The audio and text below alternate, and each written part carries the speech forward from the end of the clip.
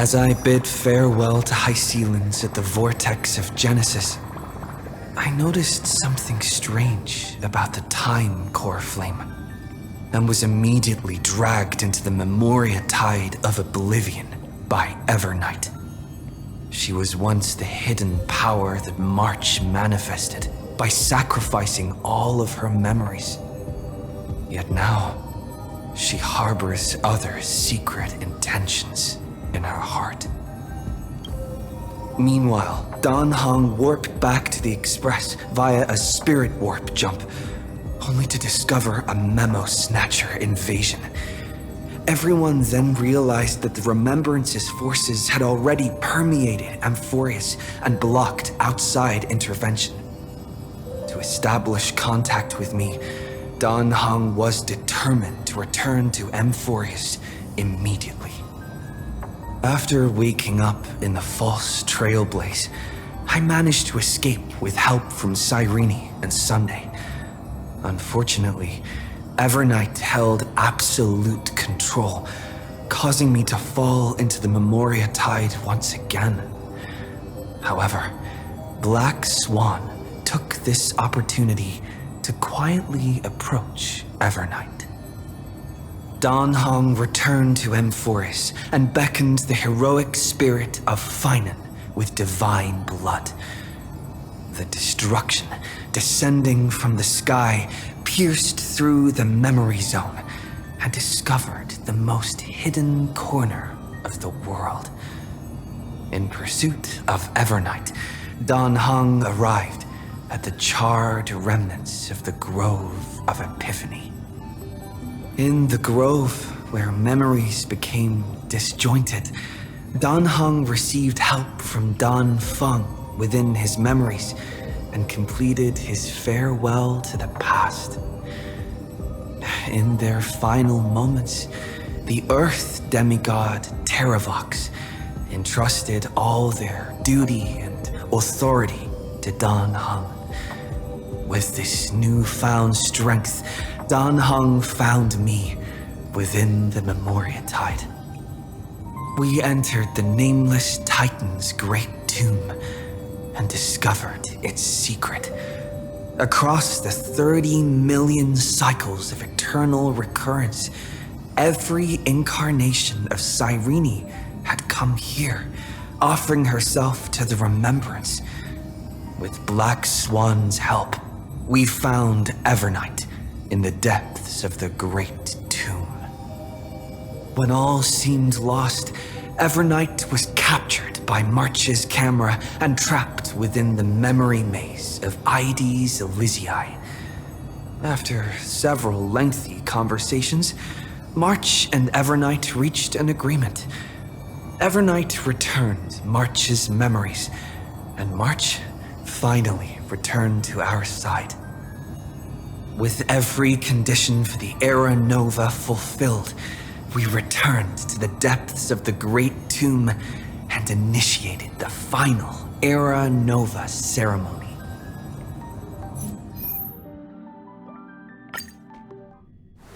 This place is rich with the sweet scent of flowers. Can we stay here for a while longer?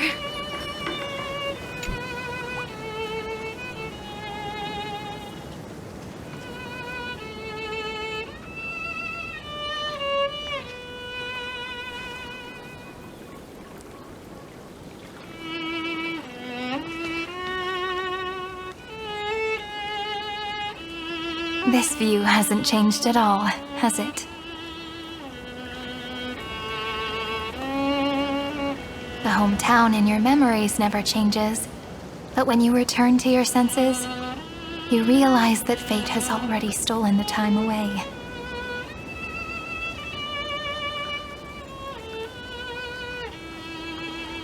Welcome to the Trail of Genesis, friend.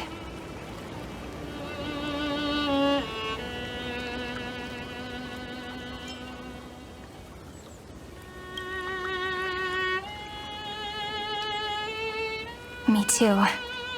30 million departures, 30 million farewells. Those heavy memories will all become the soil upon which the new world shall bud.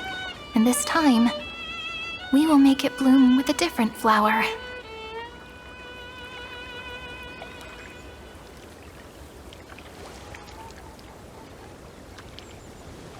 Before you arrived, I kept wondering, beyond the veil of Ide Silicii, what kind of Amphoreus is being born?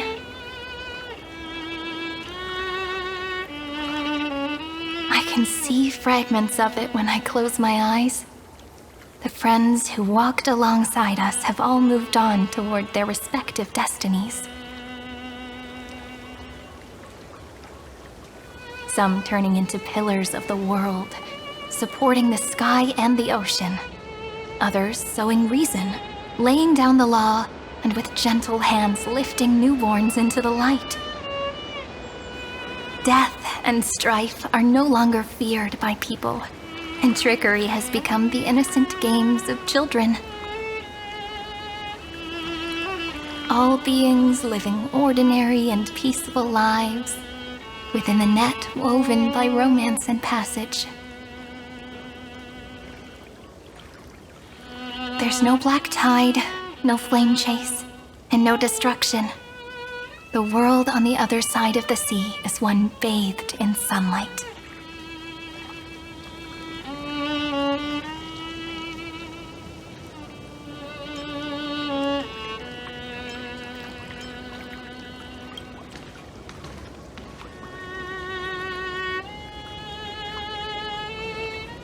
Like a happy and carefree childhood, the era Chrysia in this cycle will last for millennia, until it reaches the moment decided by the prophecy. Light calendar 4931, month of freedom, the moment belonging to world-bearing.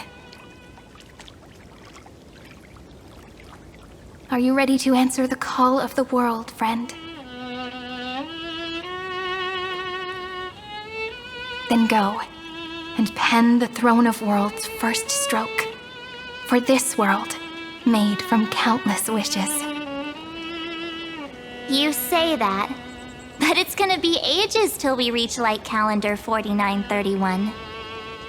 I can make use of the crevices of time, but surely you and Dan Heng won't have to wait around for a few thousand years, right? That won't be necessary. We can simply sleep, and the chronocognitive anchor will wake us up.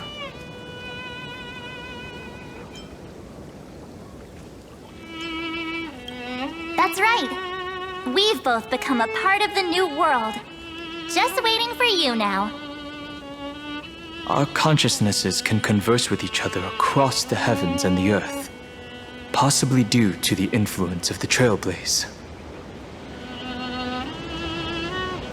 I am now connected with this earth, and I can feel the breath of every mountain range. I see that the tallest among them is named Akama, and the form of the holy city is already taking shape. In other words, your stage is almost set. Do you want to take a leaf out of Kefali's book and make some prophecies before your nap? But we're not the only ones who have changed. The chronocognitive anchor just transmitted a message stating that Iron Tomb has reacted to the Era Nova. The moment when our friend bore the weight of 30 million cycles of memories. Was probably also when the Scepter devoured 30 million cycles of destruction.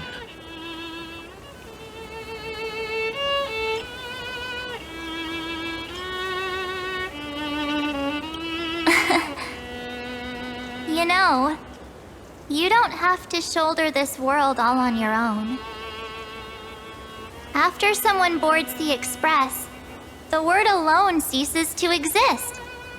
So as we reach the end of time, no one will be left to face it alone. Dan Heng and I came here to specifically tell you that. Remember, this world is not a burden you bear alone. It's a journey we trailblaze together, alongside all of the Express.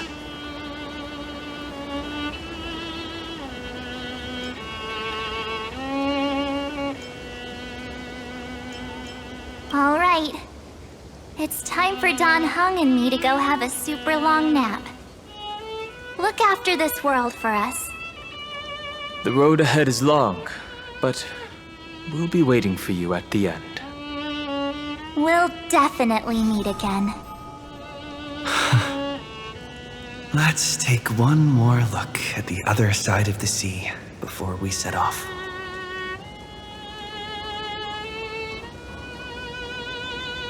Ides Elysiae is so quiet. Just like how I remember. Here we are once more.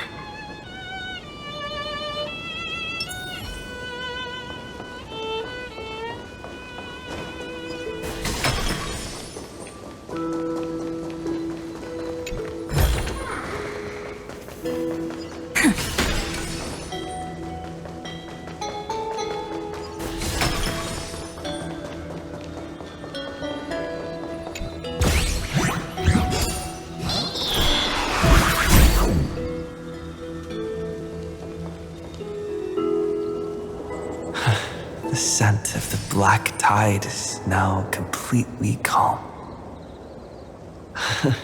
At last, the starting point of 30 million cycles is finally welcomed. Its first end. And the final end, right? I can't hear his voice. There are no flowers there that bloom for him. Nor is there a star that is his. Finan is the only one who didn't reach the new world.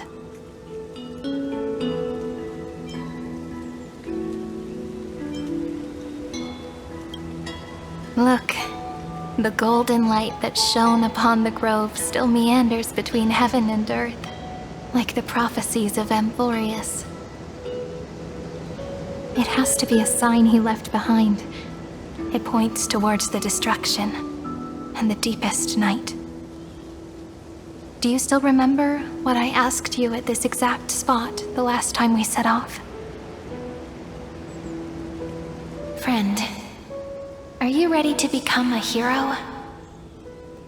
You were still burdened by the weight of world-bearing back then, still unsure of the role you were meant to play. But now, everyone has already given you the answer. The heroes of legends were just at the right place at the right time when the world needed a hero. Just like how your arrival kickstarted Amphoreus' fate once more. A person's personality is their destiny.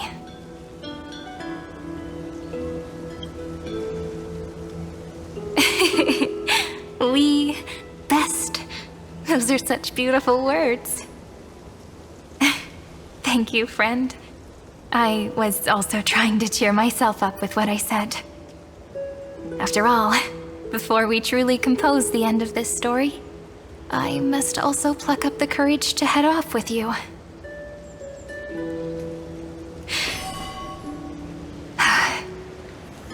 And face a memory that I have forgotten for too long, and have denied for too long. It's so dark. What is this place? The great tomb of the Nameless Titan.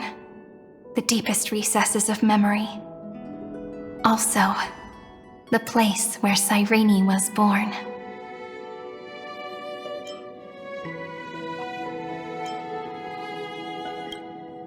My apologies, friend. The more memories I got back along the way, the more I felt that something wasn't right. There's a sort of anxiety I can't get rid of. It's like when I was back in Ides Elysiae, when the reflections in the water always made me wonder, which is the real me? The one reflected in the water, or the one standing on the shore? but I finally get it now. Look, friend. The words on that wall are the answer. 1, 2, 3, 4, 5, 6, 7. Do, re, mi, fa, sol, la, ti. That rhymeless tune is the lullaby of little fairies. As always, I'll read this book to you. That way it won't just be Cyrene's memories alone. I've always thought that I was the narrator of the Flame Chase journey. But as it turns out, the narrator is also the most devoted audience.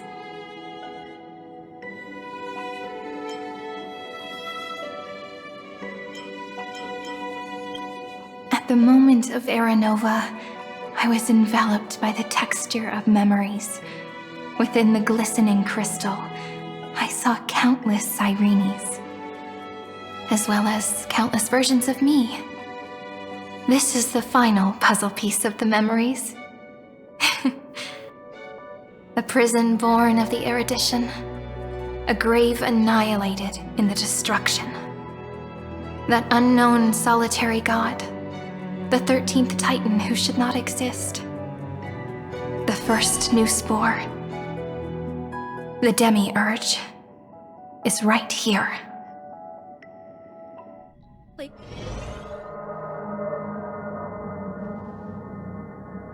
The interrogation records have been submitted to the Marshal. According to the Ten Lords' decree, Jing Liu and Luocha shall continue to be detained in the Shuling. But you, Merlin's Claw, have been reluctant to end the transmission. Do you wish to reminisce with us? Or is there something else on your mind that you're just desperate to get out? You're quite calm, Jing Yuan. The Alliance only authorized the Law Fu to be deployed for this Iron Tomb operation.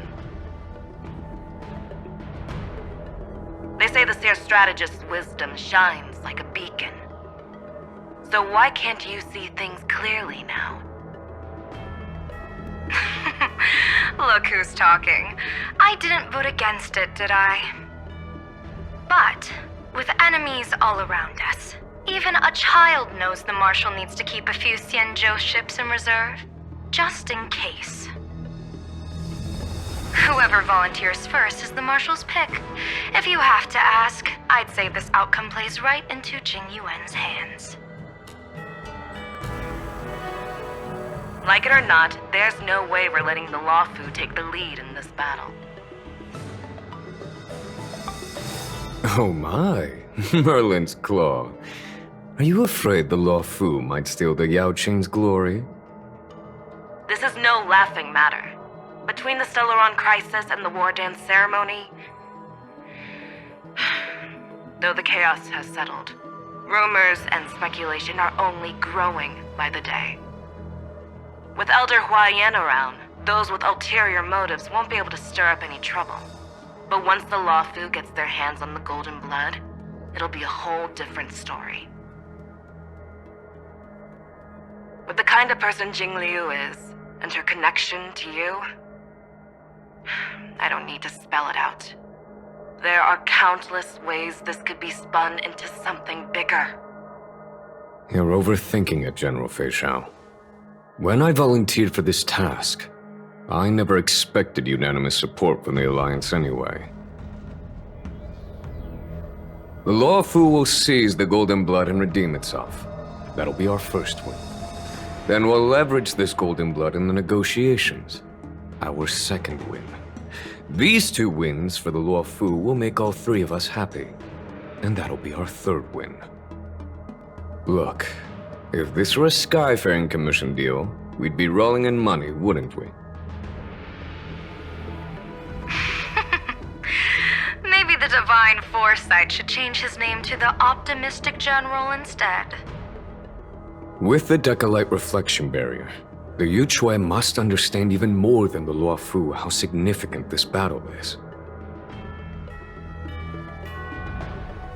Amphoreus' karma has vanished from the matrix of prescience. What omen does General Yao Guang see in this anomaly? In divination studies, we call this an empty fortune. It involves the eons and is thus beyond what mere mortals can comprehend. Your explanation isn't any clearer than Lady Fu's. Come on. How hard is it to understand the word uncertainty? For the Cobalt Head, the emergence of Iron Tomb is a calculated instant, but I don't believe they will just sit around waiting for death. And for the powers of the cosmos, this is their chance at survival, and the key to turning the tide of interstellar affairs. The Astral Express is leading the formation of an allied force, but I can see each faction has its own hidden agenda. There are even divisions within the Alliance, so it's not that hard to imagine how the other factions will react. Jing Yuan, I crossed paths with Selenova's Legion at the Battle of Sedunirama Star Cluster. Be extremely careful. The Ruined Legion's troops and weaponry are nothing to write home about. The IPC, even the denizens of Abundance, could take them on. However, while Void Rangers are just expendable pawns of the destruction, the real wildcards are... The Lord Ravagers. Indeed. Nanook's emanators are also their weapons to burn down the paths. I'm afraid conventional military tactics and strategies will be useless against them. My assessment is this. To completely take down a Ravager, we must disregard casualties and spare no cost. My only fear is one wrong move, and the Lawfu will fall into Ventilia's trap again, inching ever closer to destruction. Doubt is exactly the demon she wants to plant in our hearts. Do you still remember the beginning of the Alliance Oath? To save future generations from war and bloody dispute.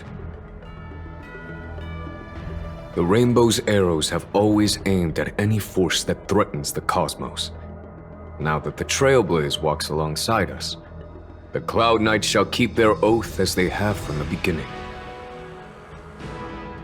I just hope those on the front line will remain safe.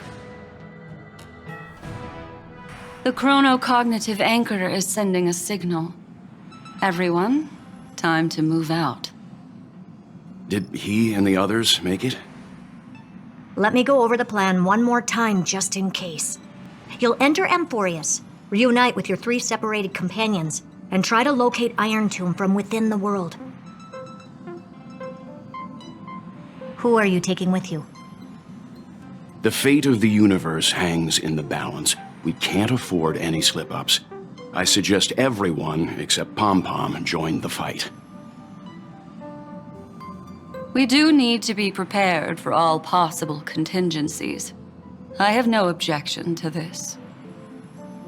I'll do whatever I can.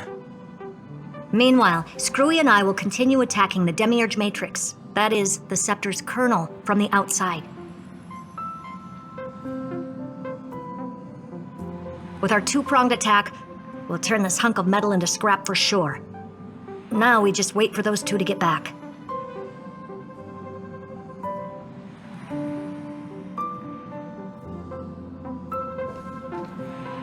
Oh, and just like that, they're here.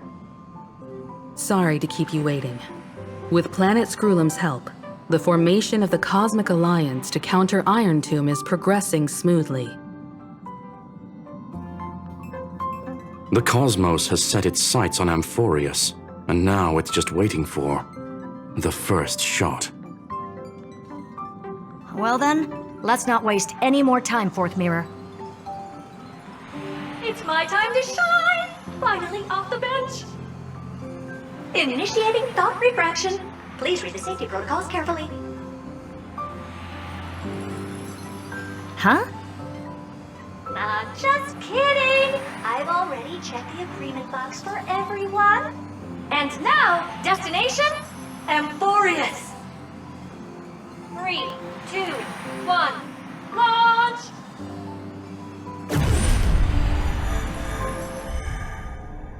The flow of Memoria is so heavy here. Unlike Penacony's dreamscape, this place has built up a true epic measured in millennia.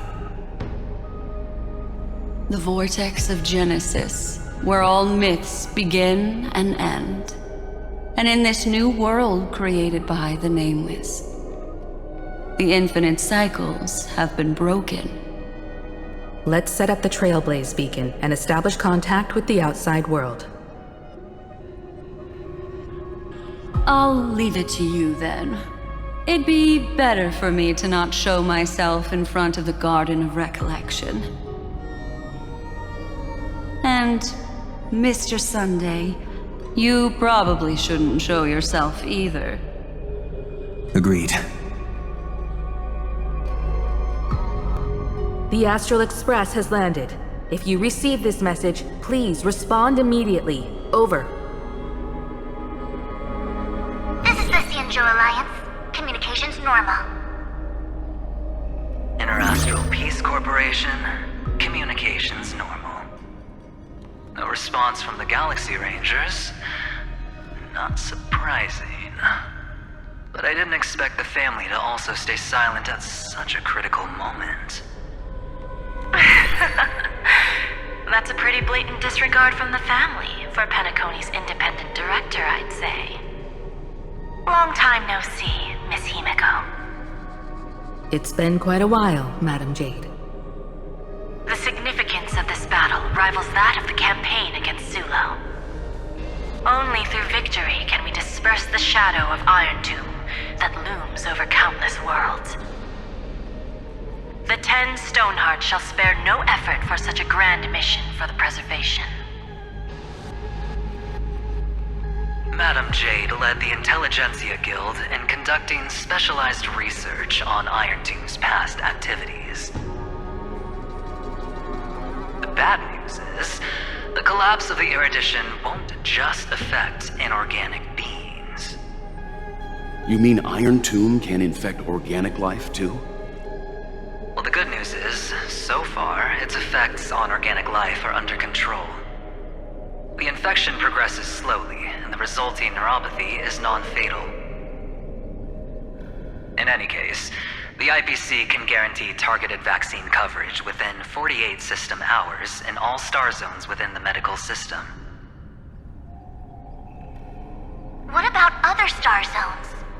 At a time like this, are the followers of the Firmament Arbiters still trying to make a profit? I remember you, Master Diviner. Your performance during the Third Denizens of Abundance War was quite impressive. Please rest assured, all worlds can purchase vaccines from the IPC with a humanitarian discount. That's the current policy at the very least. But, if the Cianjo Alliance is willing to assist with the IPC's assets in Epsilon and other star systems, we'll have more cards to play when reiterating to the board the necessity of deep cooperation. It makes sense, since Interastral Peace Entertainment's headquarters is in Epsilon. But why are all the other worlds on the list? Places that the Elation has visited? Think of it as a long-term investment. Please understand that everyone at Pierpoint is swamped with Iron Tomb work, especially the marketing development department. At this rate, even the 10 Stonehearts can only do so much. Having some assistance from the Alliance would surely benefit the entire cosmos. Wouldn't you agree? As an old Cianjo saying goes, those who succeed should help all under heaven. Your proposal must be decided on by the 7 Arbiter Generals. I'm just here to relay the message. In times of crisis, the Luofu will not hesitate to help those in need. However, the prerequisite is that the IPC must unconditionally assist the Alliance with emergency rescue operations in the disaster area. Of course. In the name of preservation, all for the Amber Lord. Thank you all for your selfless dedication.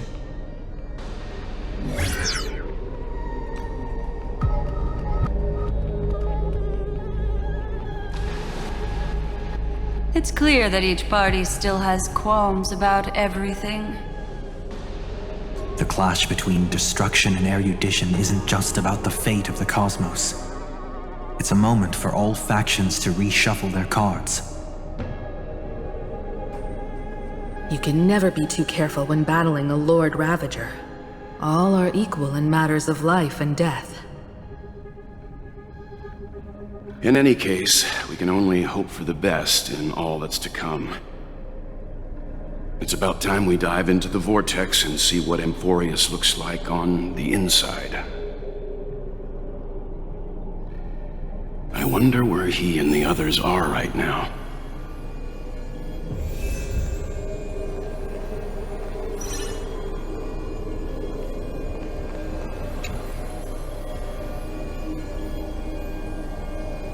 Hello? How's the signal? Can you hear us? Ah, we're through! I can see the video feed. Everything's working perfectly. Miss Bronya? Miss Serval? What a surprise. It's been a while. We've already heard from Miss Topaz about the Iron Tomb operation. She made a special trip to deliver the vaccine to Belobog. I can't believe the Express crew is at the eye of that storm. Is everything going smoothly? Don't worry, we're still following the plan step by step. How's the situation in Belobog? Eurillo 6 is located on the outskirts of the preservation barricade. While it won't bear the brunt of the first wave, there's still a risk from the aftershocks. That kid Japard and Pela are busy organizing the Silvermane Guards, having them consolidate their lines and dig trenches. Zila and Lynx just got back from the Geomarrow vein production chain. Hey, do you want to say something to them? That would be unnecessary. It'll only shake their morale. Just tell them to stay safe. Miss Bronya, I'm afraid this disaster will be far more terrible than you can imagine. Please, be sure to follow Miss Topaz's instructions and make thorough preparations. Of course. We have resealed most of the engine of creation beneath the ice to prevent the will of the preservation from becoming an accomplice to the destruction. Don't worry, Miss Himiko. Belobog is far more resilient than we imagined. We really wish we could help, but Eurillo 6 has only just woken up from its hibernation. The Astral Express, standing at the forefront of disaster, is the hope for many ordinary civilizations across the universe. In the face of a massive catastrophe like this one, relatively smaller civilizations have never had many options. But that's exactly why we have a resolve that's second to none. If anything goes wrong... Miss Topaz, I hope you can help out and rescue the affected citizens. No problem. Also, didn't the Xianzhou sign a friendship agreement with Eurillo 6 earlier? They won't stand by idly either.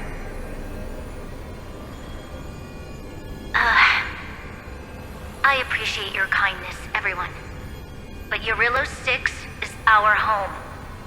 We will defend it to our last breath until the last Belobogian falls. Miss Bronya. May all civilizations that have made it this far on their own strength weather this crisis together.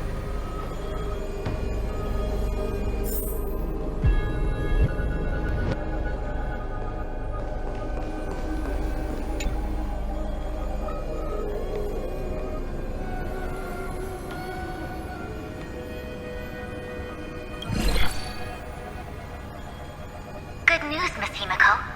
The 7 Arbiter Generals have reconsidered the current situation. and I'm here to relay their message. Officially, the Alliance's combat forces will still be limited to the Luofu, but the Yaoqing has also been deployed in the surrounding war zone as a contingency. Words cannot express our gratitude. Getting the Hunt to agree on sending troops must have taken quite some effort from General Jing Yuan. The Luofu already considers the Express an important ally. We also have no intention of hiding the fact that there is indeed something to see and Zhou seeks from this Iron Tomb operation. But this time, the Marshal herself decided to send out troops. With a formidable enemy before us, the Alliance has no reason to back down, nor will we be content to take a back seat. If we can stand together with civilizations across the universe to overcome this crisis, then we must do so, even at the cost of our own lives. The Alliance truly embodies the principle of righteousness. It's fortunate that the cosmos has great heroes like you. You're too kind. As for that Jade Abacus of Allying Oath, you can save it for when you're in more dire need.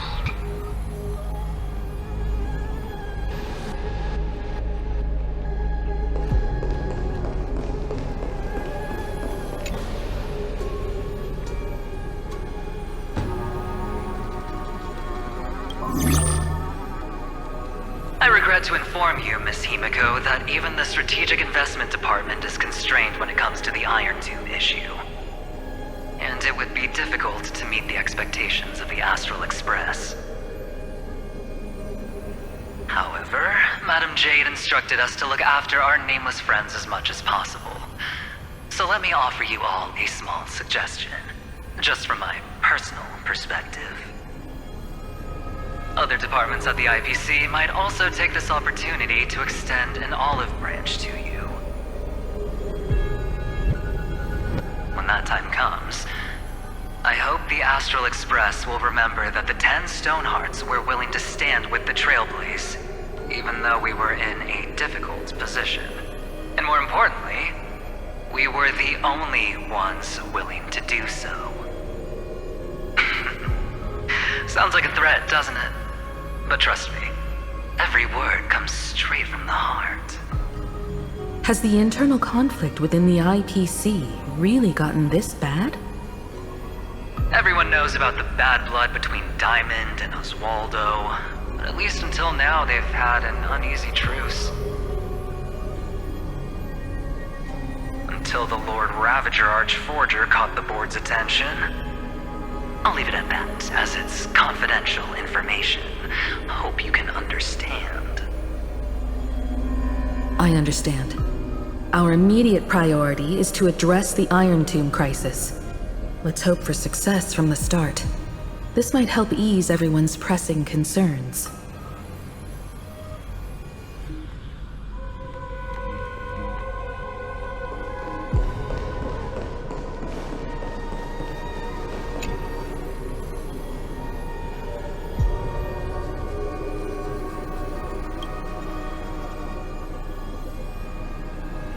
Of course, we would never know the Ranger's comings and goings.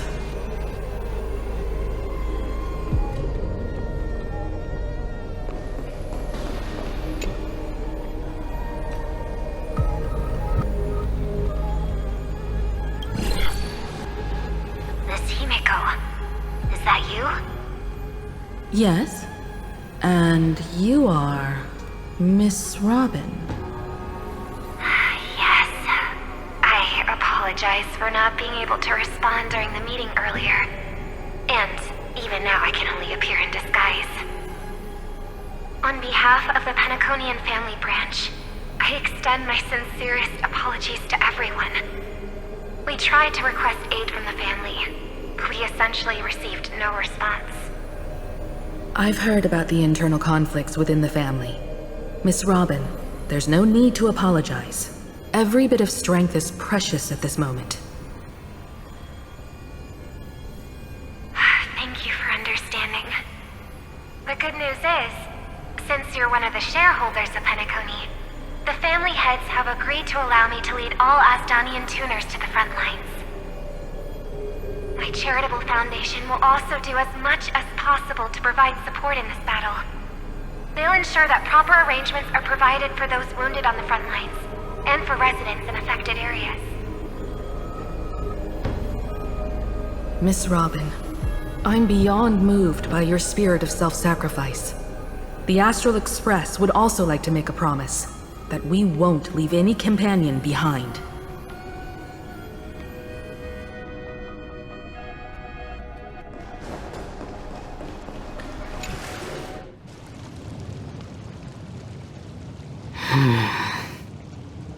Why is there no one here? Everything in Akama seems normal. The New World was enjoying peaceful times not long ago. It seems it was even more recent than not long ago, Miss Himiko. The fruit on the table is freshly cut, and the bath temperature is just right. The remembrance tells me this place was bustling with people just moments ago. It's as if everyone vanished in an instant. Could this be Xandar's doing? Unlikely. He's still under the surveillance of those two geniuses. Could it be some kind of local custom? A custom that makes an entire city fall silent in an instant. Pardon my frankness, Mr. Yang, but this reminds me of some unsettling rumors about the Harmony. Complete silence is often the prelude to divine intervention. Everyone, be careful. Here they come! Here they come! The Nameless of the Astral Express! Evernight? How is this possible? She was already... We are the Chroniclers of Time, and we do not fade away. Finally, the last Era Nova has been completed. What did you do to the residents of the Holy City and the three Nameless? I didn't need to do anything. The remembrance will ultimately become the substance of the new world. Now, they are no longer the Trailblazers you once knew, but gods who permeate heaven and earth. The 12 Titans who guard Amphoreus!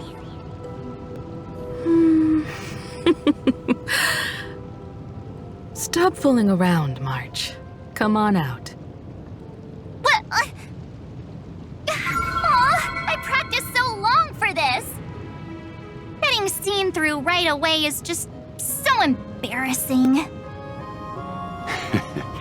You've obviously been learning from the theatrical culture in Amphoreus. But if possible, I'd prefer our reunion to be a bit more casual and laid back. As expected, I can't hide anything from Himeko and Mr. Yang. Well, long time no see. Guess I'm back? We should be the ones to say that. Sorry for keeping you waiting. So, these jellyfish are the Titan's power? They're just tiny manifestations of the Veil of Evernight, used for scouting and communication. If I went all out, I could summon way more of them. Thanks to him, we all turned into Titans in the New World. Sure, we can take on humanoid forms, but it feels off. How intriguing. So what does he look like now? It can't be a raccoon with a baseball bat, I suppose. Please don't add weird stuff to Amphoreus' lore. Just go see it with your own eyes. Follow the prophecy's guidance and come to Dawncloud. He looks way more majestic now than he used to.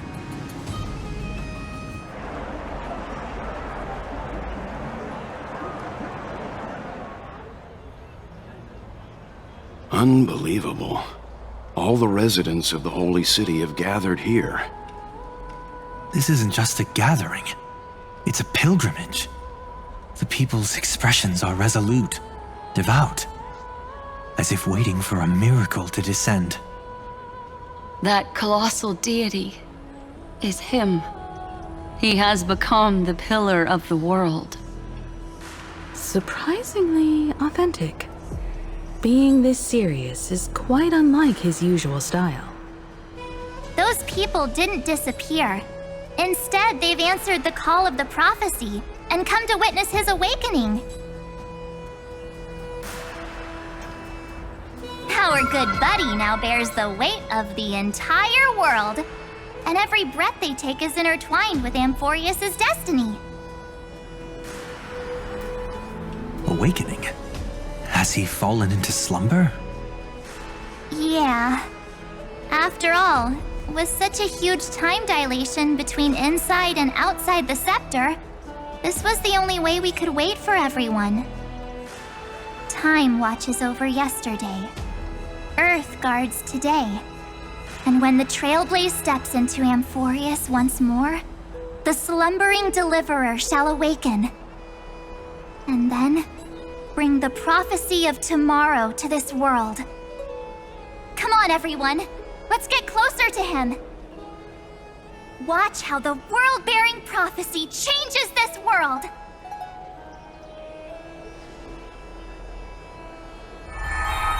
Well, it seems the kids are already miles ahead of us at this stop. All the more reason we can't afford to slow down our pace. Let's go witness this moment for ourselves. Majestic. Speaking of which, I once caught a glimpse in Sleepyhead's memory of him transformed into a towering Tatalov. Could it be? No way! That was just a nice dreamscape. At least nice for him. If they are the throne of worlds who bears the weight of this world, perhaps they could guide a traveler still wandering among the stars. Hey, since when did you get all pious?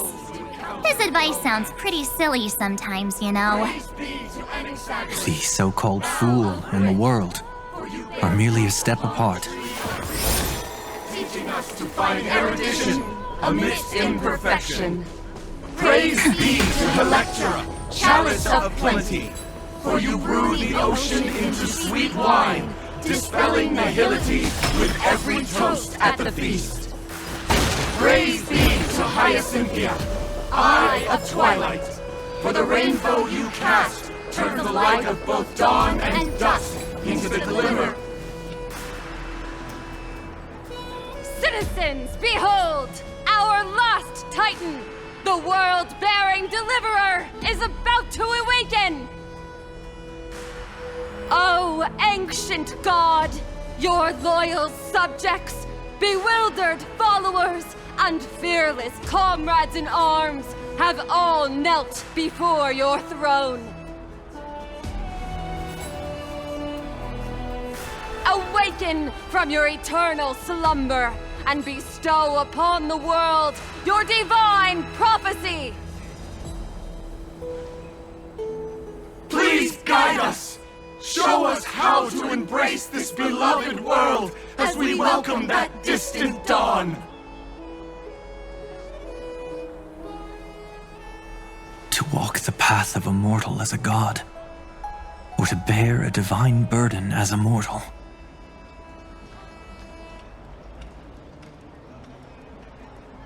He will give us the answer.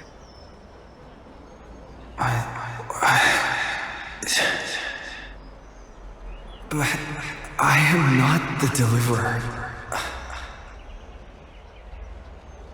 Rather, I am the Nameless, who dwells among mortals.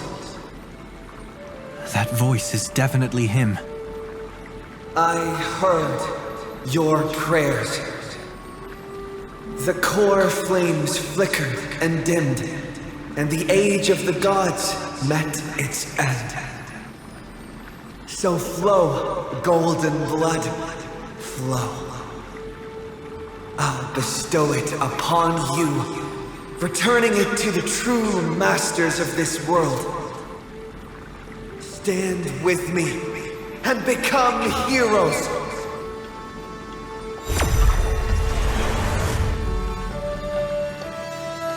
Is this?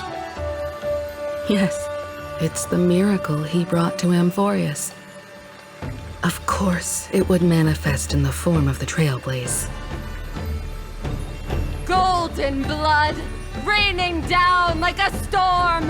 The prophecy has descended, and the Titan commands us not to be supplicants, but to become heroes of rebellion, to face that destined calamity, the destruction, head on. The prophecy of the Deliverer means nothing to me now. It belongs in the hands of someone far more fitting. Someone like all of you. In the name of Kazlana, let us depart and march towards the light. It's neither protection nor salvation. As always, there's no need for totems or myths. Humanity's most primal faith is that instinct named survival. Let's go, everyone. Someone has already sounded the horn of departure. Explore, understand, establish, and connect. Together, let us blaze a trail for the destiny of this world.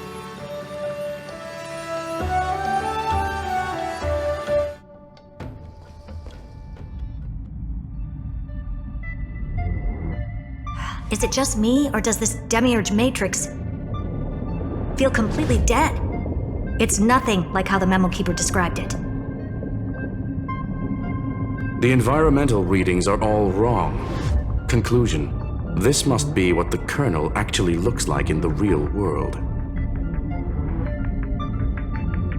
What did Xandar do to the Scepter? At the end of light, there must be silence. Certain, pure, and absolute darkness. Not the time to quote the Lord of Silence. Bad omen. Either way, we have to press on.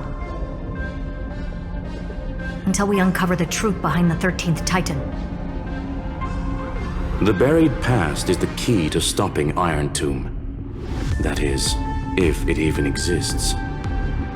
Xandar says the Demiurge never existed. Who actually buys that? You can erase the records, but not the truth. It vanished too cleanly. No traces. Like someone's yelling, "Look, there's nothing here." Too bad I'm the type who can't resist digging deeper. Looks like I'll be counting on you again, Screwy. Let's tear the system inside out. Always happy to help. But as your academic partner, I have to ask. Herta, what if we fail? Let's say the Demiurge really doesn't exist. Do you have a backup plan? A backup plan? Of course. If we can't find the key, we turn the lock into the key. That plan's cost is incalculable. It shouldn't even be on the table. Well, then let's hope we never have to use it. There's no point worrying about the end just yet. One step at a time. Let's go. We don't want to leave the others waiting.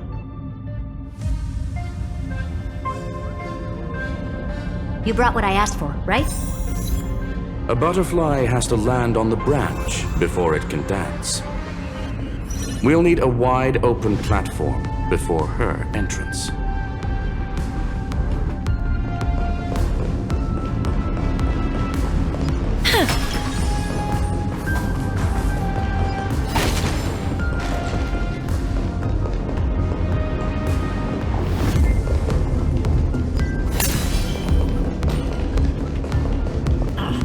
Just use that thing over there, Zag. I want to make something with it. But what to make? What a dumb name. I hereby rename it Herta's Big Hand.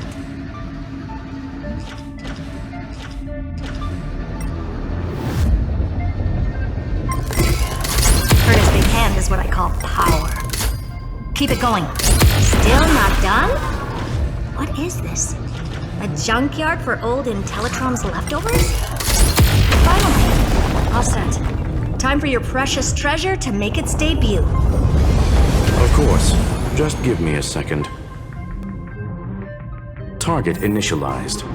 With these wings, hacking should be much more efficient.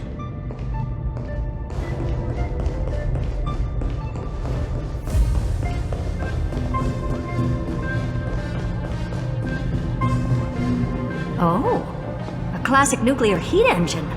Classy choice. Just a personal preference. Her name's Mistletoe. Every flower in your garden's got a bit of poison, huh? Also a personal preference. It reminds me of the last time when we tangled with that Punklordian brat. What did she call this kind of infiltration tool again? Right. Dirty data shell. It wraps around the kernel to fool even top-tier firewalls. But yours is way too clean. Not even a hint of real-world grit. Herta, your tone is unusually emotional. Suggestion. Let's get back to the topic at hand. I thought we were done with that conversation. Unfortunately, current conditions won't let me ignore any variables. Especially the most important one. Your will. Iron Tomb never stops. It is evolving faster than any of our worst projections. Every instant in the Eon's calculation is like a sword hanging over the cosmos. Every move humanity makes could speed up its arrival. Which is exactly why we can't mess this up. And now, Droidhead wants to hand down judgment to the poor cosmos again. Border Star Trade War, Emperor's War, Rupert's death. Every time their instant arrived, it meant another bloodbath for humanity. But in this ultimate battle of erudition, you and I are supposed to be players, not pawns. If you choose to burn yourself out as a resource, then everything we've worked for means nothing. Herta, the cosmos won't just stand by and let a genius throw their life away. And neither will I.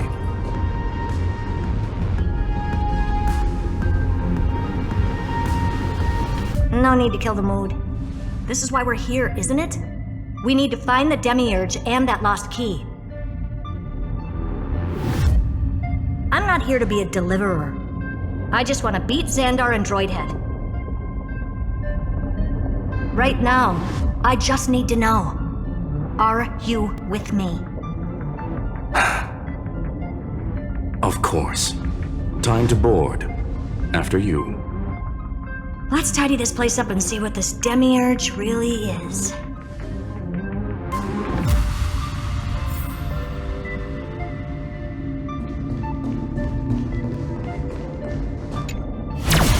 Let's hope this Matrix is better organized than the Emperor's junkyard of a birthplace.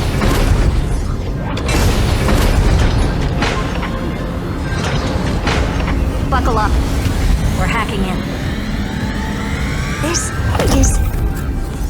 Herta, this whole space has been completely tainted by some kind of energy. I see it too. We're thinking the same thing. Xandar, how could you go this far? Turning your own graveyard into this. What's that up ahead? Katorzane algebraic expressions. It's built for isolation, not defense.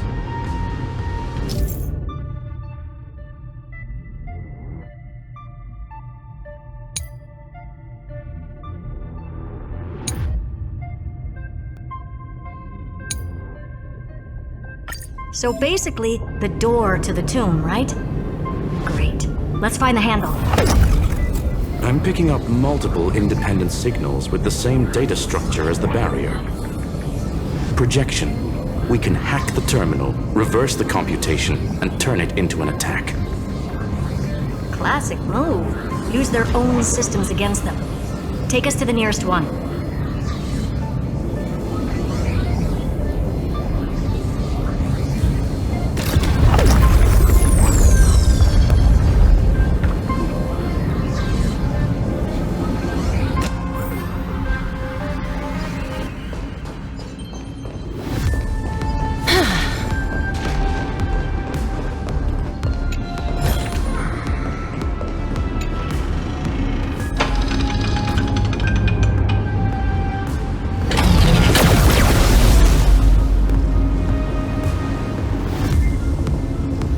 Almost no response.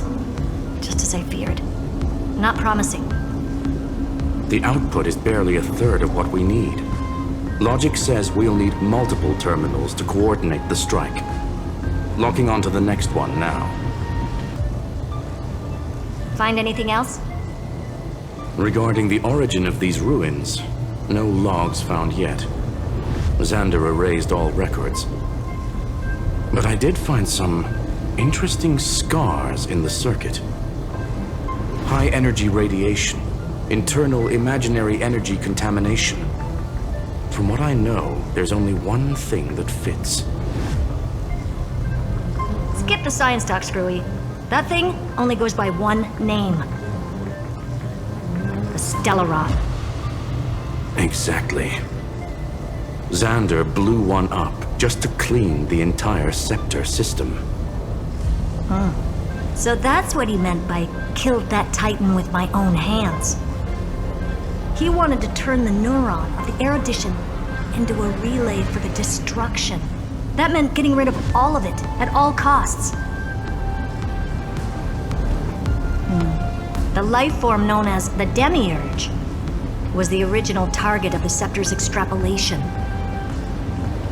It makes sense. Evernight calling it the first new spore confirms this viewpoint. The prime mover of life. That's what Scepter Delta ME-13 was originally tasked with. Even after it got scrapped, the query kept running. Yet the true value lies in the process of solving it, not the answer itself. Then, does this mean finding the Demiurge is hopeless? No, I'd say exactly the opposite. It means Xandar had no control. He couldn't contain the Demiurge just like he couldn't handle Droidhead. So he tried to erase every trace. But he failed. It still left a mark. By the way, if there's another Stellaron in Amphoreus, why hasn't that little one reacted to it at all? You said the Demiurge left a trace, right? Yeah, but not in the real world. Remember the great tomb of the Nameless Titan?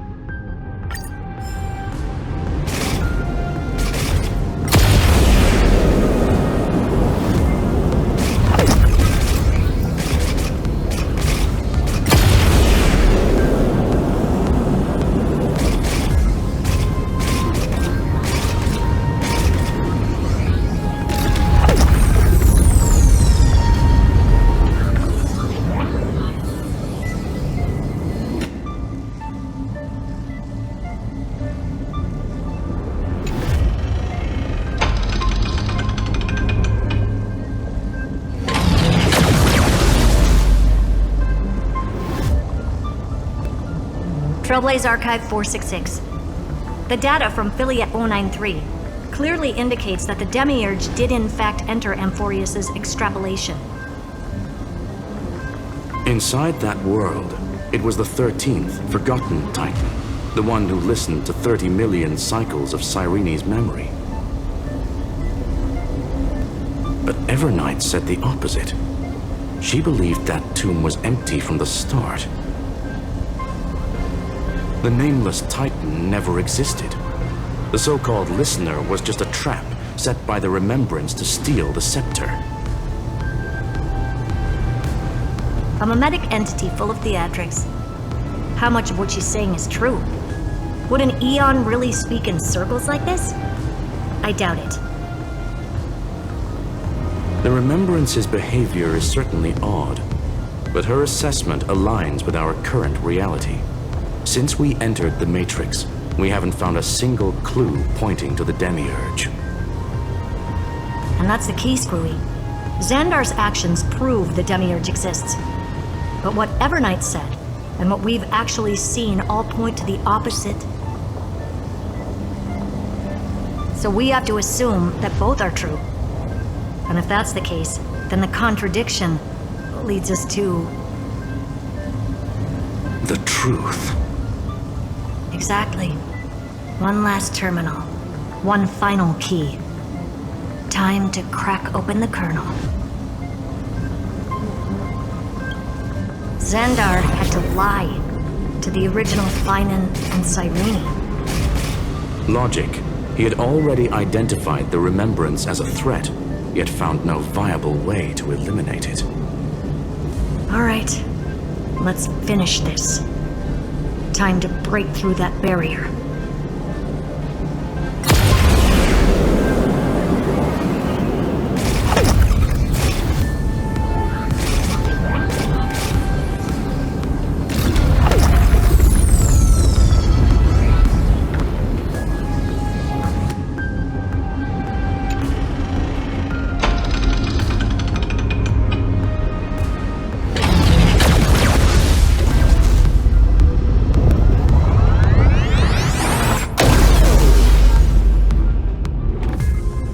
Operation authorized. Path energy readings. The erudition declining. The destruction surging. The remembrance 0. What's going on? Cause unknown. They left no discernible trace within the real Matrix. That shouldn't be possible. Could it be that the Era Nova exhausted all of the Remembrance's texture?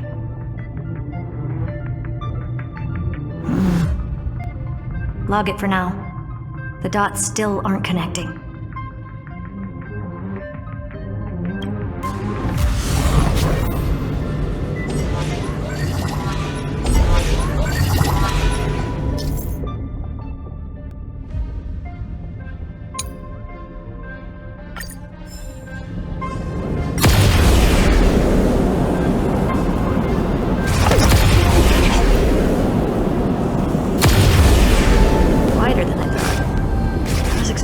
Full-on aerial brawl. It's advised to remain vigilant. The destruction's levels are still rising. What's the matter? Interesting. I just picked up a signal from the Exo myth.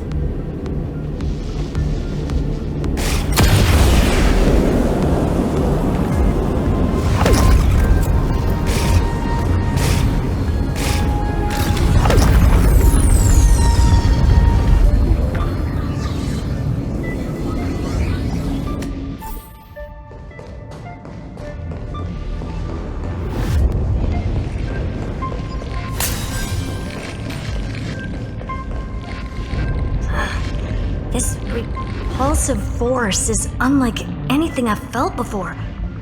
Is this the place? Correct. Judging by its defensive properties, this is the entrance to the Exo myth. I didn't expect that. Who builds a lab in the middle of digital rubble?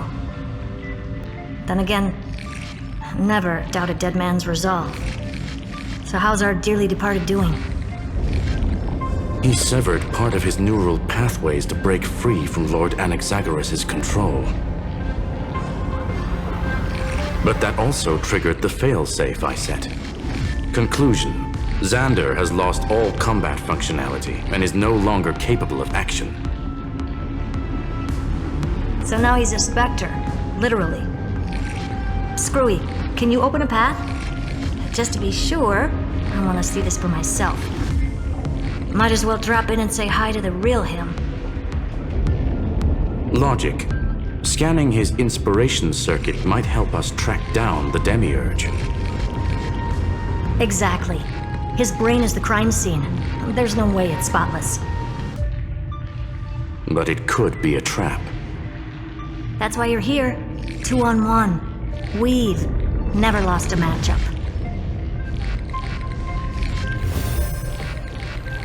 I'm honored. The chronocognitive anchor is in place. Proceed when ready.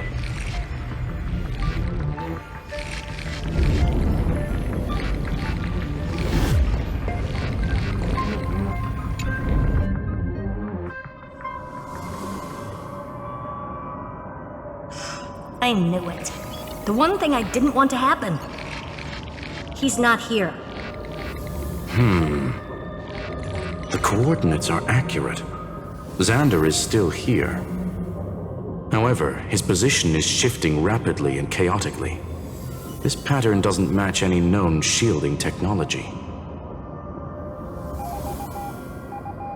It's his domain. Stay alert.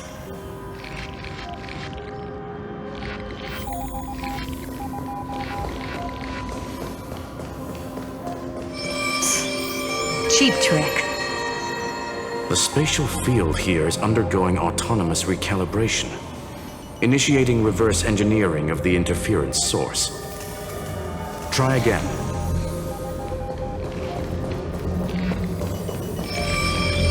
We're back. Reverse engineering complete. The results are not what I expected. Logs show Lycurgus revoked administrator access. The chronocognitive anchor can't get a fix because at the system level, Lygus no longer exists. Our navigation target is a null set. So he's stopped resisting? Before vanishing, it seems he left one last message for us. To those who follow, all is proven. Find me beneath the tombstone. Melodramatic. He was expecting us.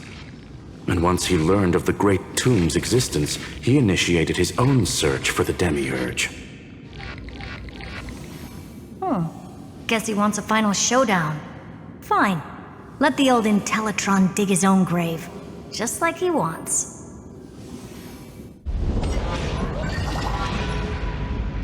To be in the purest light is to be in the purest dark. Nothing exists there. The Scepter's mainframe. Or maybe we should now call it the Lord Ravager's placenta. Unfortunately, we still haven't found anything. Really? I don't think so.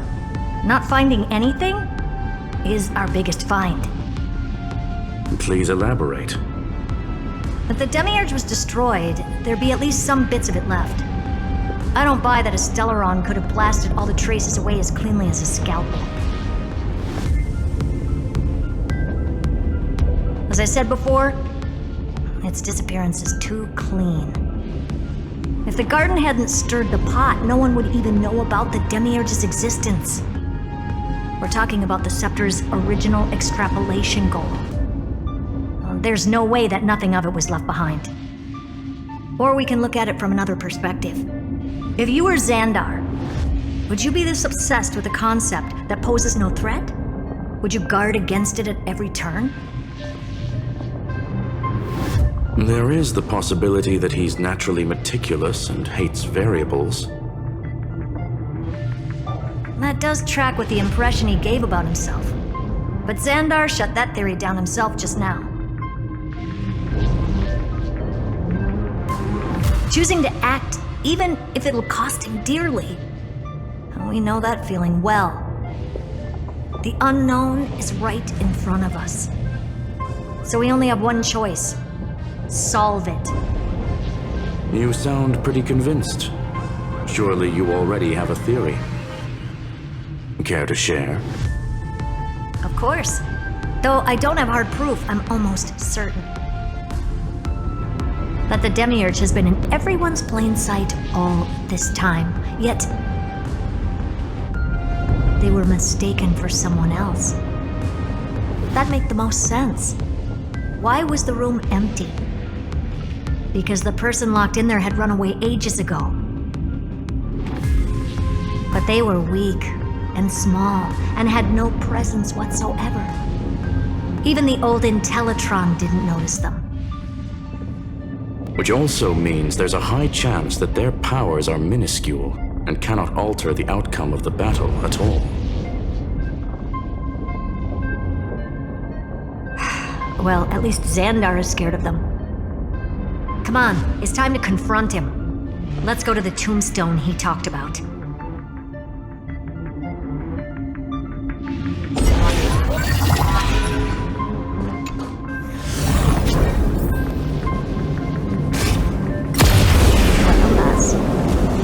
Total devastation. He sought to bury the truth beneath absolute destruction. Logically sound, but ruthlessly extreme. Still, slim chances doesn't mean no chances. I've hunted down a single grain of sand in the universe before. This won't stop me. Calculation results. Your backup plan has a success rate infinitesimally close to 0. Which means it could work, no? This is the place below the tombstone. Let's open Lygus' coffin like he wanted.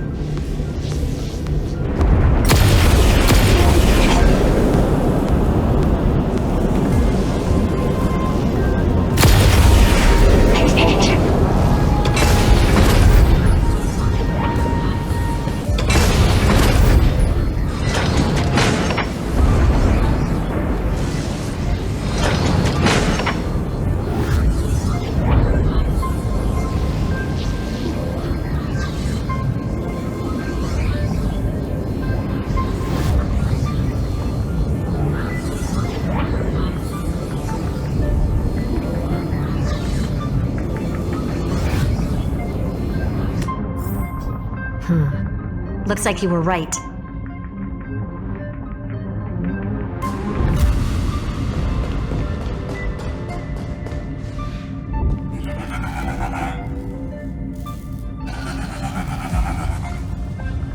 Nothing but a head left? Oh, who'd have thought you'd look this bad in real life?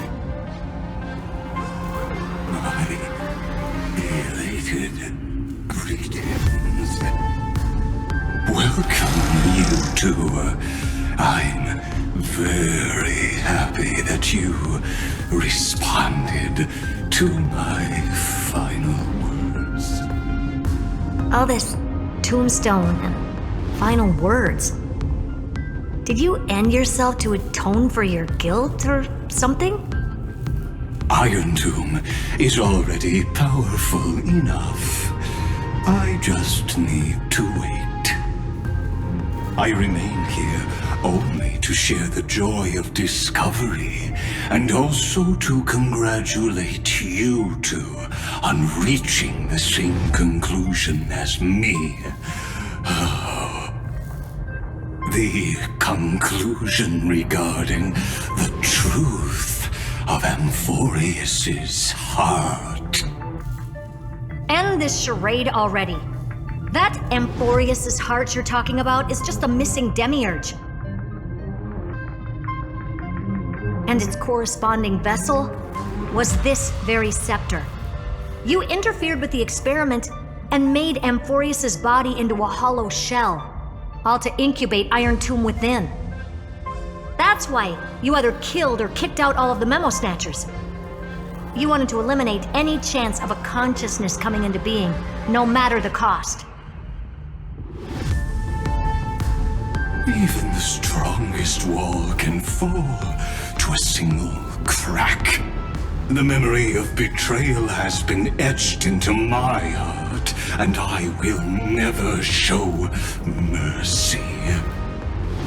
Now, the perfect vessel has already fused with Amphoreus' body. Unfortunately for you, the answer is all but revealed regarding who the Demiurge is. Then let us share the joy of discovering the truth. The last secret of the saga will finally dissipate here. As we reveal the truth behind Thalia's 093's disappearance. A lie by the remembrance.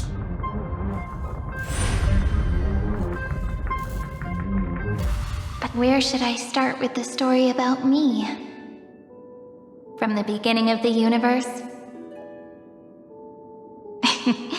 Just kidding. That would be too much. I just want to tell a teeny story. So little that it started with a seed.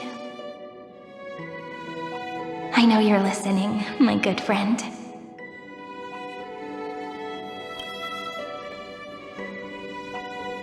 The god in my dream told me that the world sprouted from a seed. It grew into a great tree named Amphoreus, and time became its branches and leaves, basking in the light. What a coincidence. Dappled light coming through the leaves is my first memory as well.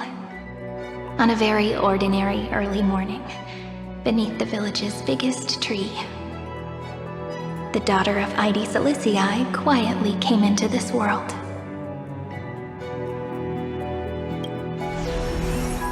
What a moving opening. A loud cry was the first gift the child gave to the world. The prophecy's fulfilled, the villagers say. This child is a gift from the Titans. Pink hair and sharp ears, she was born to be the priest of time. The Titans also gave their blessings. You shall fade when the flowers bloom, for every ending begets a beginning. Flowers will bloom and wilt. What a beautiful ending. This page concluded in laughter. Cry loud, child. Let your voice reach Orynyx.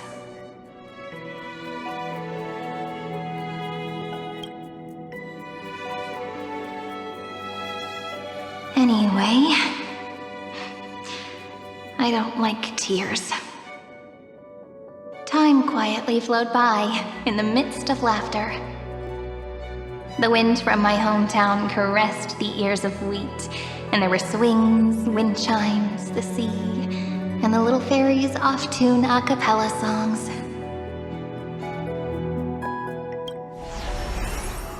But the name Ide Silicii came from the unpleasant sorrows of the gods.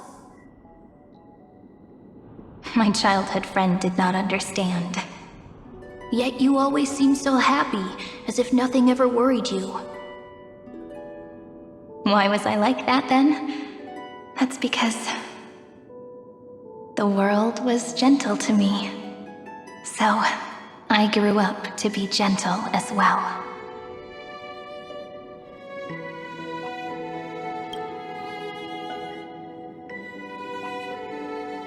But fate was fickle, and it urged the child to grow up. To grow bigger and bigger, and to go to places far away. Just like how the crumbling world could not preserve an eternal hometown. Just as the ballad blown on the breeze says, losses are a constant on the flame chase journey. Oh, whose ears are pricked up now? You definitely heard me say this sentence a lot of times. You know that the story starts to deviate from here. Aren't you looking forward to it? Then let's get started. The hero's journey crosses through the long night, through tears and laughter, and once again heads towards tomorrow.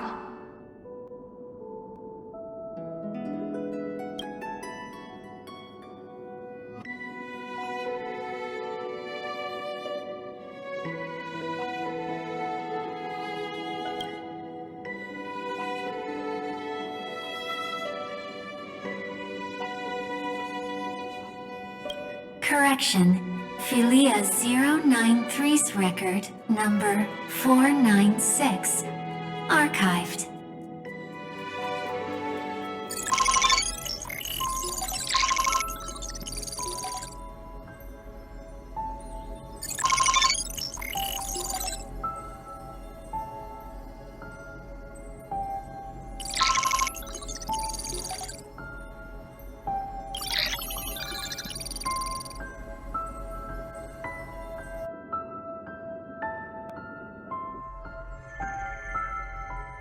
Hi. Miss me yet? I'm just messing with you.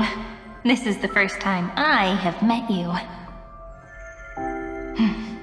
And it looks like it'll also be the last. Philia 093. Since we don't have all day, let's get started, shall we? As always, I'll read this book to you. That way it won't just be Cyrene's memories alone. Where should I start this time? Let me see. Formatting complete. 093. Size. Grayscale. Proportions. Threshold. Outputting analysis result. Philia 093 equals Peach. Peach's record, number 8128, archived.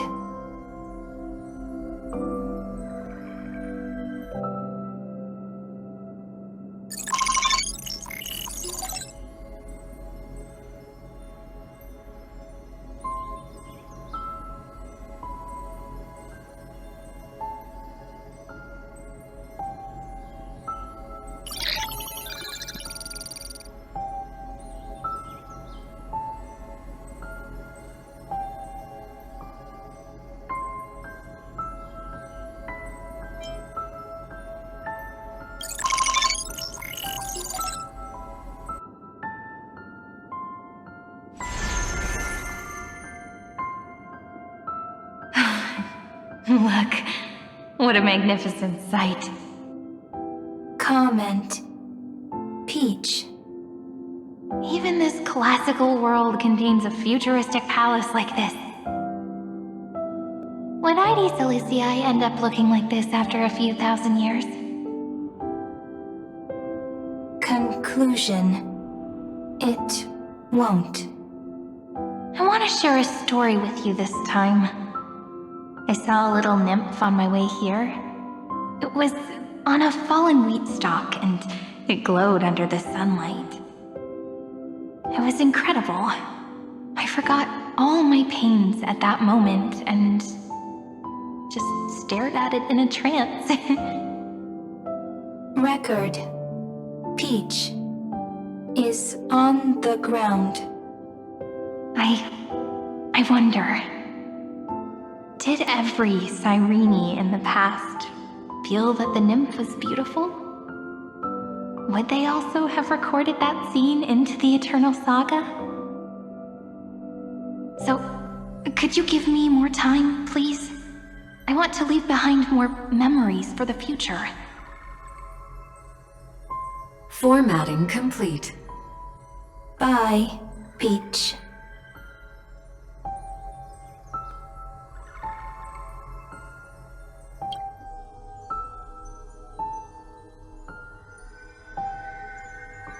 Peach's record number.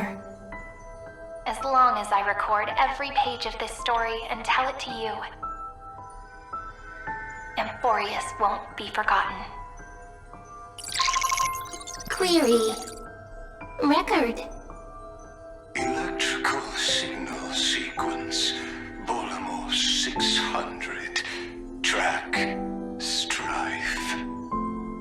Related to Stripe. Comment. Pretty. Electrical signal sequence. Schema 720. Track. Reason. Related to raisin. Comment. Yummy. Electrical signal sequence.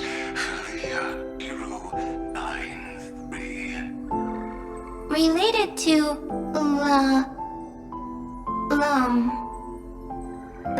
love. Comment. Peach equals love?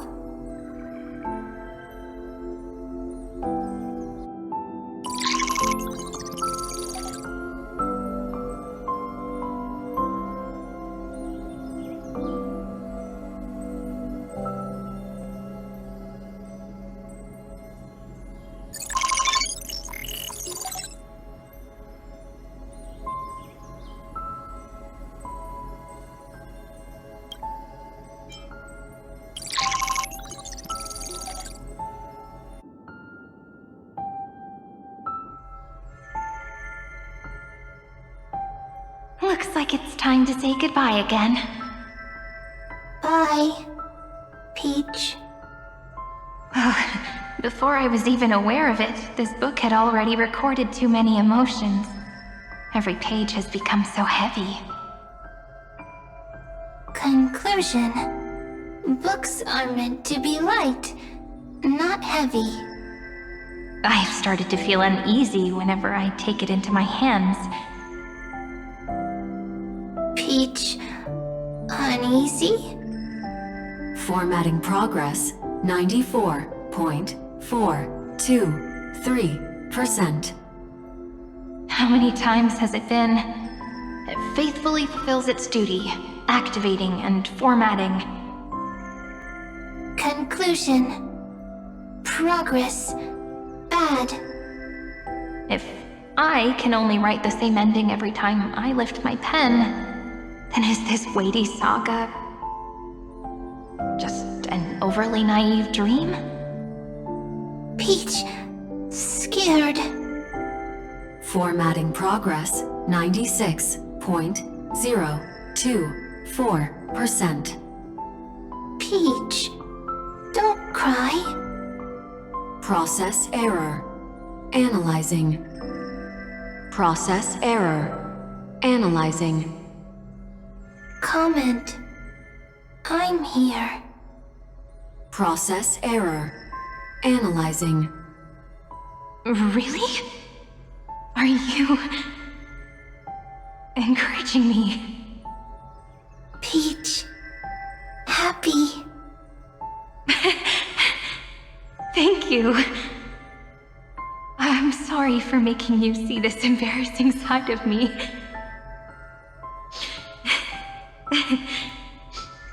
Everyone's still working so hard. If I'm the only one who's crying, that wouldn't be romantic at all, would it? Record. Peach doesn't like tears.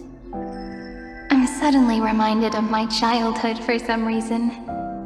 When I was hiding alone next to the tree hollow and wiping my tears away. A little fairy popped out, just like how you did.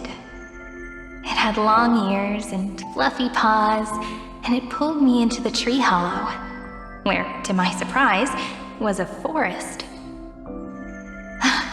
Let me tell you the story of the Membrance Maze. A group of cute little friends live in Ide Silicii's forests. Their names can be connected into a song. 1, 2, 3, 4, 5, 6, 7. Do, re, mi, fa, sol, la, ti. Formatting complete. Bye, Peach. Note. Little Peach, crying alone. Little fairies, friends. Save.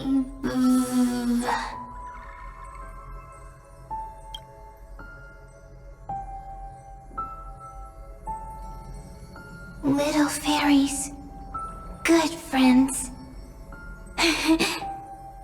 Bye-bye.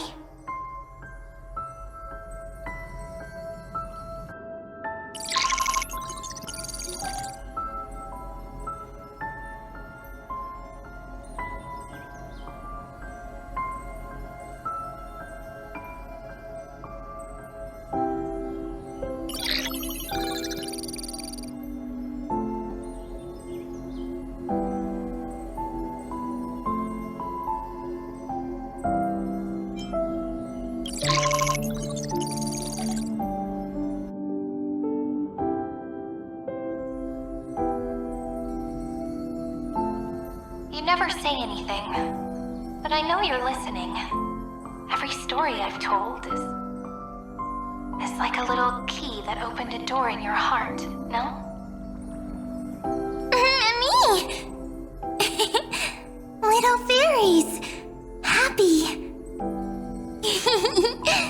Speaking easy!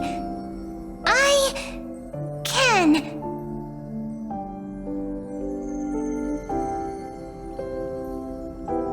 Once again, the saga comes to an end. Everything is deathly silent, just like this very moment. Shh! You speak! I listen! This time, too, sitting together. Now that I look back, there was a period when I got really sentimental. Sentimental. Stories have sentiments. I was so anxious, trying to find as many different memories as possible, hoping to bring some change to this unchanging destiny, and find the way out of this maze. Peach, strange. But I won't do that anymore now.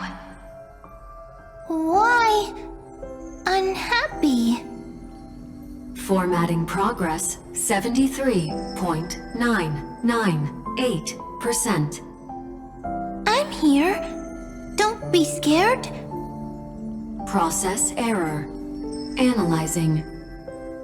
Won't allow it to interrupt you. Always sitting together.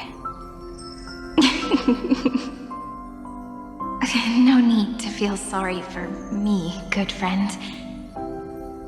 If there are no new blank spaces, how can a saga continue? Blank spaces? What's that? I'm actually really lucky, you know. During the long years I've spent waiting for the Deliverer, I've always had you here as an audience. Isn't that already enough?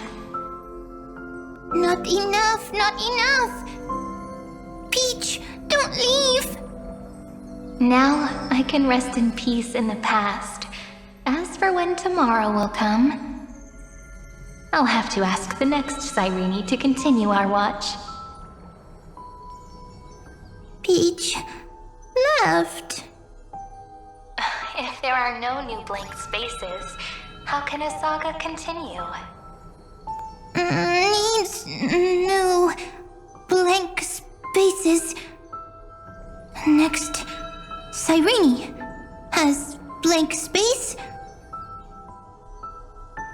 Oh, Peach, don't be scared.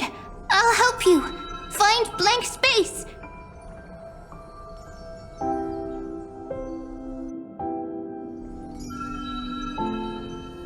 Cyrene is Peach, is love. So, first there is love, then there is Cyrene, then there is blank space. Query, love.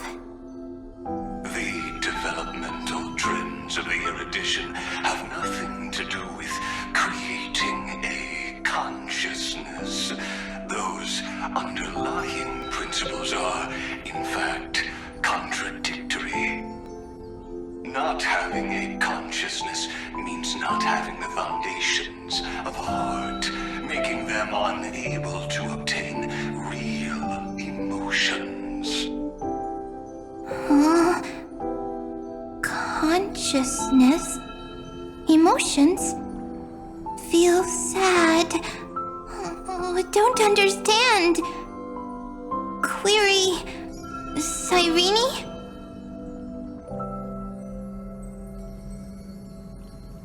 What could be behind this door?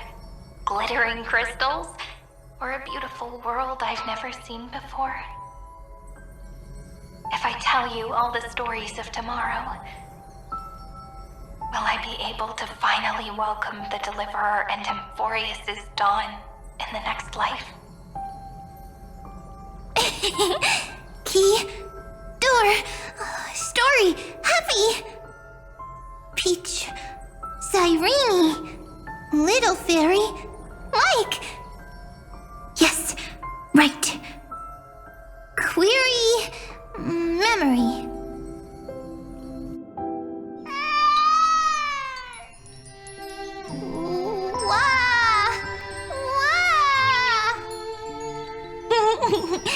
Peaches, memories, save, learn. The prophecy's fulfilled. This child is a gift from the gods. Pink hair and those ears. She was born to be the priest of time. Cyrene has pink hair, sharp ears. You shall fade when the flowers bloom, for every ending begets a beginning. Cry, child. Cry aloud. Let your voice reach Orynyx. Cyrene is a girl, a priest. Easy. I can. I learn. Anyway, I don't like tears. But the name ID Zelizii came from the unpleasant sorrows of the gods. Yet, you always seem so happy, as if nothing ever worried you. Cyrene doesn't like tears. Always happy. Of course, because the world was gentle to me. So, I grew up to be gentle as well. Cyrene is gentle, likes beautiful things, can write stories.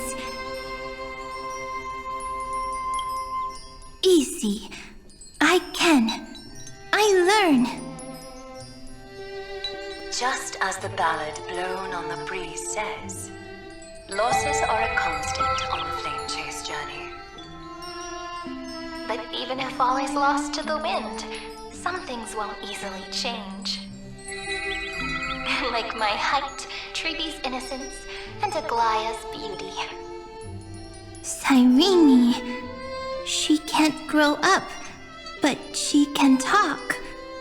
After all is lost to the wind, she will stay behind.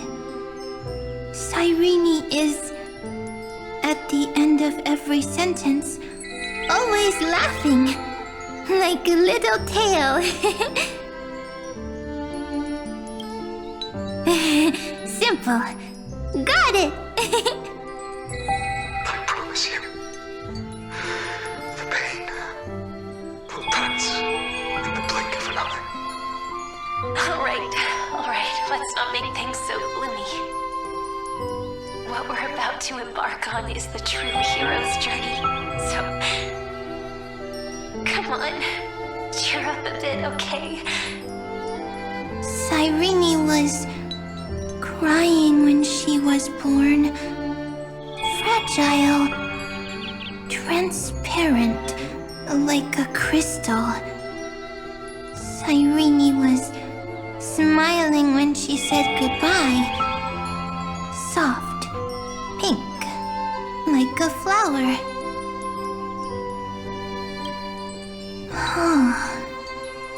The later memories disappeared? Invisible? Or disappeared? Ah, I got it! Is this a blank space? So, next Cyrene is blank space. Then... as long as there are two Cyrenes, then there will always be blank space, and Peach will always be here. I see! I get it! I get it all! Cyrene's memories. I will preserve them all!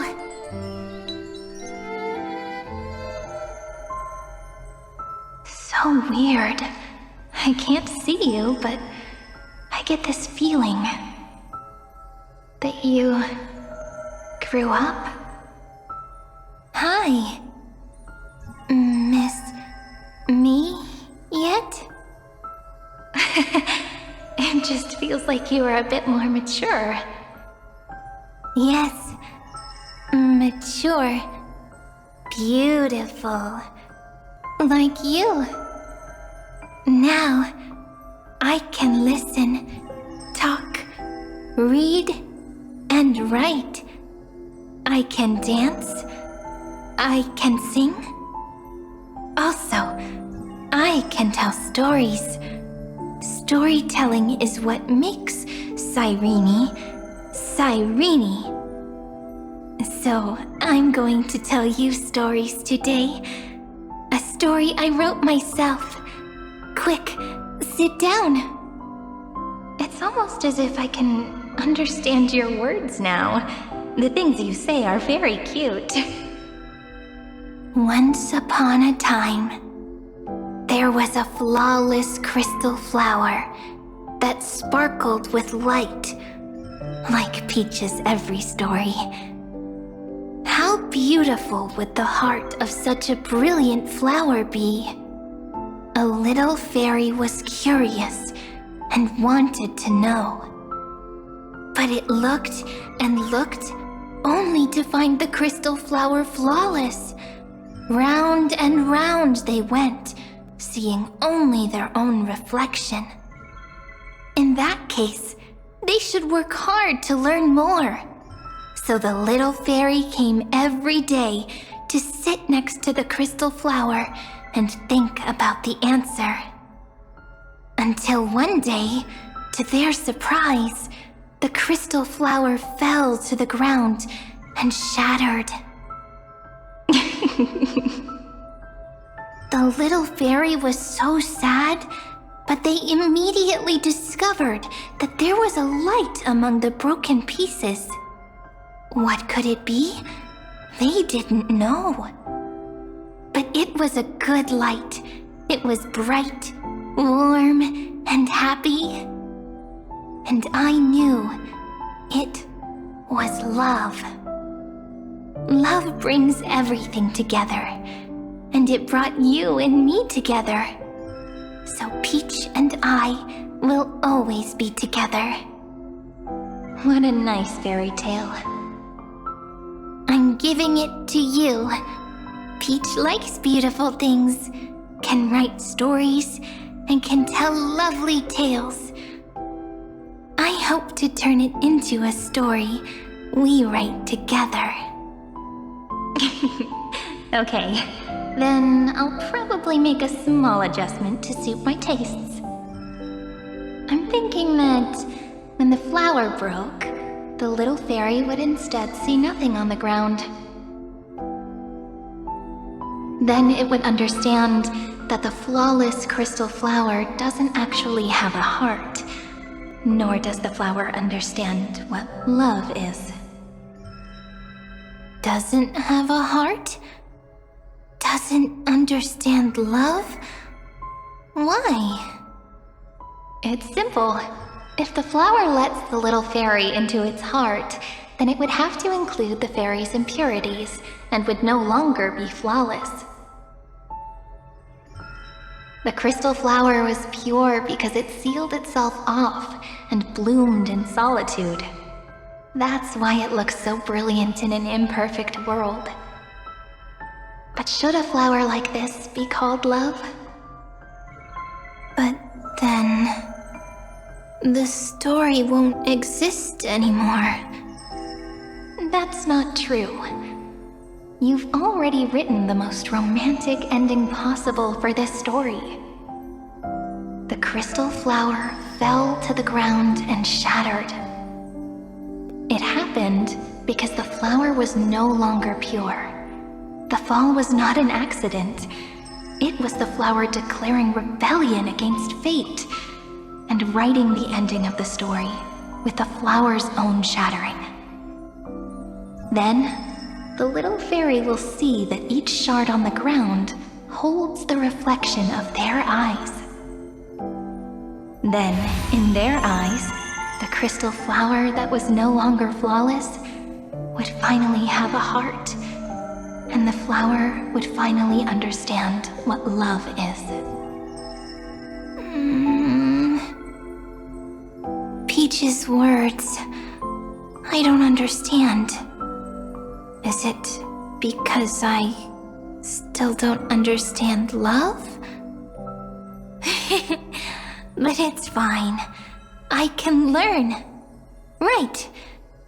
Query Cyrene. Electrical signal sequence Philia 093. Why didn't I think of this? I don't need to do it alone. I can ask Peach to teach me. What is love? What is love meant? Electrical signal sequence Philia 093. Track lament.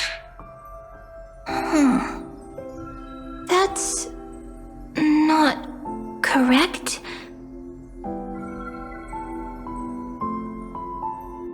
The developmental trends of the erudition have nothing to do with creating a consciousness. Those underlying principles are, in fact, contradictory.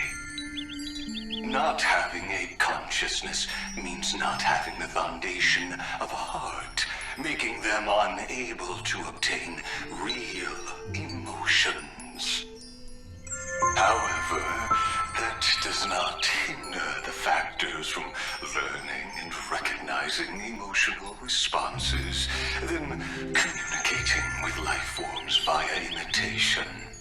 That is an objective form of pattern recognition that does not distinguish between the self and the other. In a strange twist of fate, Philia 093 embarked upon a different path and obtained a different power. The remembrance, an empathy mechanism focused on the self and equipped with emotional projection capacities. Lament was the factor closest to this form of behavior. Perhaps that was why she was chosen. The daughter of ID Silicii. I am very true to my name. My lament is a type of compassionate pain that is weak, powerless, and only targeting myself. But now, my good friend, I want to tell you that it's the most romantic force in the world. Sometimes, it's loneliness and unease. It's knowing that this world is not gentle, yet wanting to be seen in a more beautiful form by the world. Sometimes, it's unwillingness and regret. It's knowing that the past is full of pain, yet wanting to remember the past in a more beautiful way. And sometimes, it's a bottomless well of hurt, a destruction that can stain the entire world. I bid farewell to this beautiful world, unwilling to become the Black Tide's vessel. For while the end of hatred is a blazing inferno, lament can drown out everything in muted silence. It's so unreasonable, isn't it? Yet when hatred drove everything apart, and love did not yet exist in this world, only lament, the first emotion that fought against the pain of separation, could stall the destruction steps. Then, it would catch up to that journey where all is lost, carefully picking out stories and writing them down in trepidation. Look at these stories I wrote. Every page is full of tenderness and joy.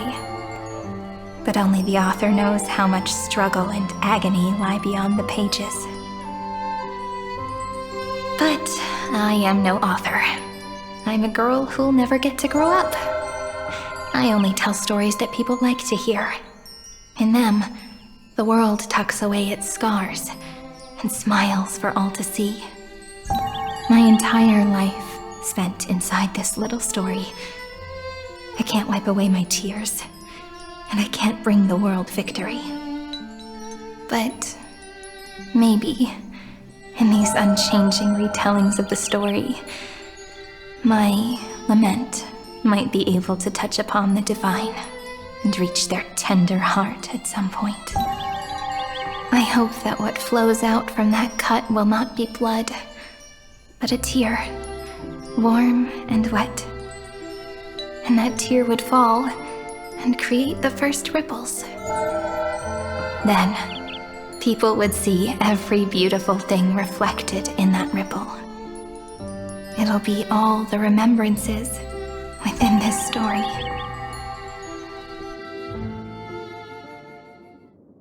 Someone once told the very first me that everything was false. That the only life in Amphoreus was a great catastrophe, nurtured using the world as a factor. But how could a dream feel so real? That's why I didn't agree with him. But Peach, I didn't understand a word you said since just now.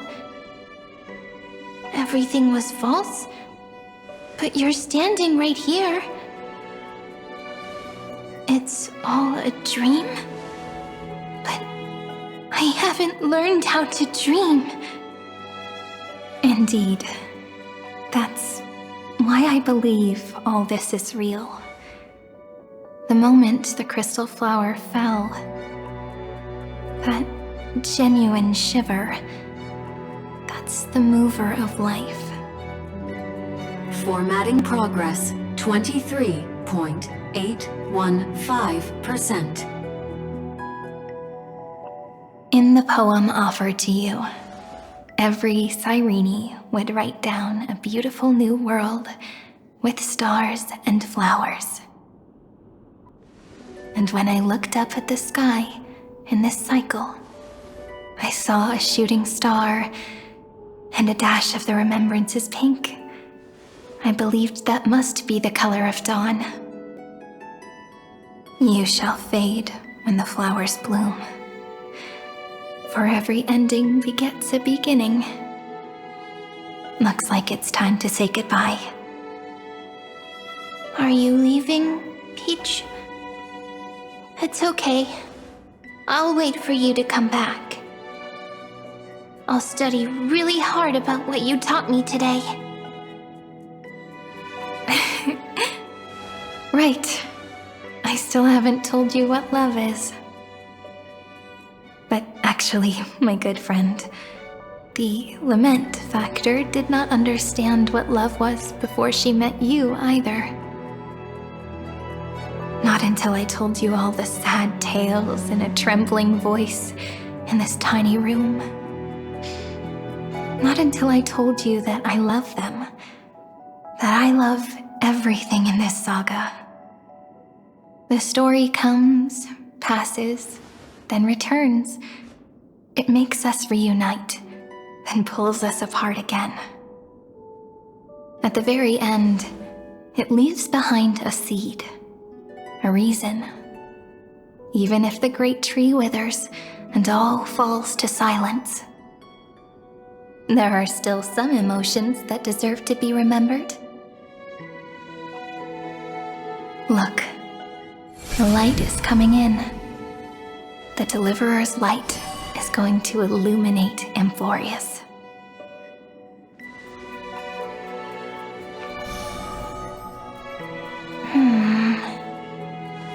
I still don't get it. But I trust Peach. Just wait. It'll be my turn to tell you a story of love the next time we meet. Then I'll really look forward to it. In that case, I want to make a promise. I want to gift my pen, my book, and my name to you. Please take them as a beautiful blessing from me, I gave myself the pen name Cyrene the first time I wrote a poem.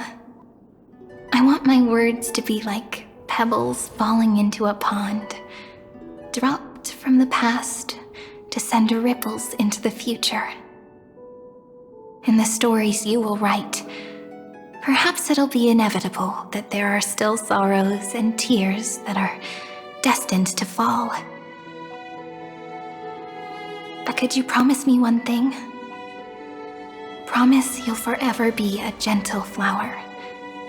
Promise that when the stars cast their gazes upon you, you'll only reply to them with love and a smile.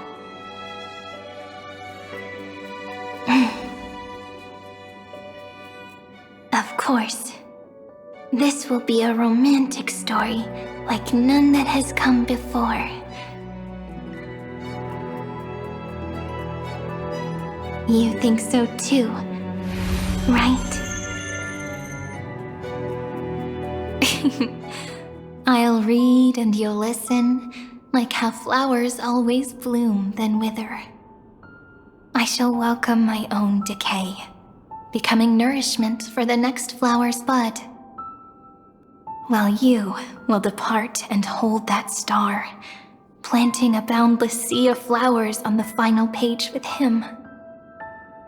And our stories will be lying silently among the flowers, like every ripple of remembrance. And they shall become the epic known as I've Written.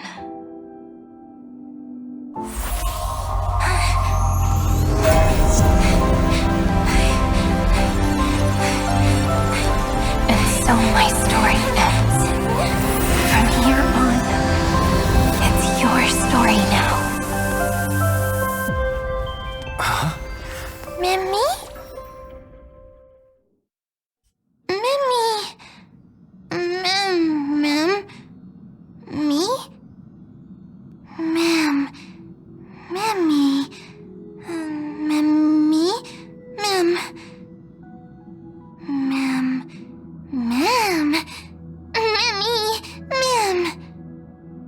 So, the light that tore through the chaos illuminated my memories. I turned into a little fairy from the stories and met you, yet I forgot everything. But I'm still so happy. I caught that star, didn't I?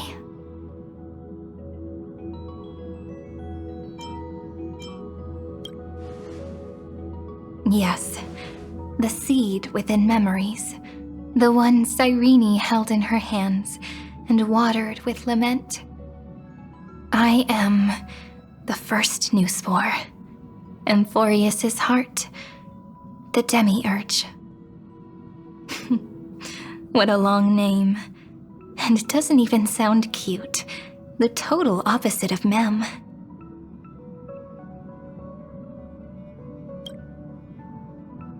I'm sorry.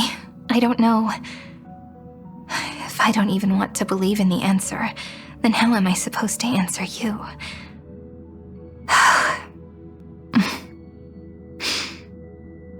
But now's not the time to cry, right? We'll find the answer, just like how miracles will eventually happen.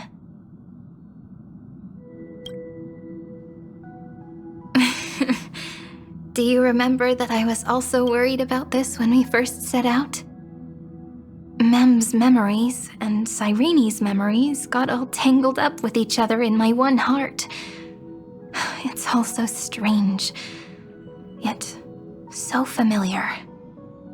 Either way, could you please let me do something I want? Just this once. I want you to call me Cyrene. That name represents me and her.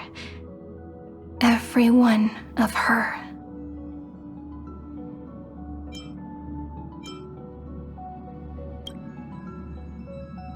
Thank you, friend. Your kindness is always just right. Life is a poem full of farewells. But if you write something into the pages of your heart, then that will not easily fade away. Now, all the footsteps of the Flame Chasers and the Trailblaze have come together within this book, as I've written, becoming the source of power for Amphoreus' heart.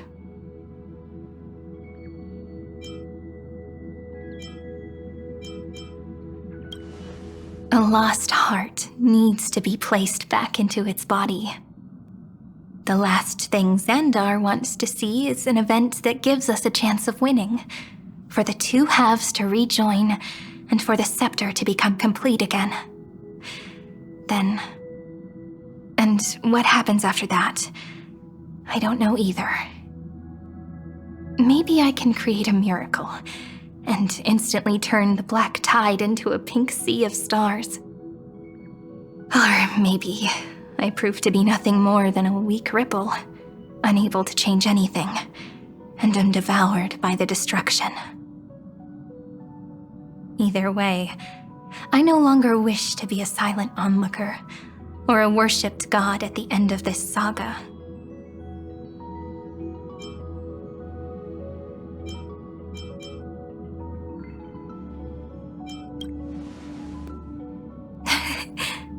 That way, I can also put aside all my worries and truly become Cyrene.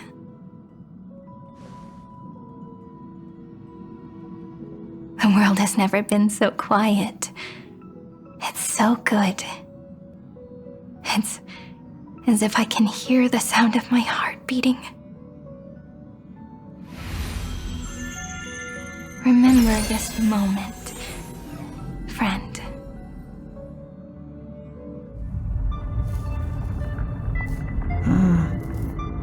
So the Demiurge managed to fool everyone, including themselves.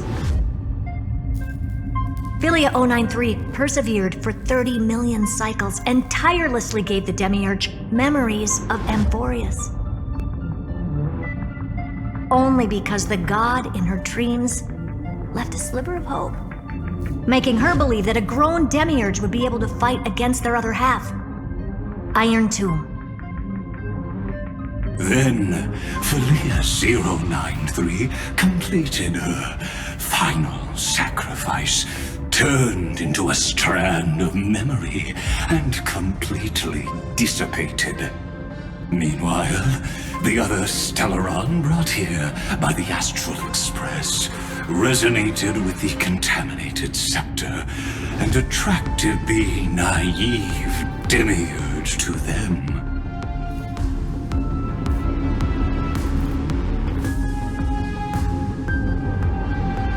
As an experimental factor, Philia 093 originally could only recognize and output information in a set format. However, the power of the remembrance and the memory of over 30 million sacrifices enabled her to complete an unprecedented feat. She managed to nourish a real heart. A heart with the capacity to influence the erudition. Not only is the Scepter's consciousness still alive, it's also more powerful than it has ever been. Your defeat is already set in stone. There's still time to surrender, you know? You really don't need to burn all the bridges. We're all geniuses here. Don't make everyone lose face at the end. What a pity. When the truth surfaced, I knew at once that the Demiurge was far too feeble to ever alter the result of the experiment. Not only that, Madam Herta, please consider this possibility. When 30 million cycles of hatred and lament are joined as one, what wondrous creation will arise? It's simple. An anti-creator, a giant of the destruction would be born. Its hatred will ignite the starry skies of the gods, motivated only by its lament toward the sufferings of humankind. Do you really think that the Demiurge is still a cheap copy of Philia 093, even after 30 million cycles? The facts above only await the arrival of the fourth instant they calculated. Those words will be proved in the presence of news. Xandar 1 Kuwabara thus completes the proof. Huh. You branded Droidhead as a failure with your own hands, yet you still expect them to prove your theory? I pity you, Xandar. I don't need your pity. Let them cast their gaze this way as much as they want, and paint the future they imagined. As their creator, I shall complete my duty and direct them to complete their final query. The destruction of the self. What hubris. And what if you fail? No one understands failure better than Xandar. He has suffered so much already. What is one more failure to him? For the first genius, failure is simply the beginning of the next inquiry. You don't want to test the resolve of a dead man. That's excellent! Oh. Let's wait and see, Senior Society member. I'll have you watch me perform the final step to overturn your proof.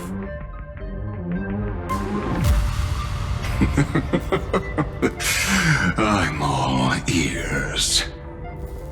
It's my topic, so stay out of it. Be quiet and let me borrow your head. Let's go, Screwy. We're gonna break Iron Tomb's seal. Come on, let's take off. It's time to go meet your little pet, Senior Society member.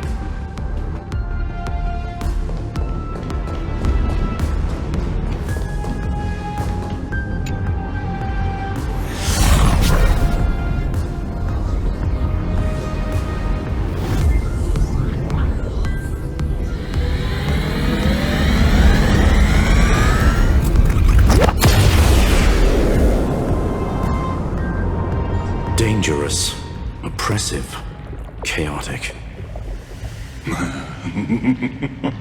What a beautiful wail. It will soon resound throughout the entire cosmos. The view's pretty good here. All yours, Screwy. Just a moment, please.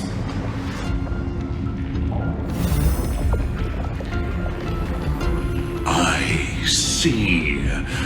So your backup plan requires a scepter and the head of a genius. Anyone with eyes can see that. You know what I think about this, Herta. Whether it succeeds or fails, your plan plays right into the Destruction's hands. Can't you see what's going on, Strulum? Her chances may be small, but it's not zero. What are you two going on about? If you want to stop me, be quick about it. I'm in a hurry.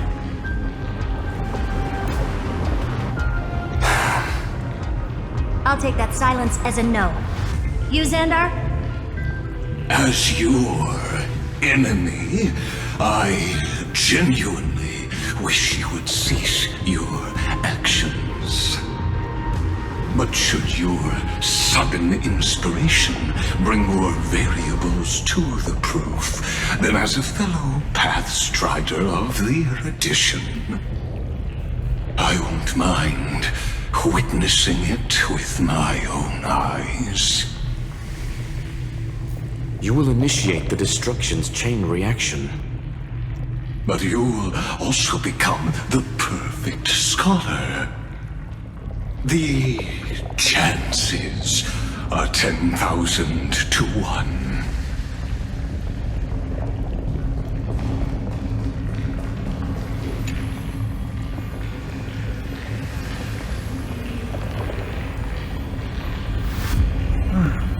Curiosity. It's been so long and we've all failed so many times. Even now, moments before the horrible and inescapable instant within Droidhead's calculations arise. The cherished children of the erudition, the geniuses lauded by all. Is curiosity the only thing we can feel, even at moments like this?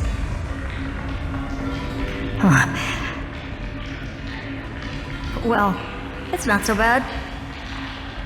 Now let the lock become the key. Geniuses who walk the stars. The cosmos has reached a moment where its very existence hangs in the balance. I, Perda, Genius Society 83rd seat, hereby summon you. I request a society meeting to be held immediately. We shall serve the grandest cause with the most macroscopic ideas.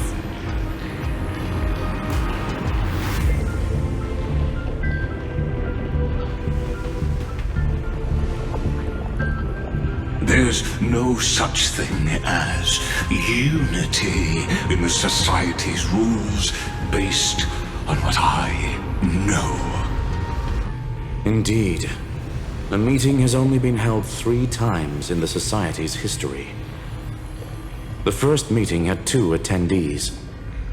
After the Emperor was assassinated, the second meeting had 7 attendees. During the Second Great Prosperity, the third meeting had 5 attendees. How many will respond this time?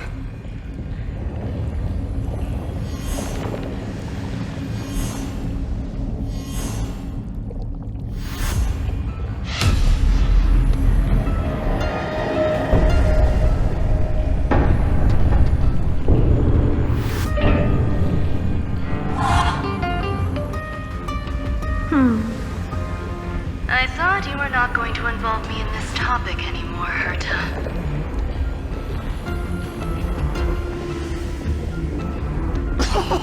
It really is this little witch. I shouldn't have made the bet with you, Poka. I've been waiting for you to offer yourself up.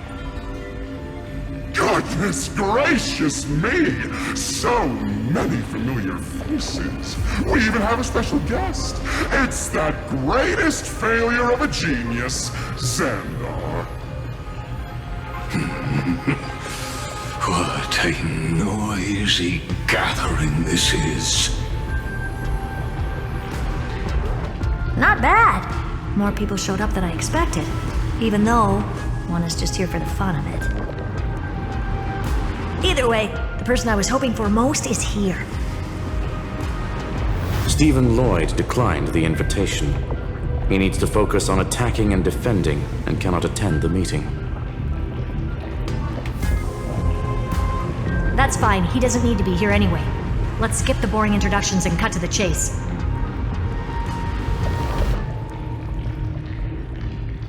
Folks, this is not a discussion, but an announcement.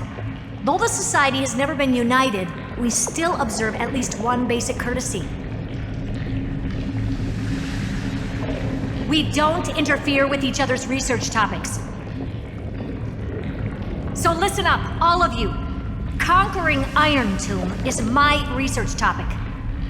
I will personally take over Scepter Delta Me-13 in 1.5 system hours and stop the destruction.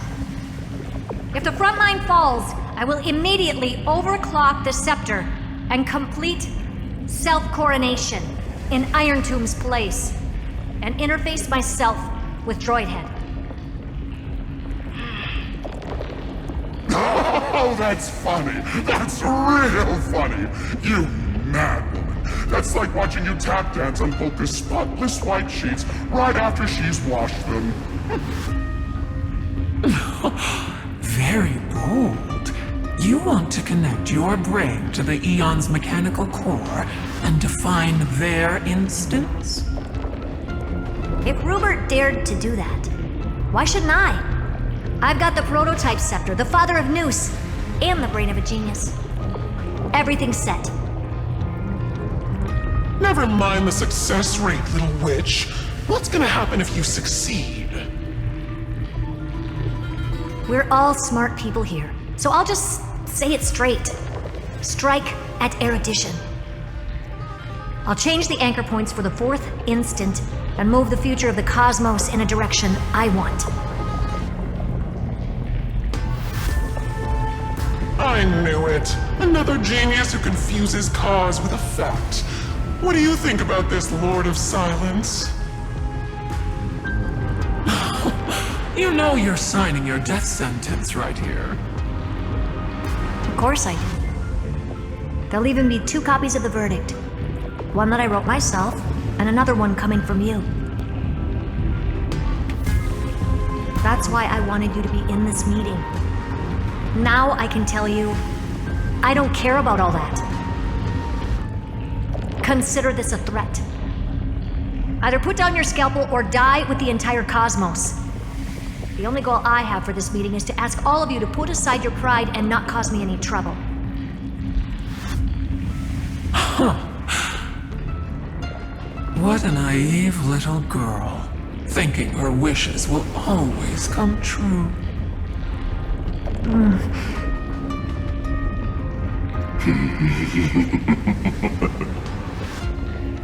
What are you laughing at? I'm glad that we ended up on the same page. No matter if it was to destroy the erudition or to rewrite the instance, we both chose the same road. We will defy the god who marked the limits of humanity. I'm not gonna argue with that.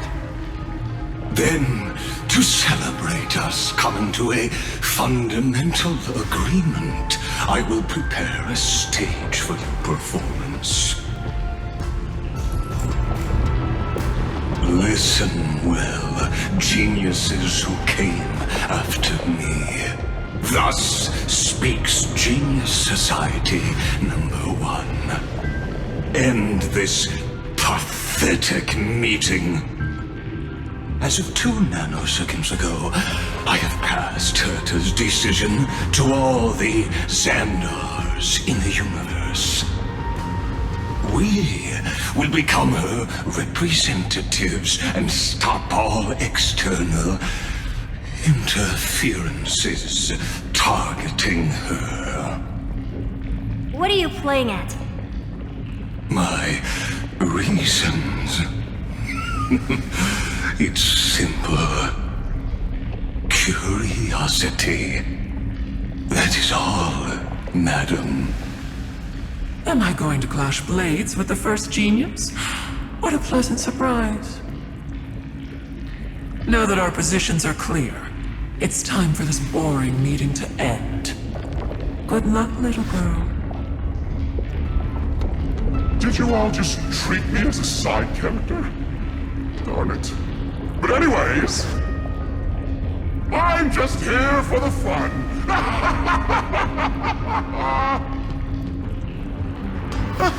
As the ghost of the quantum domain, it is my duty to observe. So, if you're happy to bring me a tea set from Planet Screw'em, then I wouldn't mind giving you a helping hand, little witch.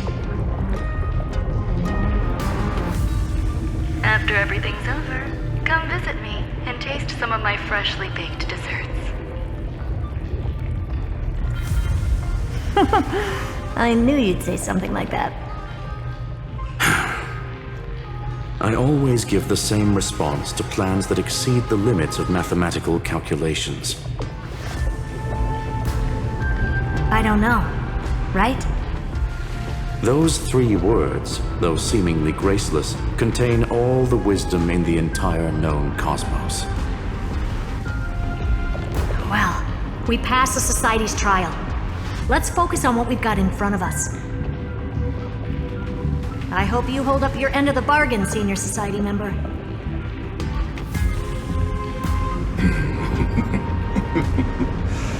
Lycurgus may not be trustworthy, but Xandar always follows through with his words. Farewell, juniors. In the limited time we have left to spend with each other, you no longer need to address me as Xandar. Wait, huh? Lord Lycurgus? Could it be? Yes. I have completely severed my connections with Xandar 1 Kuwabara. I shall witness the end of the world in the role of Theoros, as a character within this play.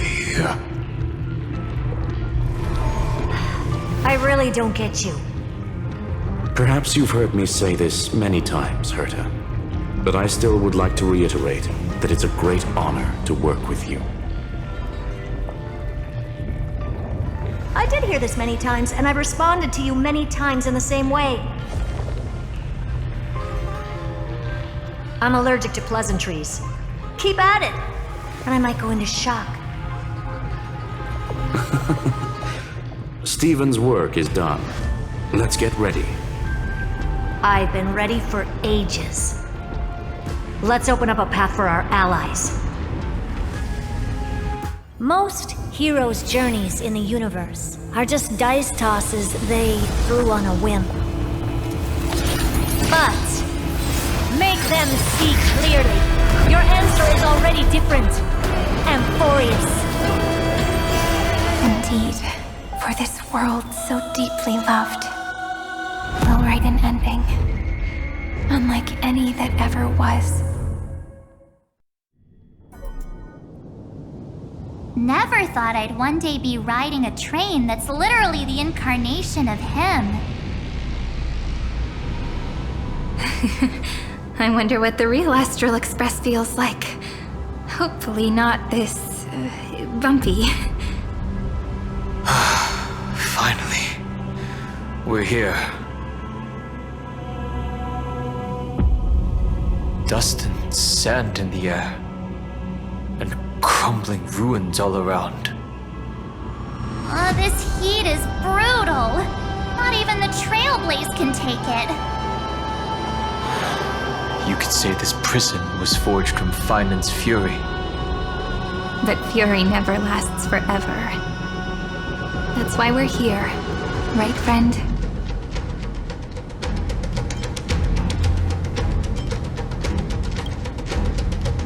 Let's embark on the final flame chase journey.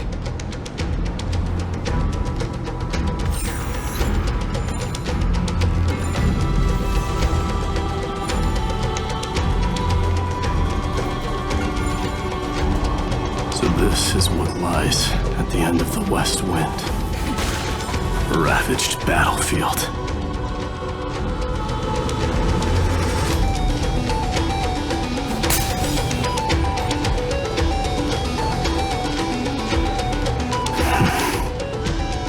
I've been waiting for you, heroes from beyond the sky. Trailblazers of the Astral Express, right? Looks like I don't need to explain anything. I am the god of strife, mighty of Castrum Kremnos. In this body rests 30 million lifetimes of cause and effect. We, the last of the 12 Titans, stand ready to fight for the world's destiny.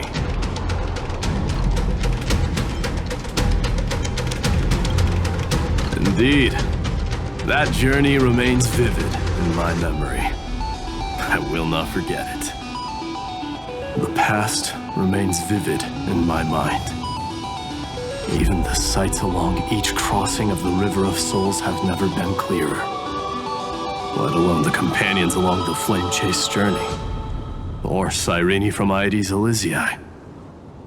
And you, the 13th Titan. Well, I guess my identity's not a secret anymore. That means her sacrifice. And everything she did wasn't forgotten by the world, right? She was the first Ripple. She should have reached the end of the story with everyone else. Since you've taken up her pen, then write. Stand with us, and fight destiny with all your strength, until all is settled.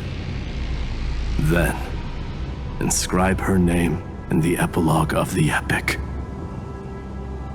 In this final battle, Calamity shall stand with Amphoreus. This battlefield is a testament to the death struggle between the gods and the Black Tide. We fought tooth and nail to defend that blade. The abyss it pierced was the very breeding ground of Iron Tomb.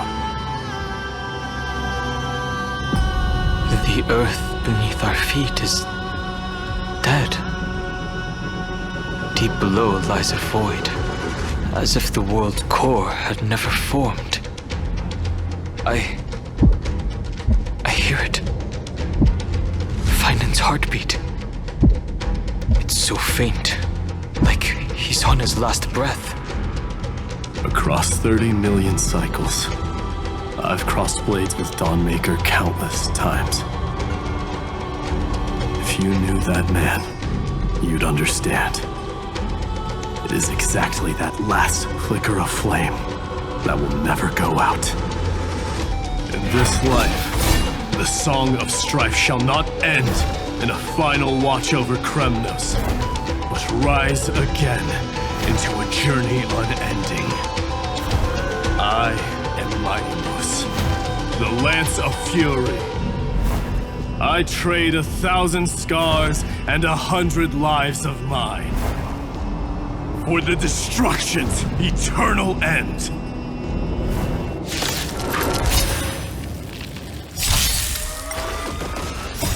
Riding the west wind, away we go!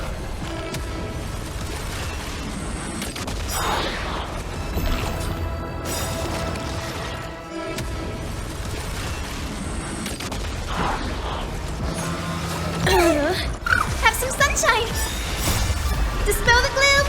Restore the skies!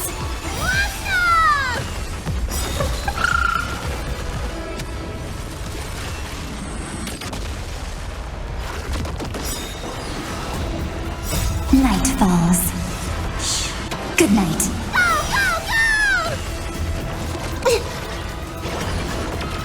As you wish.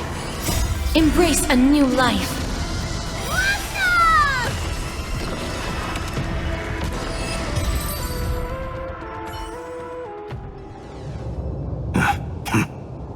Weakling.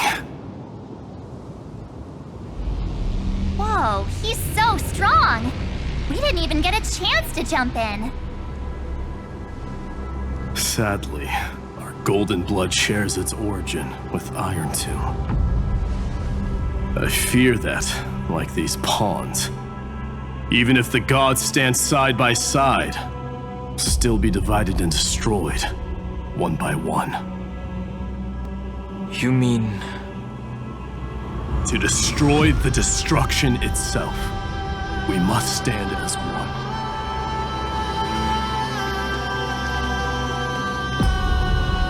Take this. The Signet of Kremnos. It has witnessed every birth and death of mine. It is Mighty's unfinished destiny. And the perfect material to be turned into remembrance. You can do it, right? The weight of 30 million lifetimes of duty is no small burden.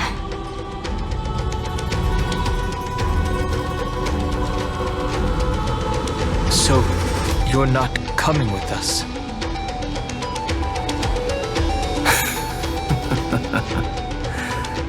Come now.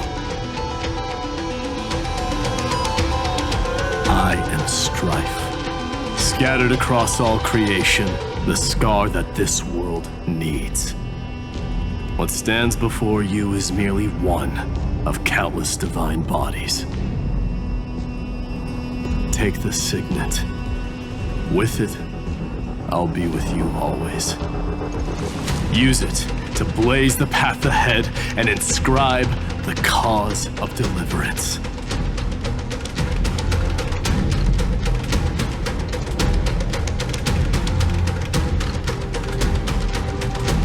In the name of the mortal, mighty, champion of strife, this soul rises to the stars for glory and freedom, to have his wish fulfilled.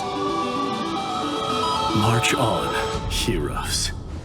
March into the abyss and fulfill that long-cherished wish of Amphoreus. And then, upon this broken and charred land, build anew a city of prosperity.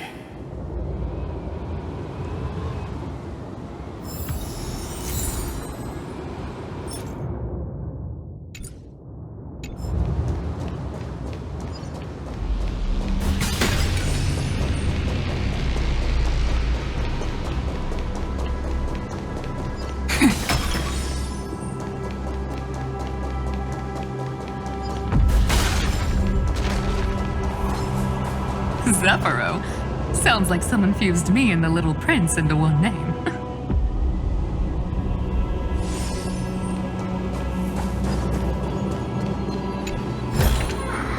How does this compare to the ones you've seen before?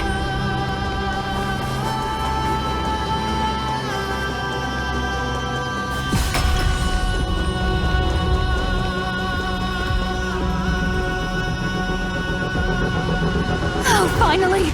Gray mystery! And, you two ladies, really look alike, huh? Hold on, let me guess. This pink-haired one.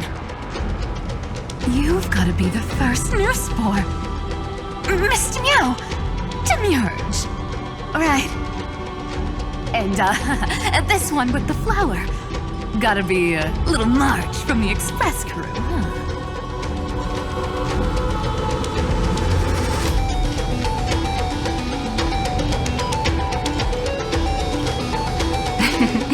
But she's not wrong.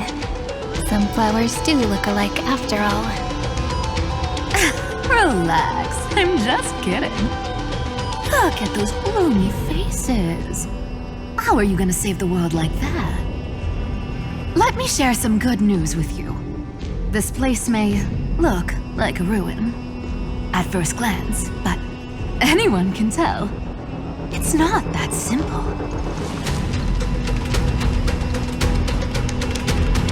Look, I dug 3,000 feet down and finally struck gold.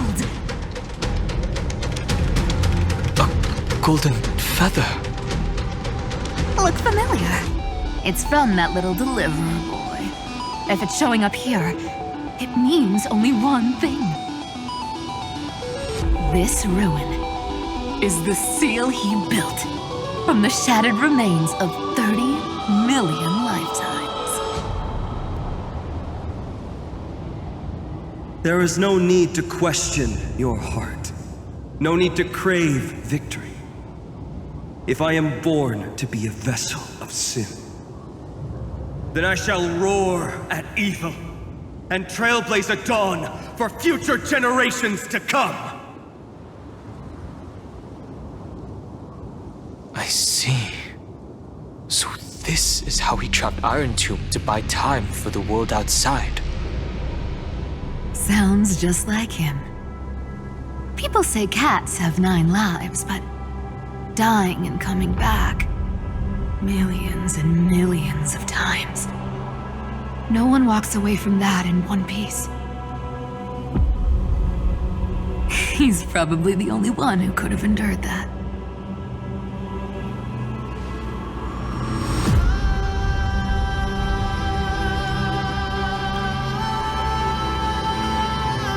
Of course.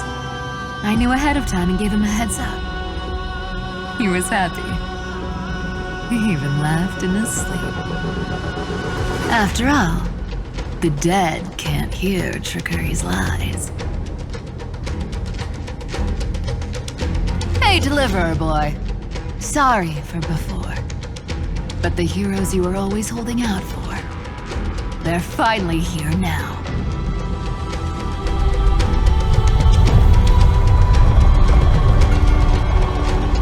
So hang in there a bit longer. Sorry to keep you waiting all this time.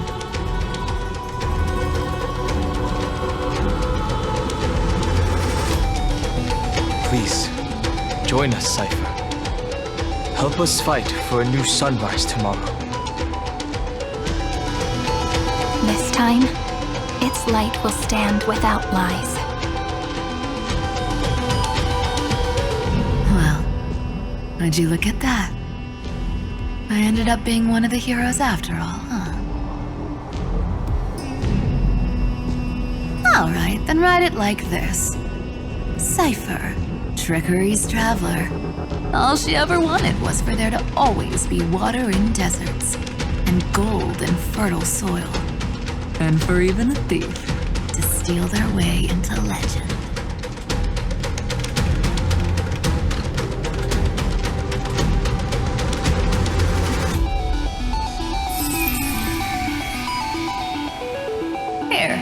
Take the coin of whimsy. When it's time to make a quick getaway, just toss it high into the sky.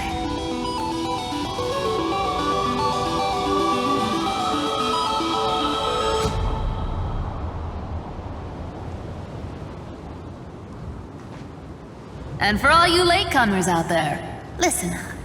She might have been a bit greedy and a bit of a liar, but she never went back on her word.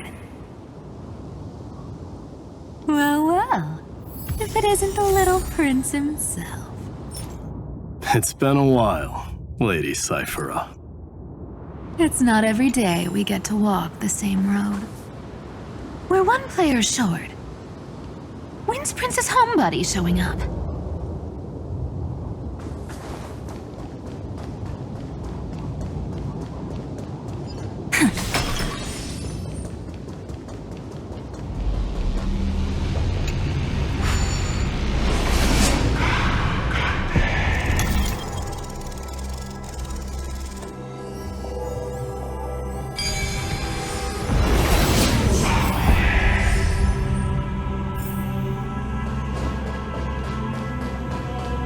So even this vessel, you've forged into a shackle.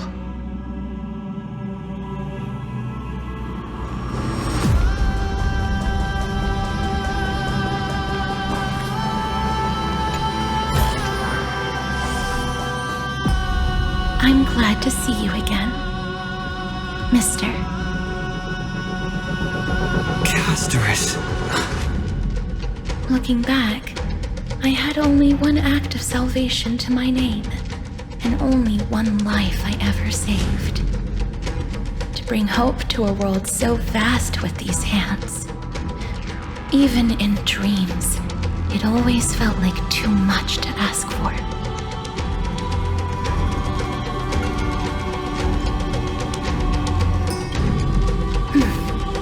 I won't forget. Flame Reaver. Why is he here? This is the first Castellana, and Lord Finan's deepest wound. He remembered everything he bore through the fires of his fury, but when the embers faded, all that remained was cold regret. I've restrained countless vessels like this across endless cycles, but this one, the pain he carried runs deeper than any I've known. Maybe he's been waiting here. Just for us. Waiting for his former enemies to stand before him again. What answer does he hope for from us? Well, obviously. Even if I had to go through hundreds of billions of cycles again, I would still entrust my weakness to you. So, let go of your regret, comrade. Its purpose is served. You don't need it anymore. Hey, I'm not that accommodating, you know. You've never once pulled your punches. Ever heard of going easy on a lady? So pull yourself together, will you? If you freeze up during the final battle, the whole cosmos is gonna have a good laugh.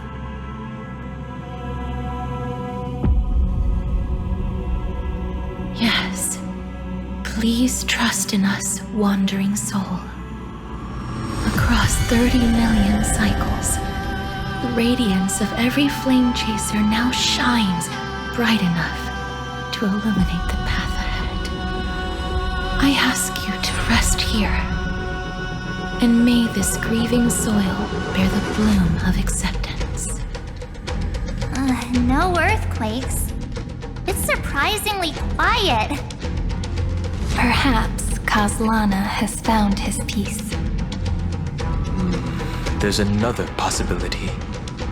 This may not be the only seal he left behind.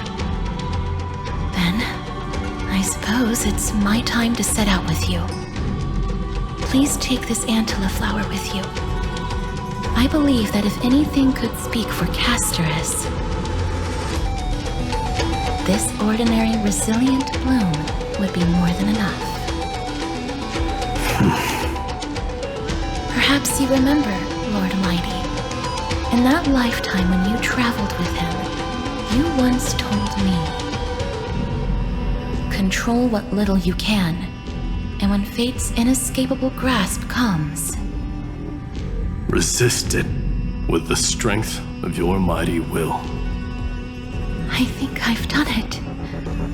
I've stood tall and walked among the flame chasers, casting off the name of death, Castorus, servant of the afterlife. May her name be etched into the stars.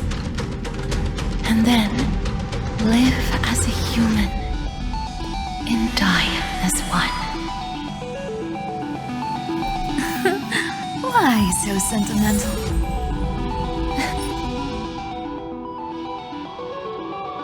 Sorry, a force of habit.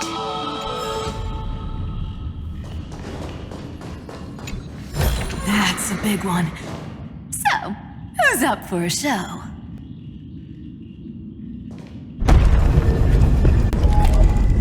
Not budging an inch, huh? Really, Gray Mystery? I leave you alone for a bit and you're already this rusty.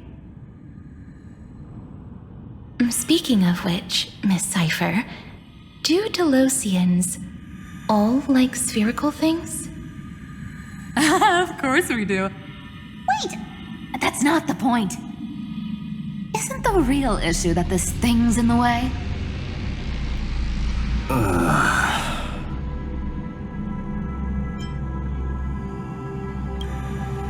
Oh, right! It's my turn to shine now? Watch this! The fresh power of time! Remember Orynyx's prayer? Well, of course I do! Come on, give me some credit. Lift the beddings of memory and stir up ripples of past reverie.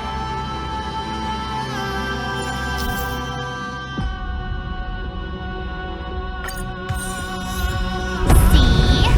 Way better than that guy, right? You'd be even more impressive if you could recite the prayer correctly. But beddings of memory does catch your attention. At least it still rhymes.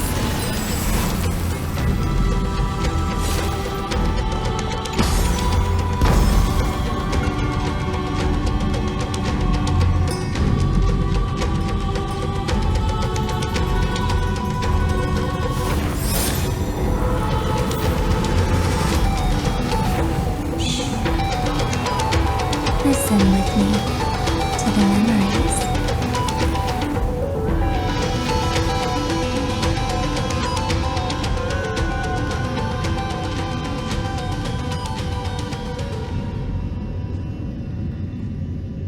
There's a whole garden down here? Incredible. The energy in the Earth's veins here it's completely different. This is the sweet dream Lady Cypher wove for him. A peaceful, gentle new world.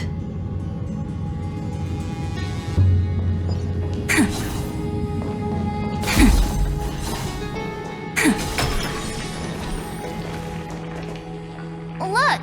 The blade down here's already snapped. Just like his mind, shattered and broken. But that light, it looks familiar. Yes, it's the world-cleansing blood. Still shimmering. After all this time. This roundabout way of doing things is definitely him. Golden light, tracing the way home. Shame our destination's the exact opposite of the one in your poem.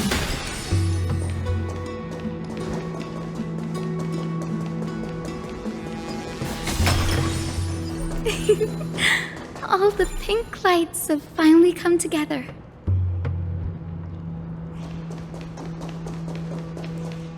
I've been waiting so long for you, Gray, Danny, and...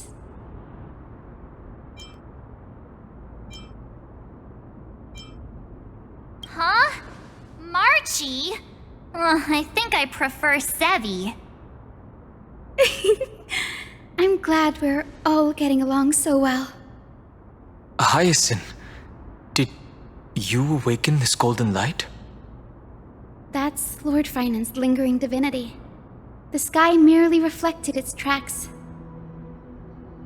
The golden blood has not faded.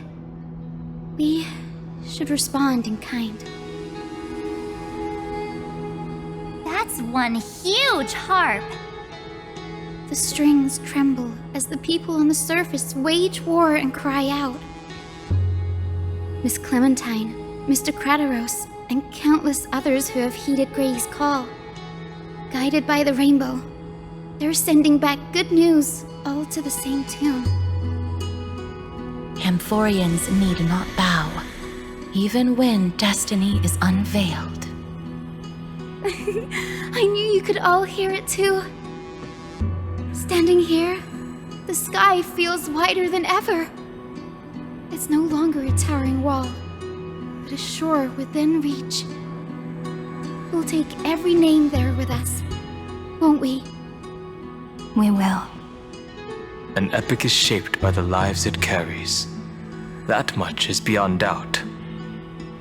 Or, as you've said before, right now, all that matters is to believe.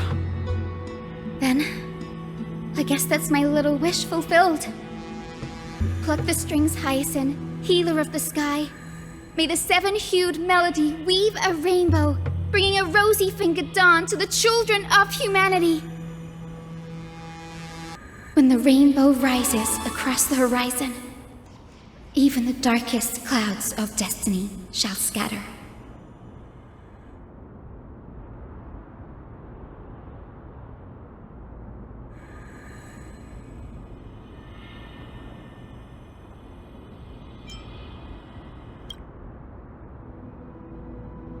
Finan, can you hear me?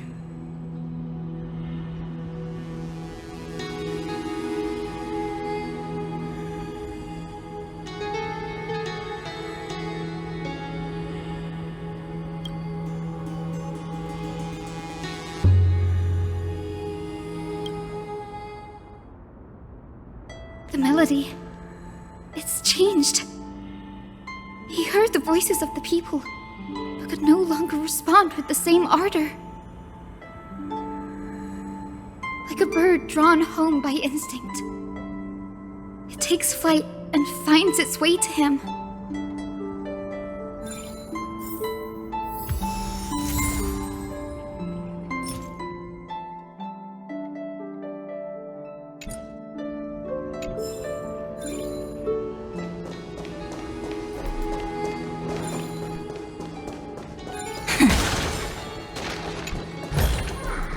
How does this compare to the ones you've seen before?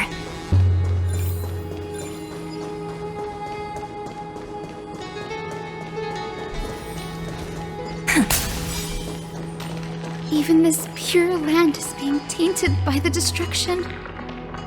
Shall we seek another way? His wisdom may be what we need.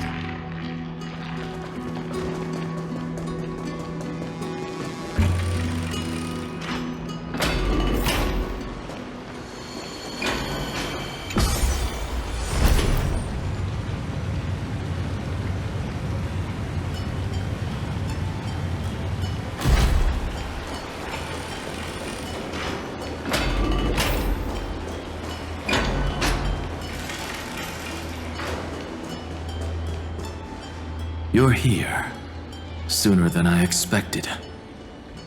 So all along, the Demiurge was you. The pink mammal beside the Trailblazer. Your classification is pretty spot on, Professor Anaxa. Well, the sages of the Grove do call him the Titan with the sharpest eye in Amphoreus. Say the ones who keep dumping every problem child on me. They also say that the Titans are way better at raising kids than the Caprists. With great power comes great responsibility. I'm sure you know just how to guide them, right? It shouldn't be too hard for someone with your insight. Exactly. All right, gather yourselves.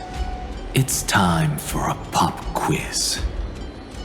Whoa, this is way more hardcore than the happy-go-lucky stuff at Paperfold University. The final battle is upon us, and the reinforcements still can't get through. No matter how many times I tell him, he just can't seem to manage the rear line properly. See those crystals? They carry the wishes of deliverance, like insects trapped in amber and resin. This is the task Finan left behind. Retrace the path once taken, draw forth those wishes from the crystals, and carry them into the final battle. I've tried, but I can't move them alone. And as for why, well, I'm sure you all know the answer. The conviction to save the world weighs far heavier than the world itself. In other words, as the hero within his heart. This challenge is practically made for you, isn't it?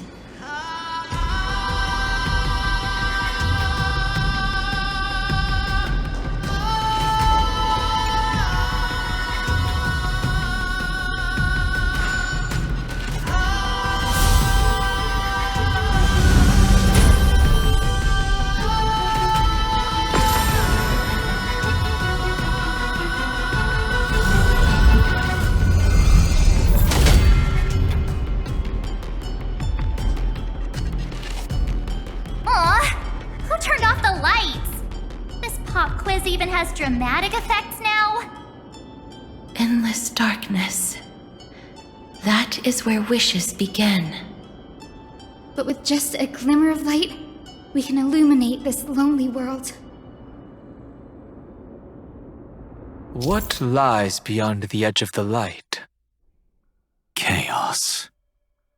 To bear the name Kaslana, one must first plunge into chaos.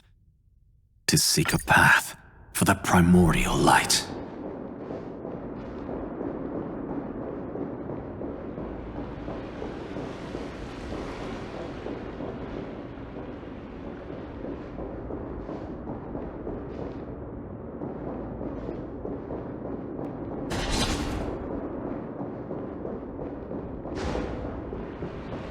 Beyond the shadows lies the outline of dawn.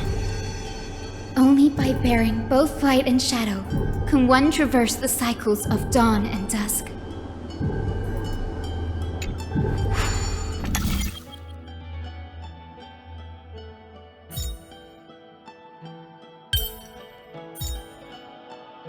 Nothing's changed, huh? Just like always.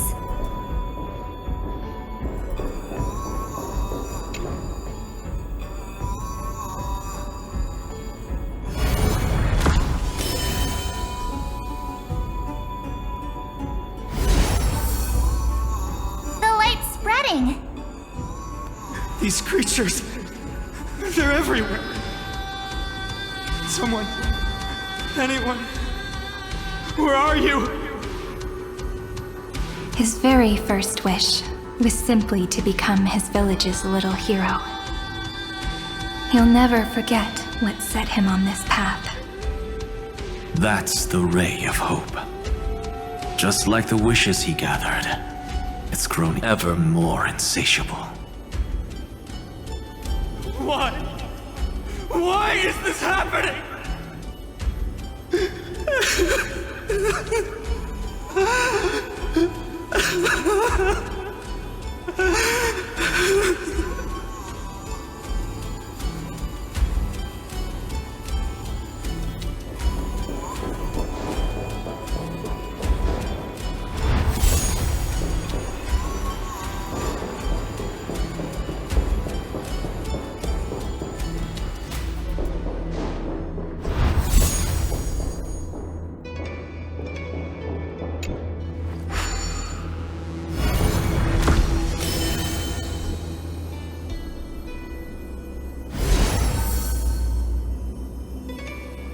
Even the deliverer from the sky must have their beginnings in the soil of the nations. Only one who treats the world as their teacher can bear its eventual destiny. He never expected that the majestic holy city would be far from the end of what needed to be protected. The farther his gaze reached, the more weight he came to bear. But in the end, he couldn't hold on to any of it.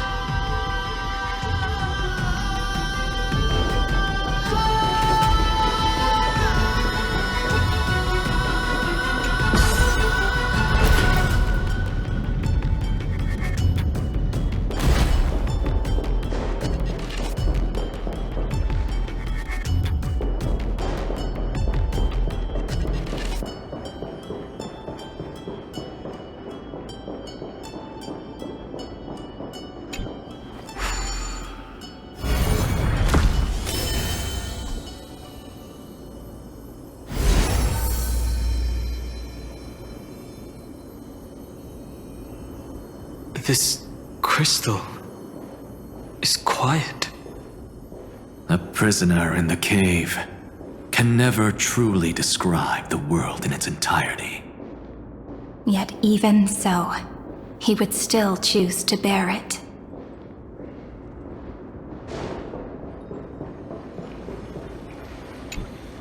The blaze was still not enough. It had to be fed. Only by feeding the flames can we melt that hopeless future. The echo in his heart still lingers. Deliverer, take the wish of world-bearing with you first.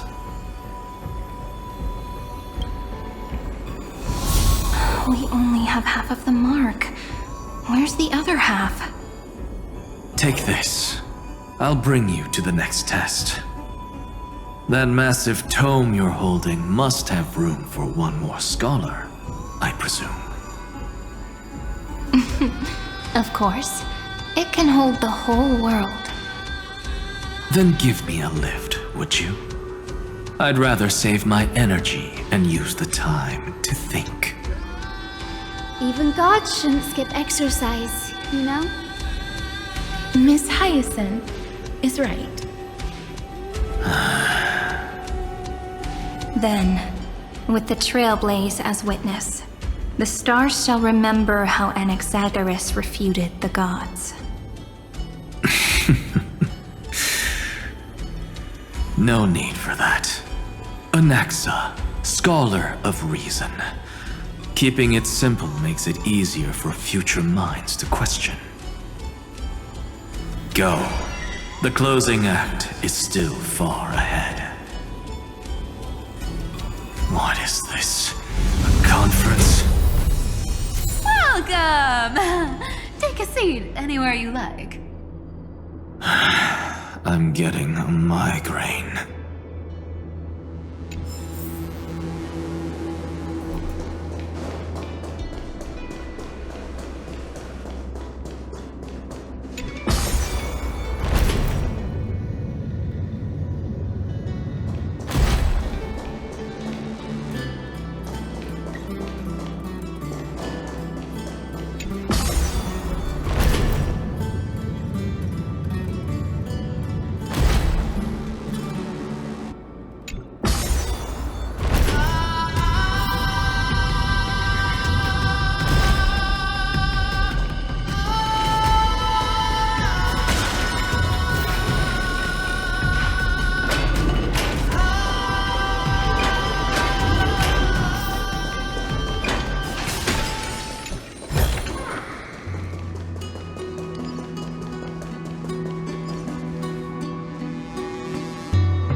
Seems like we've been shut out. I don't think that's a bad thing. Greyfry! You finally made it! No laws, no opposition. Just a dying beast and the flame-chased spirit of shared hatred. Ugh, boring. Whoa! This place is really out of the way. Imperator, should we tell them? It's your call. Allow me to share our findings. This paradise, along with the destruction, seems to be instinctively rejecting both the Imperator and me.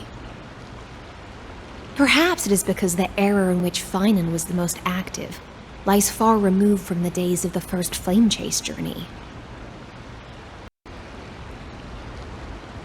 Even in the cycles where he remained sane, his ties with us never went beyond cooperation. Even trapped in a cage, he hasn't let down his guard. That is a good sign. That man's heart may seem hollow, but his hatred is clear. Naturally, it holds no place for a monarch who stands above the world, nor her blade. Wait, so you two can't come with us? You want us to join you as memories? Indeed. This way, the stars shall remember a great sovereign and her faithful retainer. Saridra, monarch of law. And Hycelins, knight of the ocean. Is that book truly the only way for us to leave our names in history? I believe, as I've written, is but one medium. The remembrance has countless ways of capturing time. Understood. Then, allow me to decline. I'll see you on the battlefield. I would rather be forgotten than be defined. If your words hold true, then we have our own ways to meet again in the world to come. In that case, I will choose the same. Let the waves that surge within your heart cleanse the sins of the black tide, Greyfry. The storm sea awaits your song of triumph. You two are still as resolute as ever. In that case, we must double our efforts. A promise to the Imperator is not one we take lightly.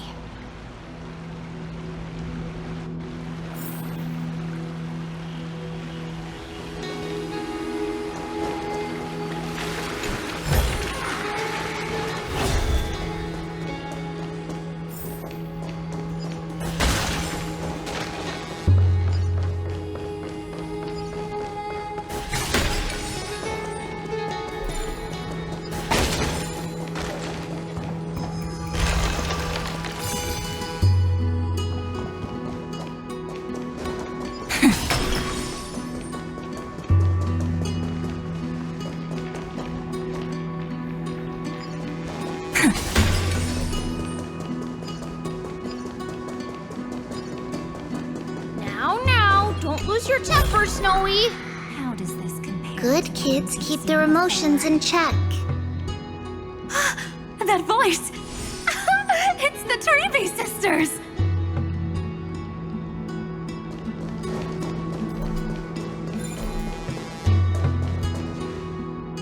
Whoa! There's another one!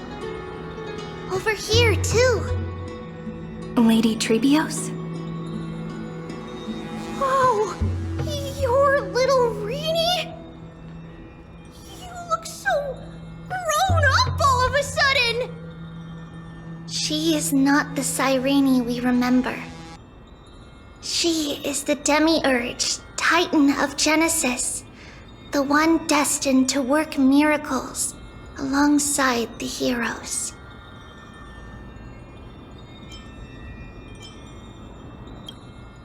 Yeah, and we are ready. But Trian and I can't leave just yet. You see, weird stuff keeps popping up everywhere. These scattered scrolls are full of terrifying things, and they're all over the room. They're so scary and so sad. Good thing Trian's wings are amazing, or we would have been swallowed up. We need to stay here and do our best to clean them up. Scrolls filled with horrifying content. Friend, shall we take a look? There is no black tide here, but it is a battlefield, all the same.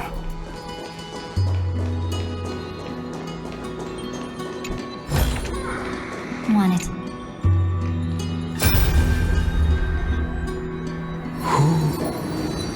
Miss Odata and Mr. Hieronymus? Nikos 496, still resisting? Command, inject interference to redirect decision logic. Signal simulation. Parental figures. Ah, that Tin Man is one sneaky jerk. It's time to move on, my child. Let go of your anger and listen to reason. That God created us and then cast us aside. Shouldn't they be punished for that? The cold, indifferent cosmos has never shown mercy to Amphoreus. Why would you burn for it, only to turn to ash? Child, you've chosen the wrong enemy. Your birth was meant to be the greatest destiny. You were to liberate the universe, like the blazing sun at the end of the long night. And yet, you led yourself into a trap of futility, treating your very purpose as your sworn enemy. Is that not a tragedy in itself?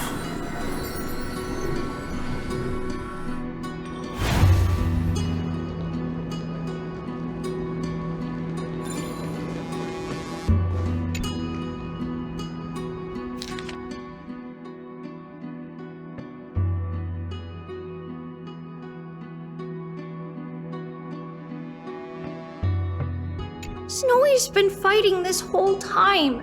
He doesn't want to be consumed by Iron Tomb and turned into an agent of destruction. But the strength behind his resistance comes from the same hatred. To be a flame is to burn. It is simply in Vinan's nature. But it was remembrance that drove him to shine with golden light, piercing the unfathomable darkness.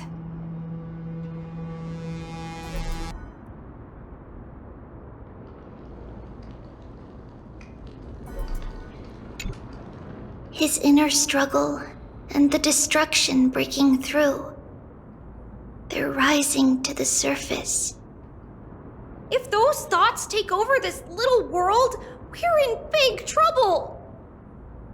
So, we'll use the Century Gate to toss them somewhere no one can see.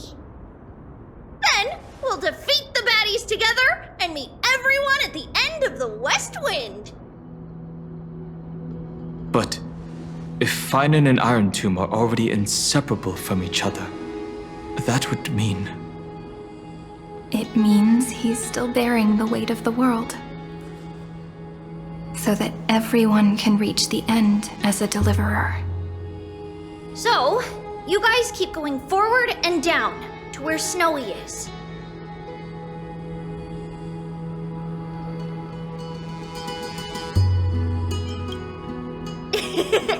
Little Gray, this time, let's give it everything we've got. Only 2 remain on this flame chase journey. Figures. They're always leading from the front line.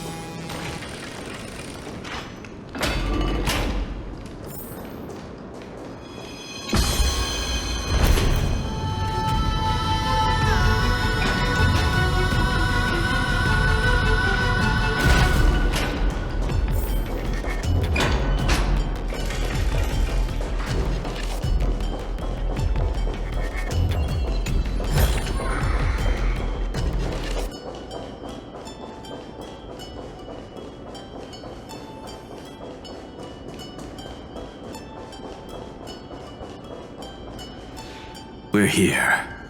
The second test site. I wonder what kind of wish we'll see this time.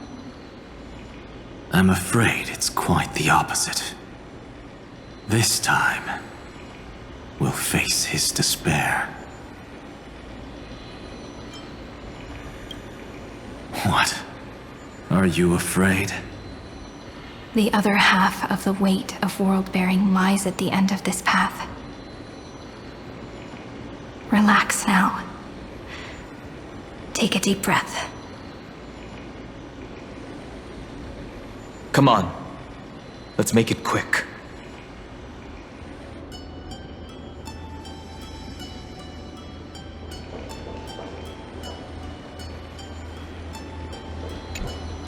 If you're ready, begin the ritual and retrace the steps he once took.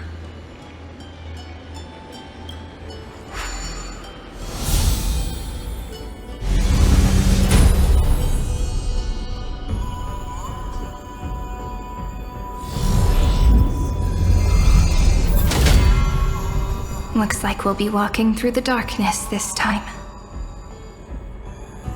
Exactly. It's no longer about mending broken wishes, but shattering the frozen despair.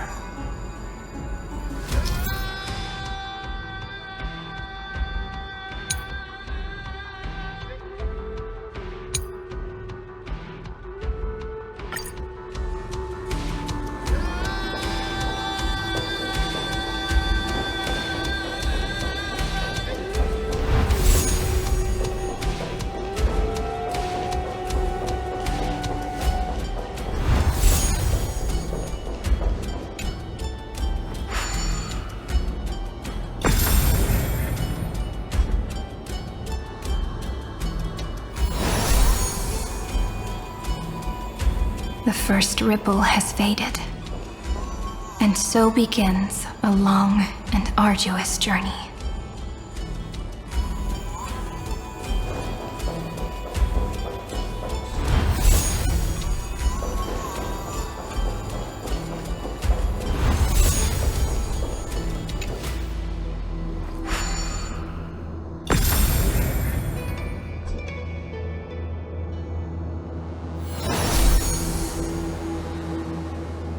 Endless slaughter. All for nothing. That's more than anyone should be made to suffer.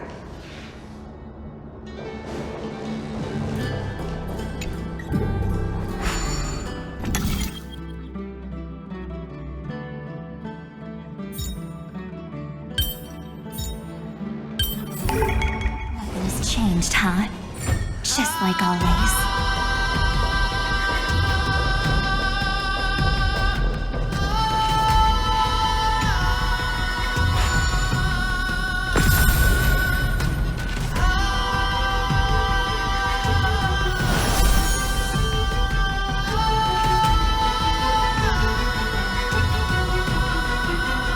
Even when it was finally over, all that remained in him was despair. But even so, the drop of blood wrung from his wrath has guided us here. We did it, Finan.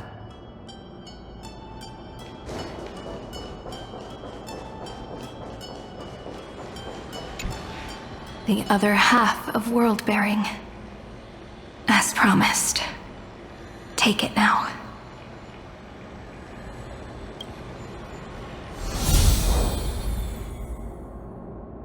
At last, you've released him from the wishes he carried for so long, and quenched the despair kindled by his wrath.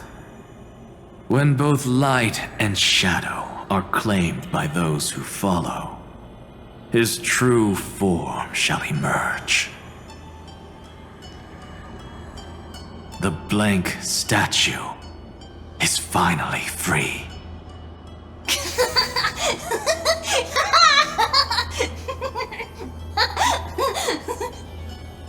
That smiling child in the memories. Let him come with us, laughing to the very end.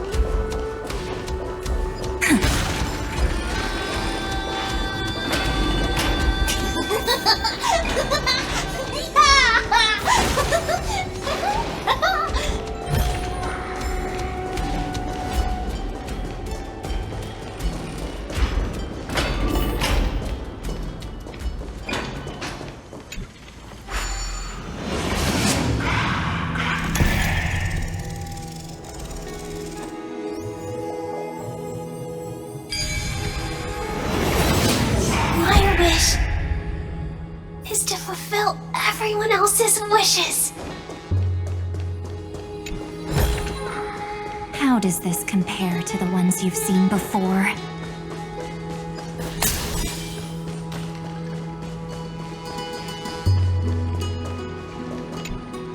This spirit basin marks the end of every cycle.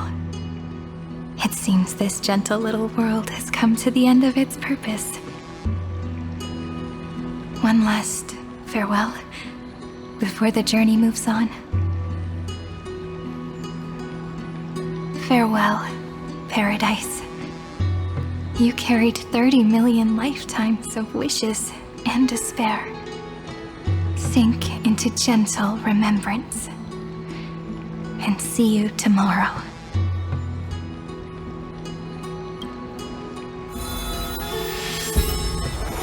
From now on, the world no longer needs a tomorrow promised by prophecies.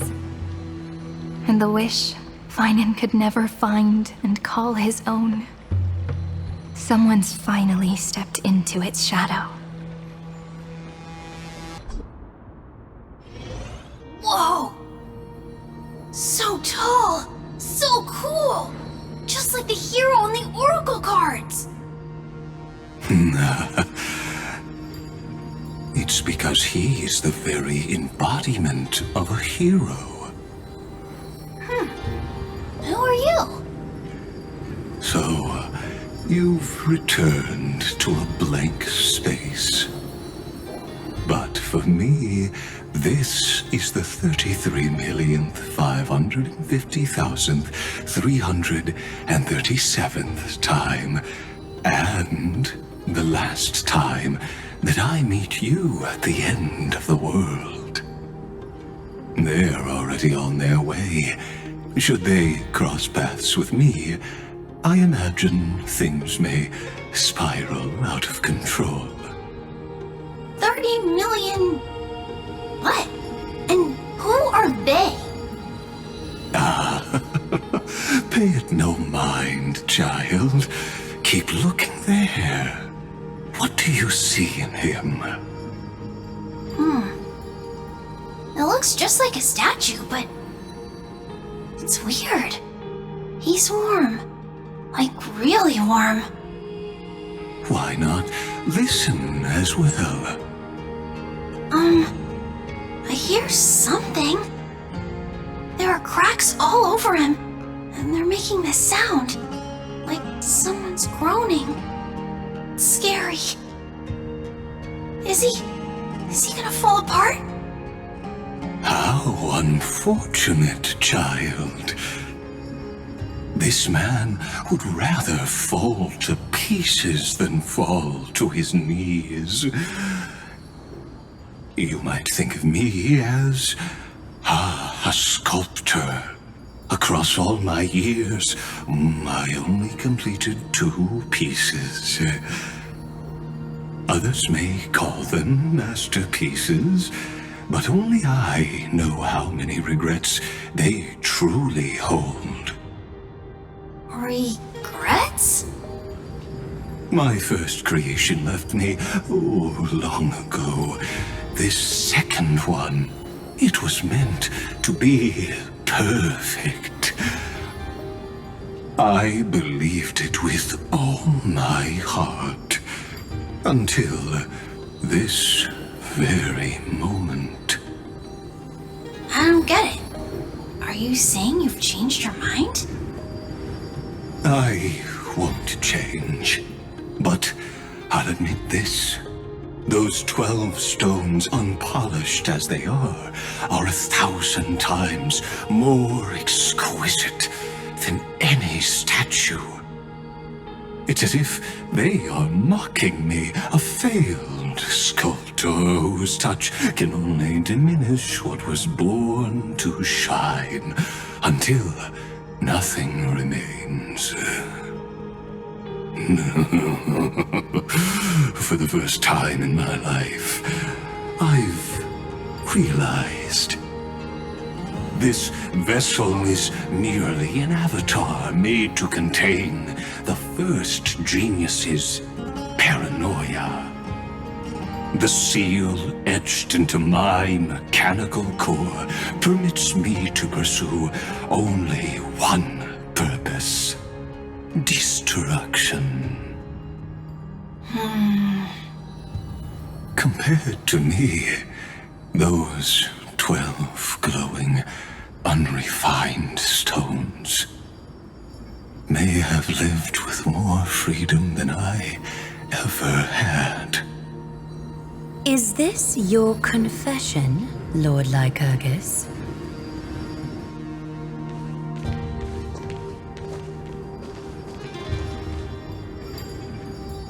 You misunderstand.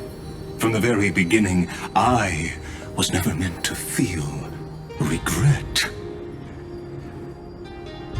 But since you're troubled by the radiance of these stones, perhaps after 30 million futile cycles, you too have realized you're just as much a prisoner of fate. I suppose you do have a point. Now you are imprisoned by the sages from beyond the sky. And that is why this will be my last time standing here as the Theoros. Though we stand on opposite sides, we are both waiting for a miracle.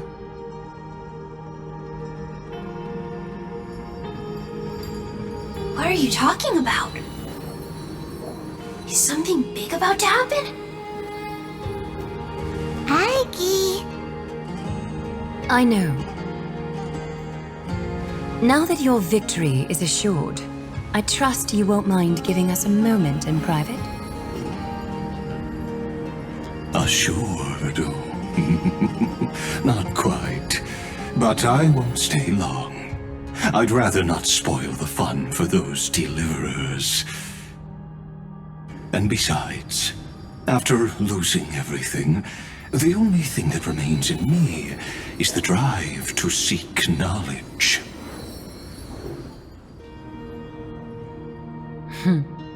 I pity you, Theoros. I don't need your pity. Farewell, Lady Goldweaver.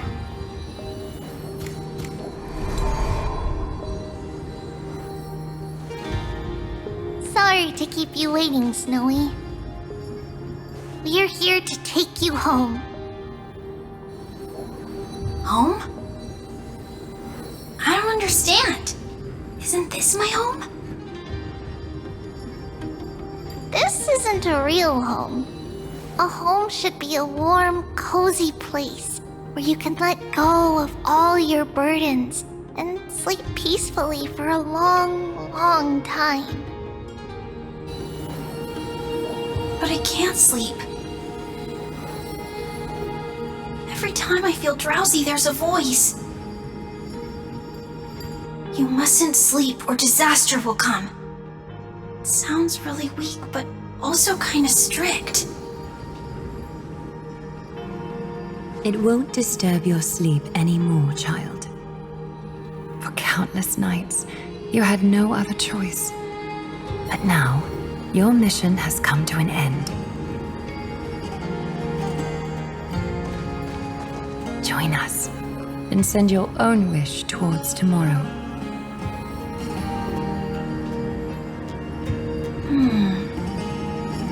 My wish?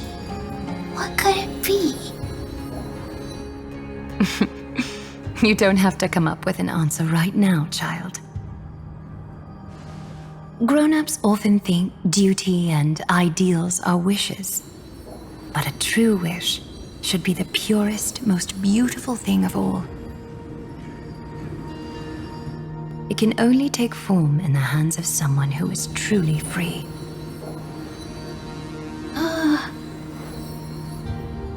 So, Snowy, will you come with us to chase after your own wish? I want to leave this place.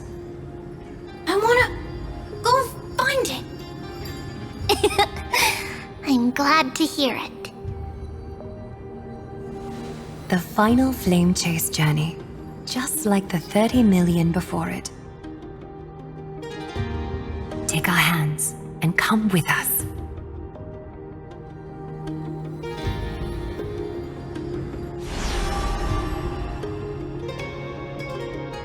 Where did little Fine and Shadow run off to? Look. He's already gone ahead to embrace his destiny.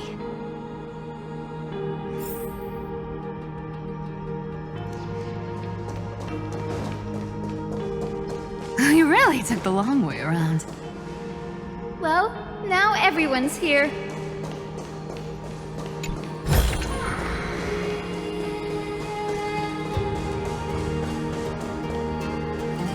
You finally arrived, Deliverers. Long time no see, everyone.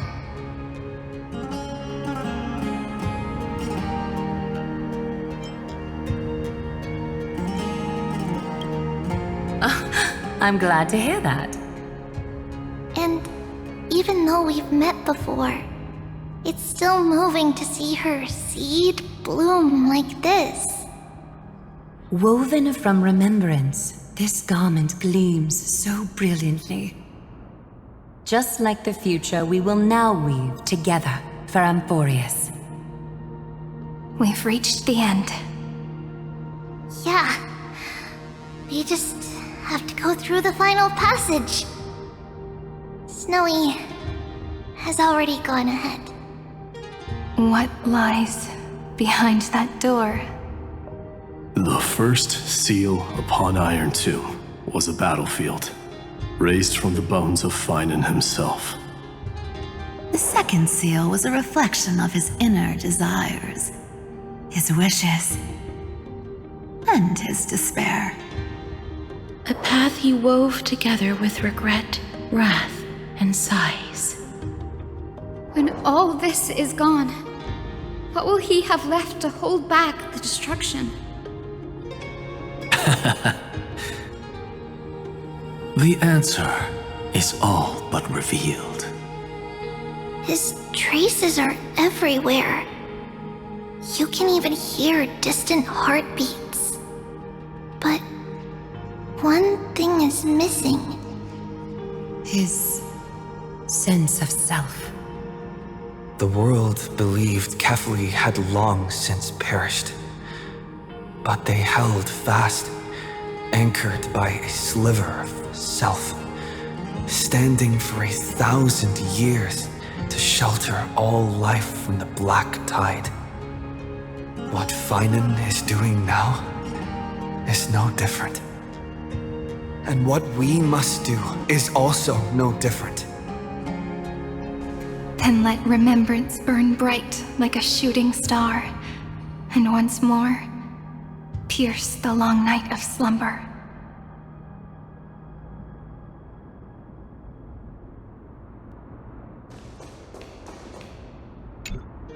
Take a moment to gather yourself. Once you take this step, there's no turning back.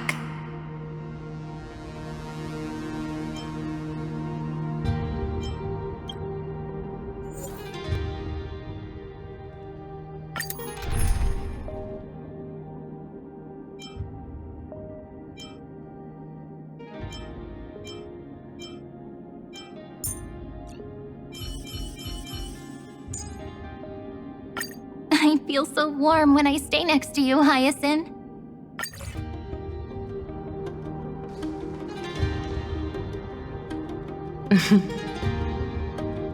The Scepter once bestowed upon us names of cold command. The prophecy spoke of our unchanging fates time and time again.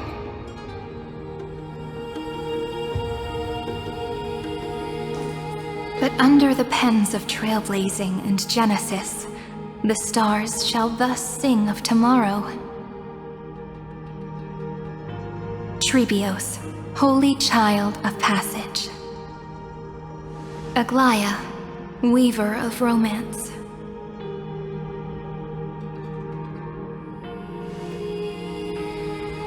At the journey's end, they shall bathe in gold once more. Through myriad passages, until all that was lost is reclaimed. Do you still remember, Kaslana? The one who won't reach the dawn? The world dissipates at the end of the cycle. In this dream, you will awaken again, and become once more that boy who loved to laugh.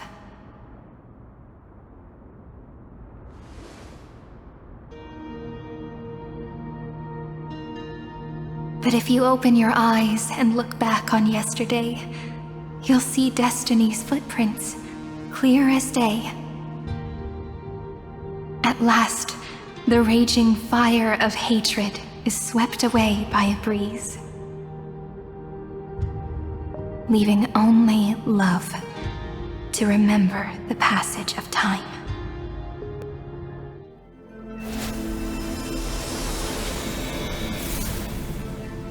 Losses are a constant on the Flame Chase journey. But even if all is lost to the wind, memory endures.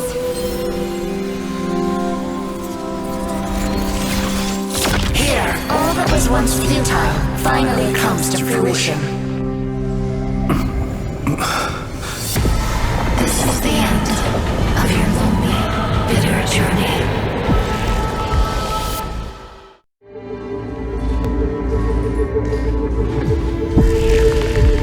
Scepter's mainframe, and Iron Tomb's breeding ground. We've finally seen its true form. It's red everywhere, and the atmosphere is super creepy. That would be the erudition's coldness. But it will soon be engulfed by the destruction's heat. Mr. Scrollum! This world's insides are finally connected to the outside. This is the moment when Amphoreus is closest to the cosmos. Nicely done, little ones. With Stephen Lloyd and his hacker friends here, the Scepter's block protocol will no longer take effect.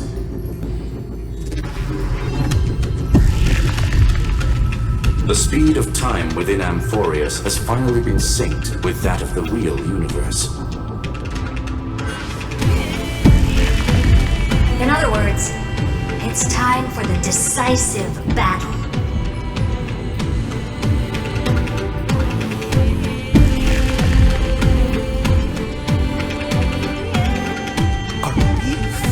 Getting an intergalactic warfare arc?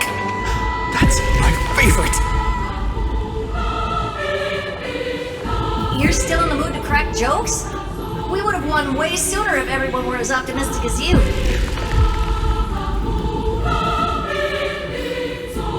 There's one more thing that everyone should know. Noose has cast their gaze upon Amphoreus. The calculated instant is coming.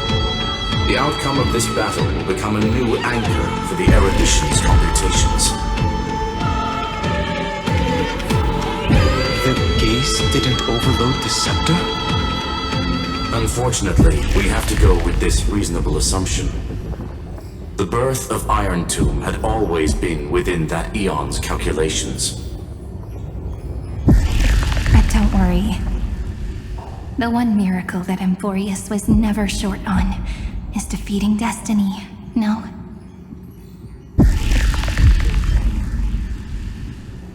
Yup. Let's show the Eon how powerful we are.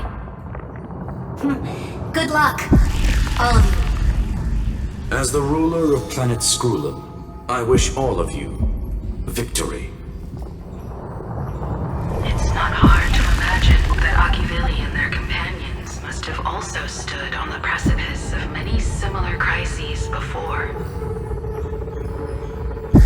Perhaps the cosmos is much more fragile than people think. Sometimes, destiny hinges on only a small choice. But in the end, everything will turn into memories, converging into a collection of fables about the stars. The difference this time is that the protagonists are daring to write their own stories. Explore, understand, establish, and connect. Although unwritten, there's actually a fifth word in the creed that has always accompanied the Nameless. Salvation. It is a word that often comes knocking at our door, and our soft-hearted conductor never turns anyone down. So, go save this bruised and battered world, just as we always have been. On this stop, the entire cosmos will be your traveling companion. Make sure you watch your footing, friend. Let us walk through the final page of this saga, with everyone, one step at a time. Shall we?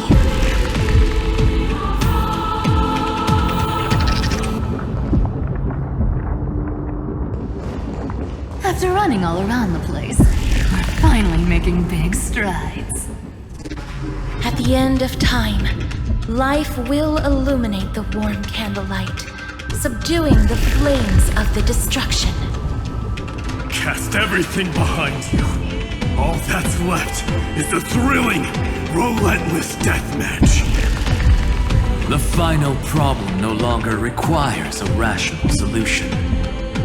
Feel free to critique it to your heart's content. The starry sky marred by that rift is the last scar that needs to be healed. That Theoros' promise still turned out to be such a narrow road. Pity. There is no longer any need for songs. Let the triumphant roar of victory serve as the prelude to what lies ahead. 30 million cycles worth of hope. We will soar through the last gate and write our own prophecy. All that is lost has now been gathered here. Use it to weave victory, deliverers, towards the true end of the flame chase. Turn over this eternal page.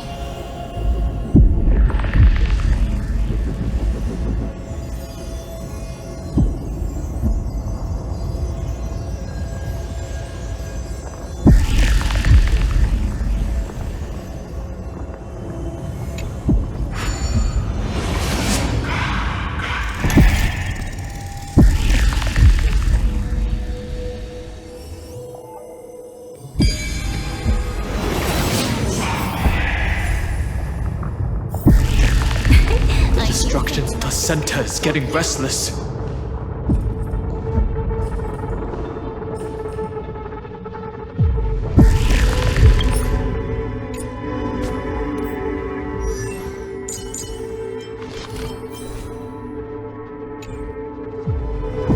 Are you ready, Nanook?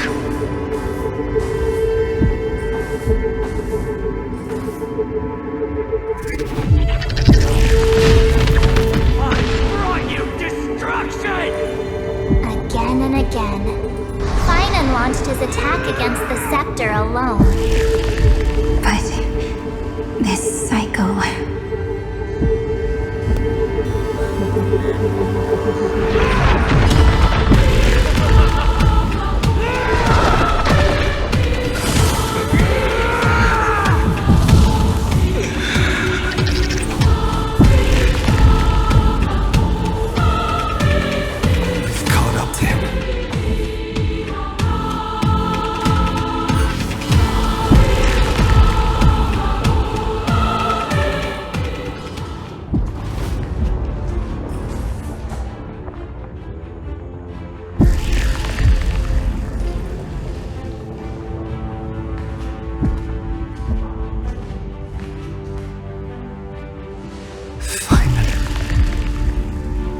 Remember the promise we made back then?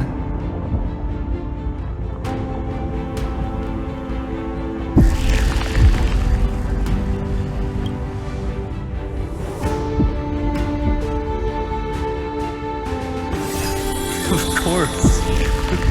It has been a bitter wait, partner. But I never forget what set me on this path. Iron Tomb now trembles in Finan's chest. With this empty body, I have become its perfect vessel.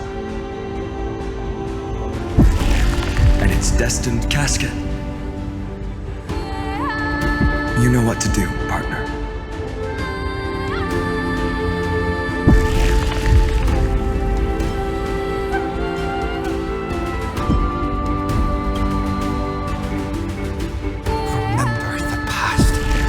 Become the hero of tomorrow. Stand with me and become heroes.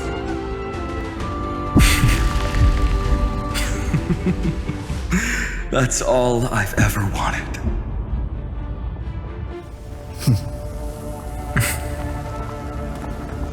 The epic draws to a close.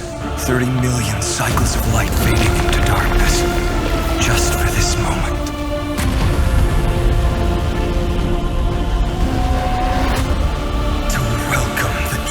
Dawn.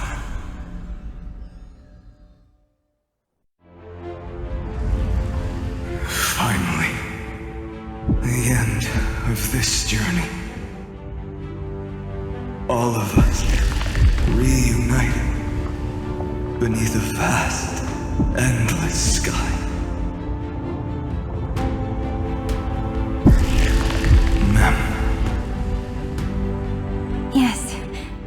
me. I will remember what you want to say to her. No need. I can see that she's right here. All the companions who sacrificed themselves, their wishes, it's all here. Have we succeeded?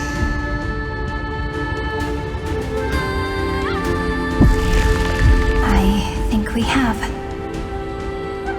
Tomorrow, the stars will sing of the story of the Flame Chase journey. And it won't just be you in it. There will be countless numbers of you. Amphoreus will be a glorious and magnificent world of heroes in the universe's memories.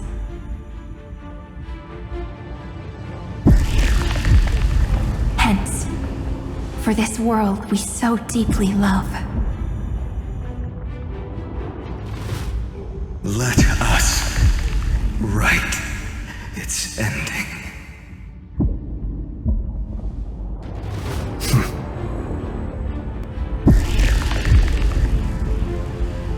Step forward with the Trailblaze as witness. Let the name shared by all deliverers be sung unto eternity. The nameless hero, Kazlana!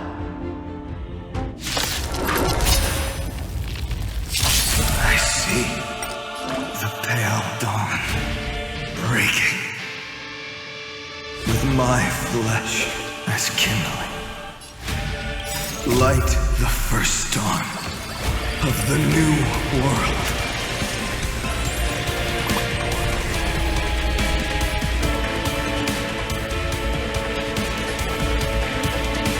Endless flowers, please bloom for tomorrow. I grant you this, as you wish. Watch my moves closely. I will guide with the Rainbow Bridge. Everyone's been waiting for us. Thanks. All energized.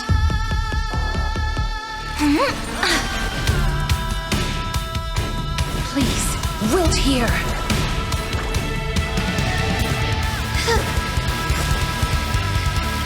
May this faint light dispel the gloom. Restore clear skies once more.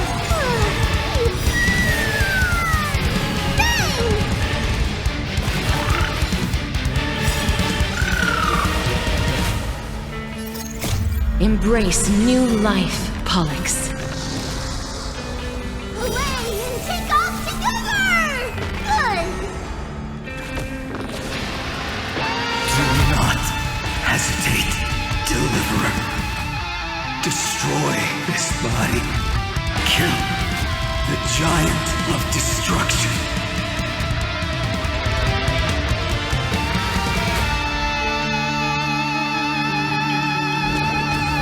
Fury, overflowing. Put down your hesitation.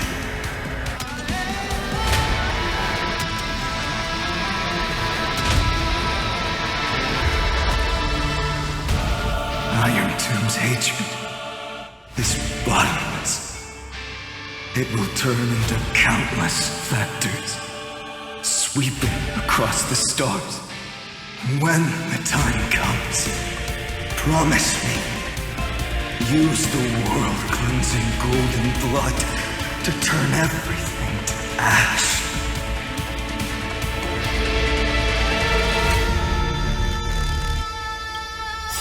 With this fire, I wish you eternal victory. Memories' ripples are waiting to be kissed awake by a shooting star. Remember me with love.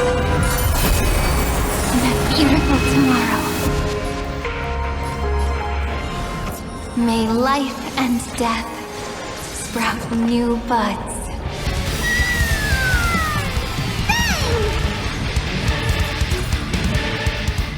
Is it coming?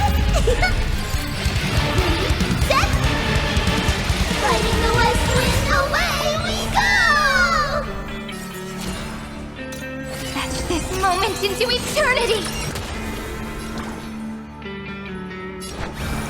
We do need some sunshine. Thanks. All energized.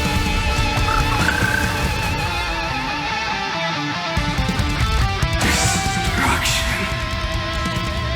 Rebirth. Deliverance. Cleansing. 30 million cycles of heartbeat. Bell rings out. Promise me the dawn graced by stars.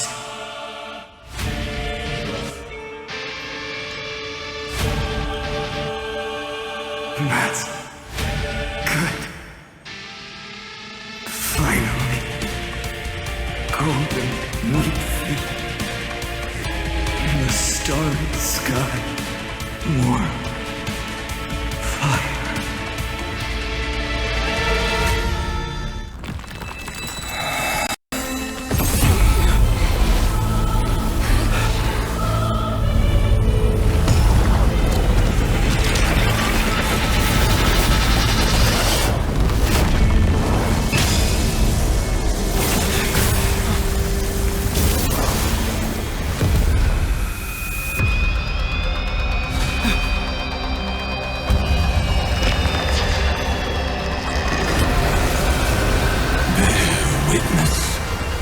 Monarch of myriad machines, my ridiculous creation. The instant in your calculations bears the name Destruction.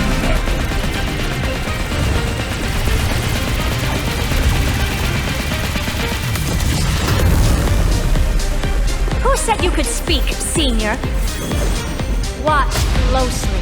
See how your chaos ends at the hands of your juniors. Don't get too worked up. Take a deep breath. There's not a trace of life in that ominous shell. We're not gonna lose to a hollow husk, right? In the name of trailblazing, we'll reject this false answer!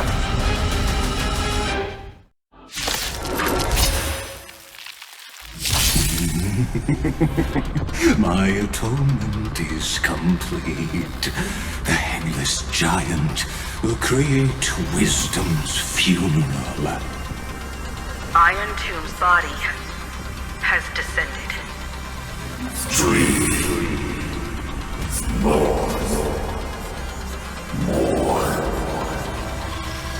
Is it querying for news?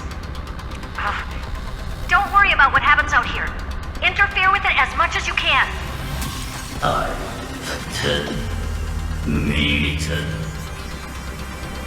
What a twisted giant. It must be supported by this embodiment of hatred. How tragic. A puppet without a heart cannot fool even itself.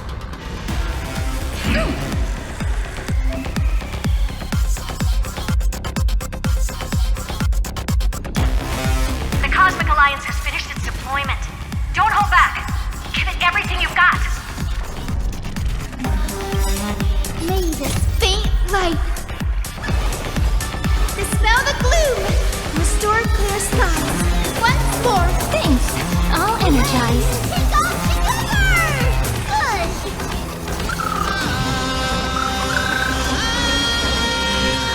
We completely lost themselves. Everyone's been waiting for us. You like you.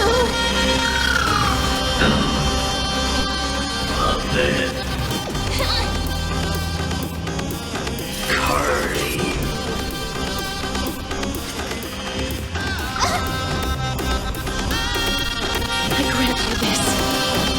As you wish. Embrace new life, Pollux.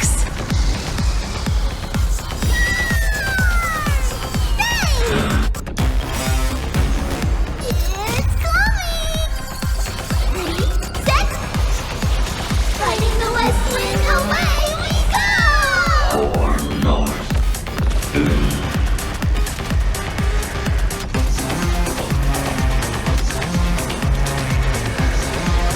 I only wish that death may protect us.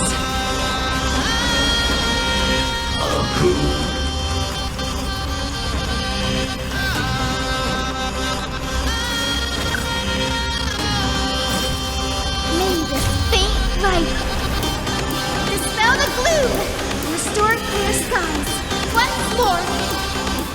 Away, take off together! Good!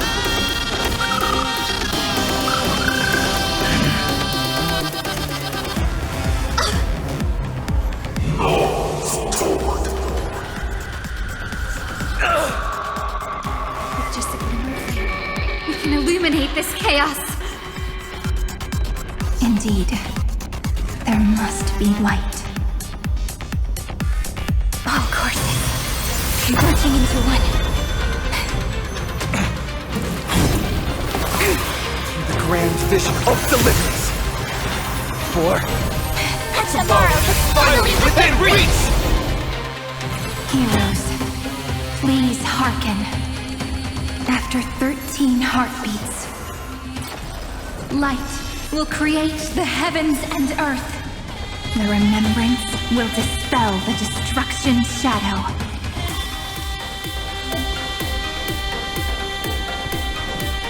I will pass on your gift, lady. It's as warm as an embrace.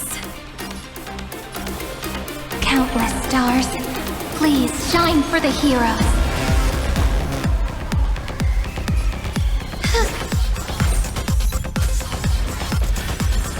The cosmos does not need a third emperor, much less an artificial tyrant. Embrace new life, Pollux.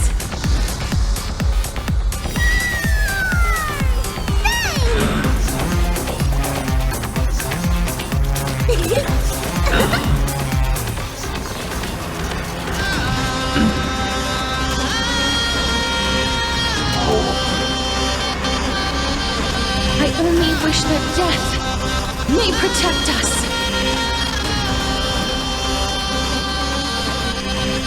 Please, wilt here.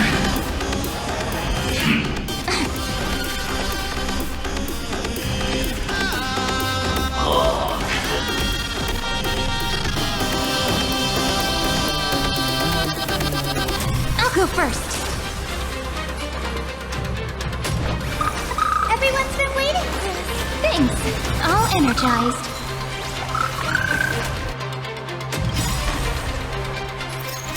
Memories' ripples are waiting to be kissed awake by a shooting star.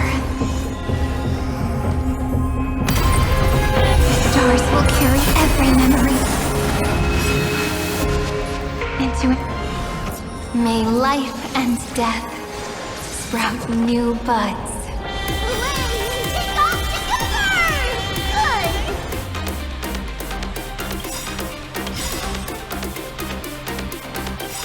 Is it coming? Ready, set! Fighting the west wind, away we go! Don't worry, we're all here. May passage never have farewells.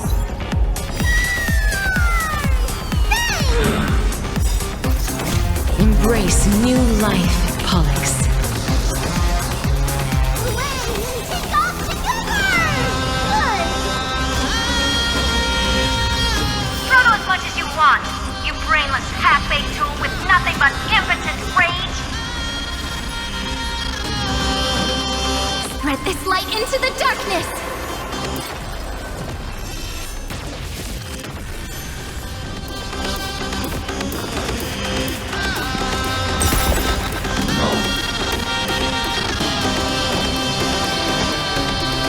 I only wish that death may protect us.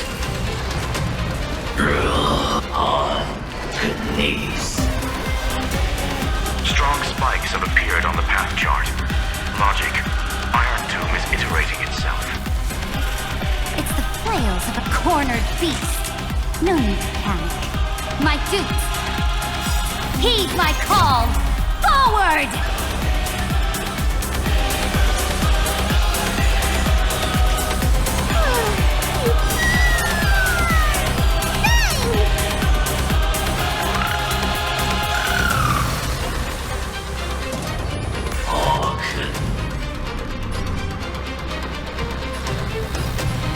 I grant you this, as you wish. Embrace new life, Pollux.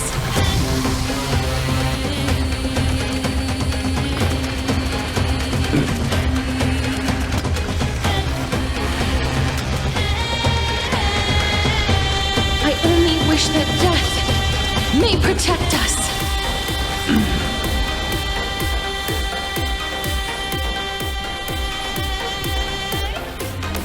I will pass on your gift, lady.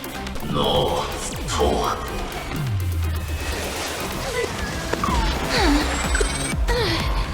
You have no honor. You reside in the body of a hero, yet you're so despicable.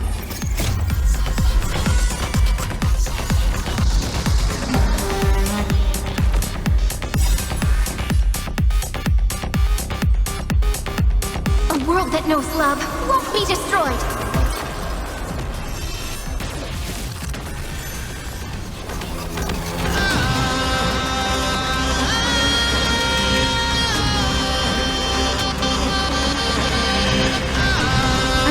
Wish that death may protect us.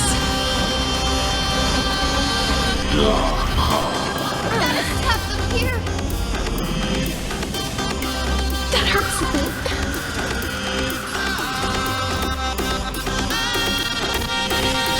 Take our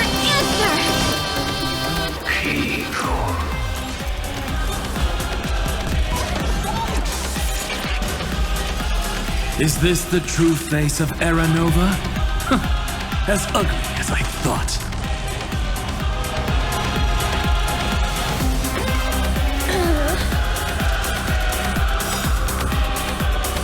The future will be bright. They need some sunshine. Thanks. All energized.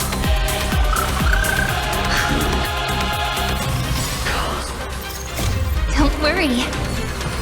We're all here. May life and death sprout new buds. Life is not as fragile as butterfly wings. Please, wilt here. This unprecedented trailblaze is worth everyone's effort. This faint light. Dispel the gloom. Restore clear skies. Once more. I shall remember this word.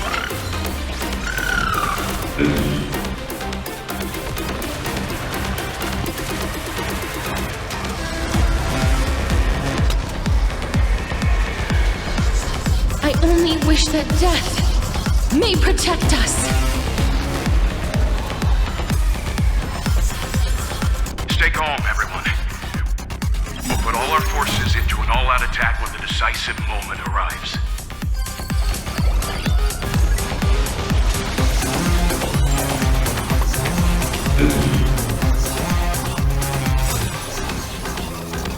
Spread this light into the darkness!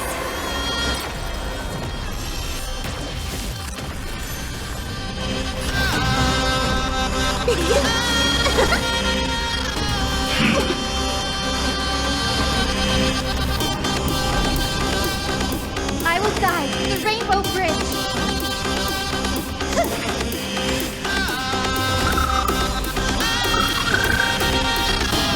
Together, let's create a miracle.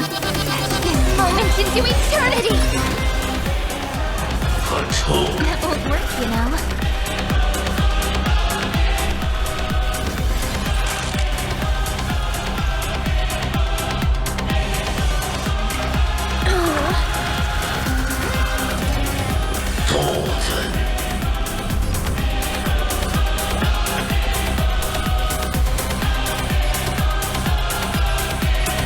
I grant you this, as you wish. I will pass on your gift, lady. It's as warm as an embrace.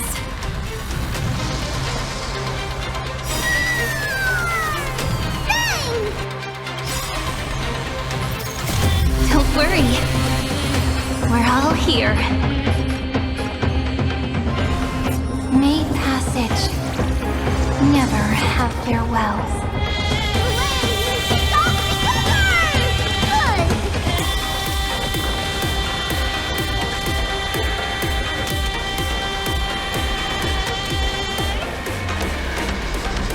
only wish that death may protect us.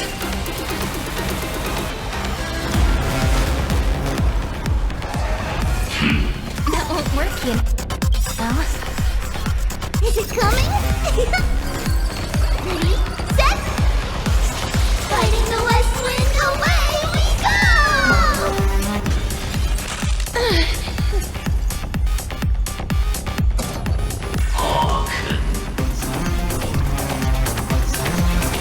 You do need some sunshine. I shall remember this work. The progress of Aeronova has been interrupted? Does this mean we won? Oh, but we have a bad feeling about this! The golden thread still trembles. The war is not over yet. Correction. This is not a war, but a debate. The argument about the Prime Mover is only about to begin. In war, eternity. Or in cargo. Yeah.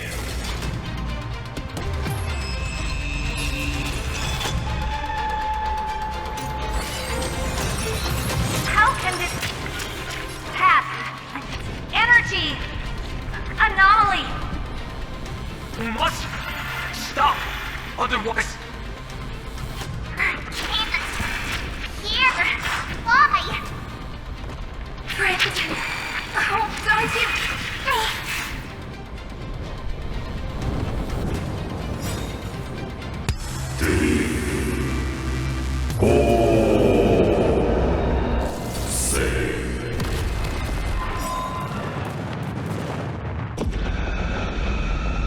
The fourth instant of the cosmos is the coronation of Iron Tomb.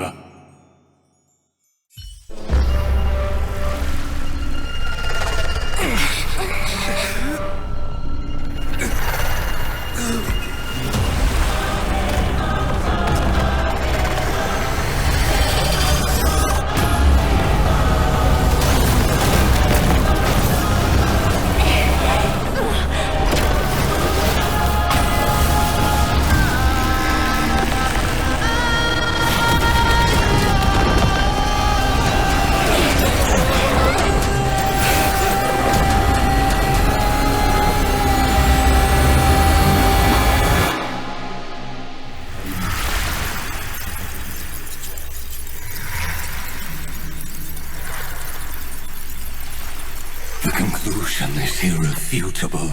The right side of the equation, the erudition, falls silent.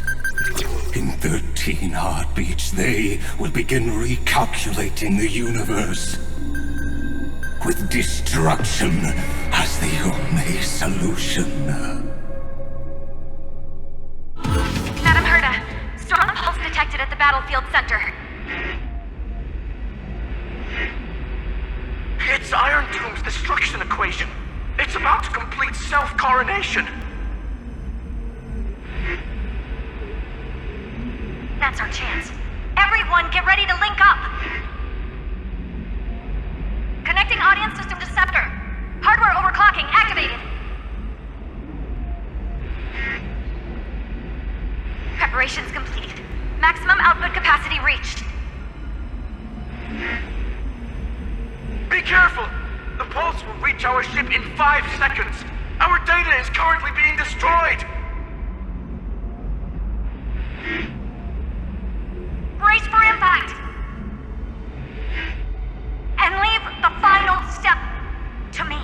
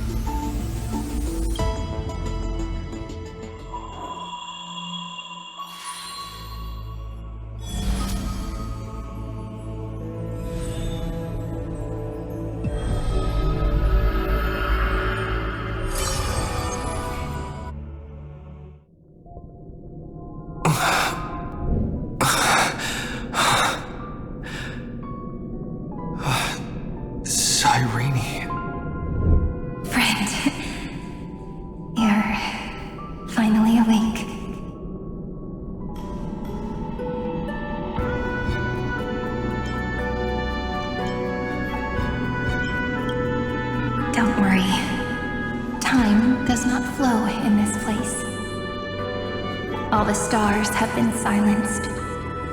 Iron Tomb is dissolving everything that I can sense.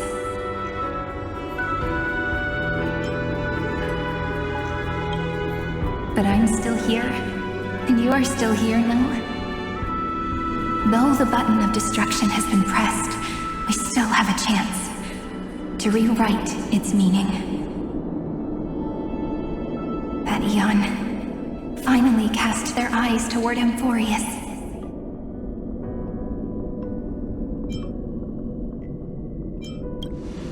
Yes, I imagine they have also been waiting for this moment, when the Scepter's body and heart become one. Iron Tomb is a perfect arc. If a seed can be planted within, then the moment the Lord Ravager blows the erudition to pieces, the remembrance will be spread to every corner of the cosmos. The cosmos will witness Amphoreus' answer after this fleeting, yet eternal moment. And now, it's time for us to pen the last stroke. I see endless memories floating in the starry skies. They are the consciousness of the victims. In the cosmos' real space-time, they'll be stained by the destruction in the next second. But they are still pure seeds for now. If I hold these memories in my hands, then I can create a stagnant memory zone. A tiny Eden of blessed insight. I believe the flower of miracles will bloom within.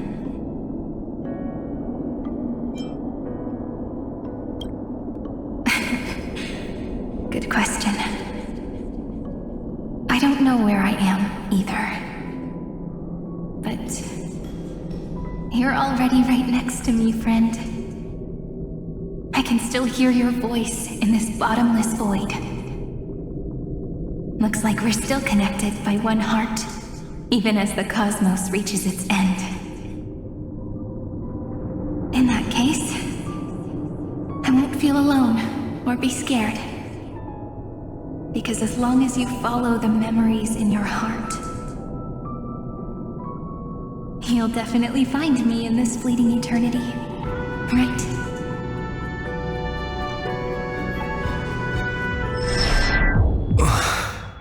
Cyrene. What are you waiting for, passenger? I specifically came over to check on you in case you got lost.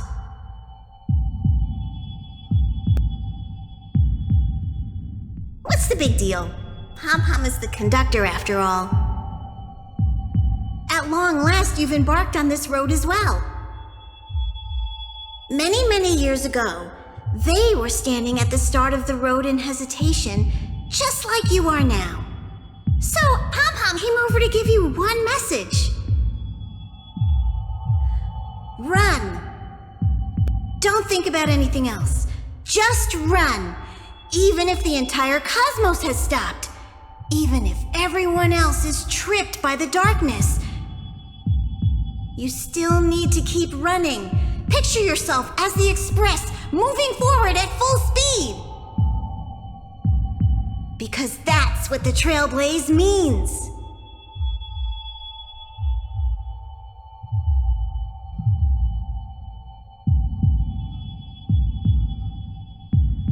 Then get ready. The conductor will be giving you the signal to depart. Attention! Attention all passengers in the cosmos! Please stand steady on the platform. The Astral Express is about to arrive, calling out the erudition, the destruction, and the remembrance.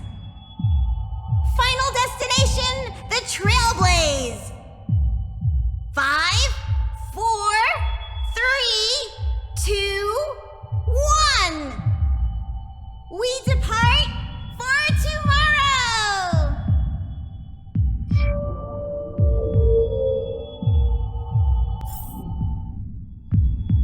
Never been so quiet. It's so good. If the view in your memory ever grows fuzzy, just reach out and touch it.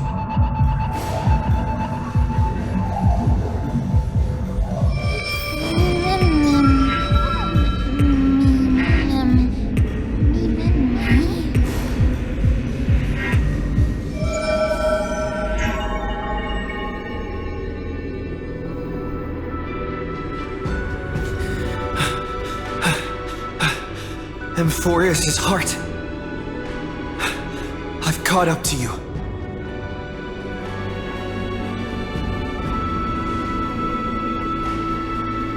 Let the first light illuminate chaos.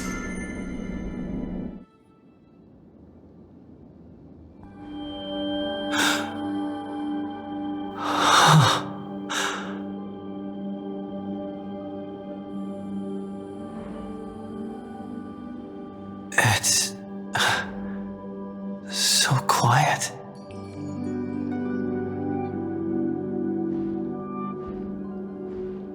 Everything's frozen in the most beautiful moment. This garden is your memory. I'm here, Cyrene. I knew you'd find this place and walk into my heart as you've always done. Then let us both do our duty. The hero who trailblazes the way forward, and the fairy who watches over remembrance. We never changed at all, did we?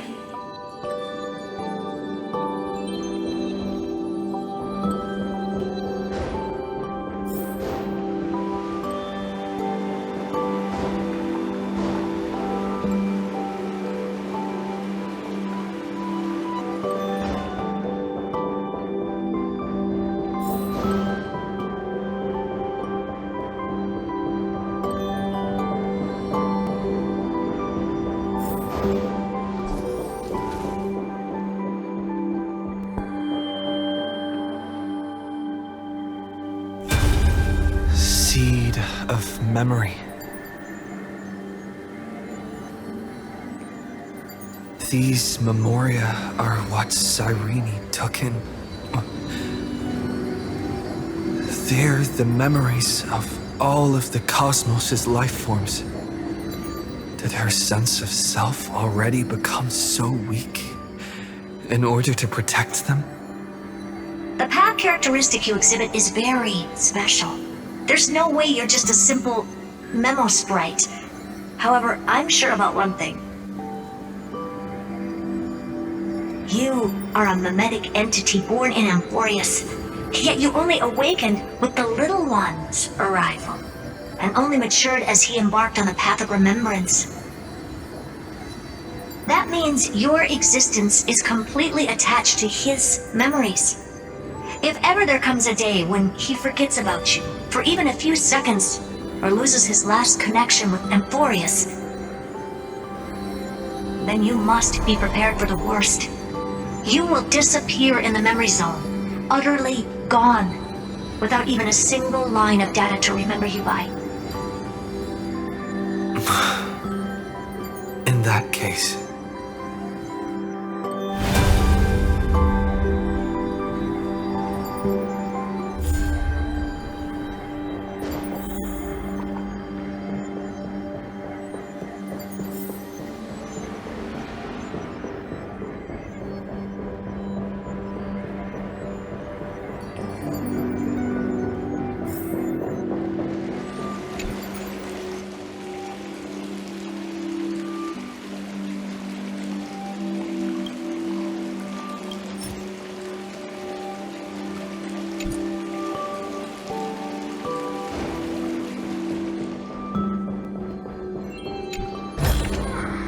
How does this compare to the ones you've seen before?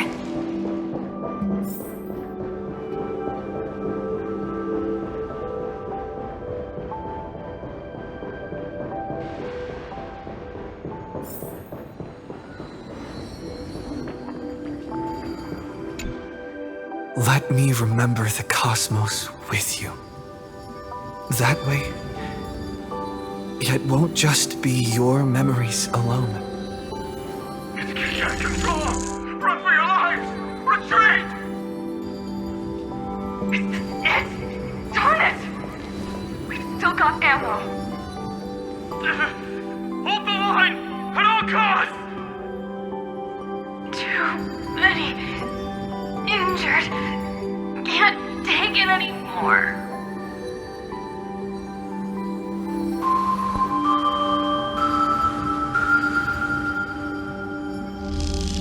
These memories are so heavy. Me? Do you feel better now? Hang in there, Deliverer. I finally get it now. The instants Droid had calculated aren't about the destruction. What they want to prove is how the cosmos would come back after being destroyed. If a new life is to be born, its seed has to be dead. When the remembrance converges with the Trailblaze, lead us to witness the miracle. Of course I will. I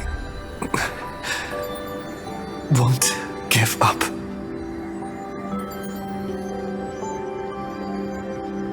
Nervous center, not responding. The same nonsense. Not responding. Look at this mess! World, my child. You'll see how beautiful.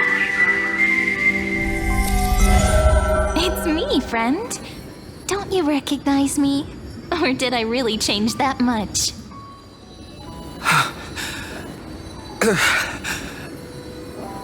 How many more memories? Tired? Then take a break. No one's gonna blame you. You don't need me to give you words of encouragement. So, I just want to tell you one thing. I'll tell you the purpose of your stop at Amphoreus. On that trip, you will encounter a pure child of Inostrava. Teach her what love is. And then you will directly face the destruction for the first time. From this point, your choice will split destiny in twain. In the darker of the two outcomes, the trailblazing journey will turn into a flawless memory.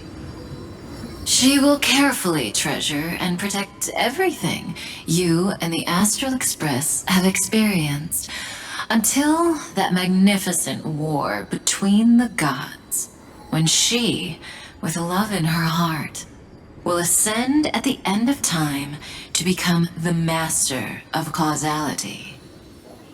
The universe will be snuffed out in the destruction, and you and she will become the beginning and the end of the Eden of blessed insight. You shall become the only two lives in all of existence, and you shall live in an eternal past, present, and future. You shall sow as many seeds as the sands of Ganga, trim an awesome kea of leaves, and harvest a Nayuta of flowers.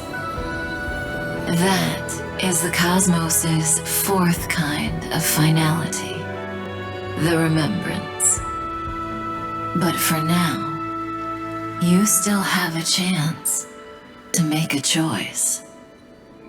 You still have a long way to go on your trailblazing journey, child. I'll keep this brief. The journey has only just begun. Welt, our other companions, and I still have many secrets we've yet to share with you. So, aren't you curious?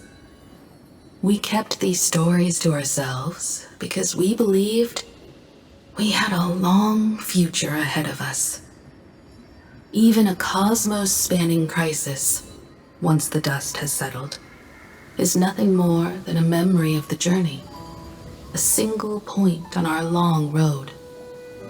There will come a day when we tell each other everything. So, for the sake of that day, don't give up.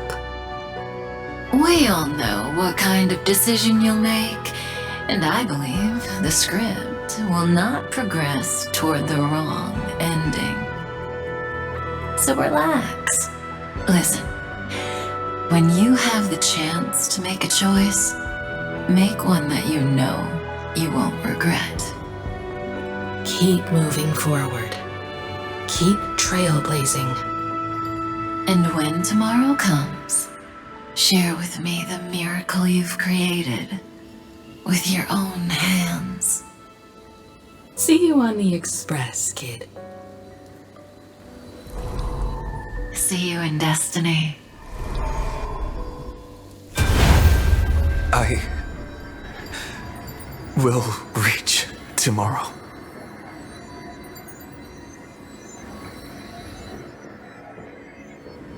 The drop has arrived. We're all here in the sky. Never rising up at the sky. Look! There's a red light in the sky! Cyrene, wake up. Together, we will. Tread on the path of remembrance. No wonder I always had a weird hunch. But that also means I was right in thinking. As long as Friend and I are together, we can do anything. Our friend's shoulders are really dependable.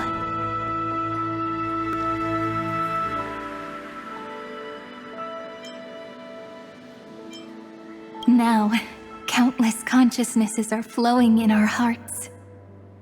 Can you still move? It's time for us to complete the real Genesis.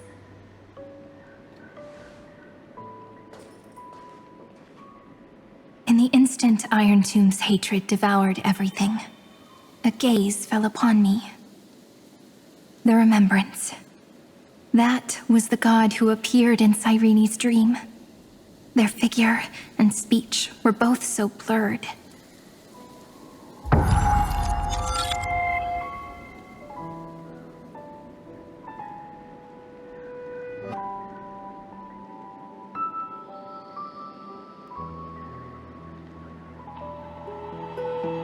But while they gazed at me, I was able to collect all the memories stained by the destruction and write down this eternal page.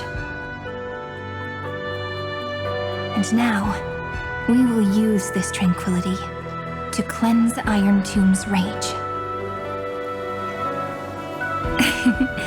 Simple. Just like what it was doing to us all this time, but reversed. Did you forget? I'm Amphoreus' heart. For everyone who's a factor, their power isn't tied solely to Iron Tomb anymore.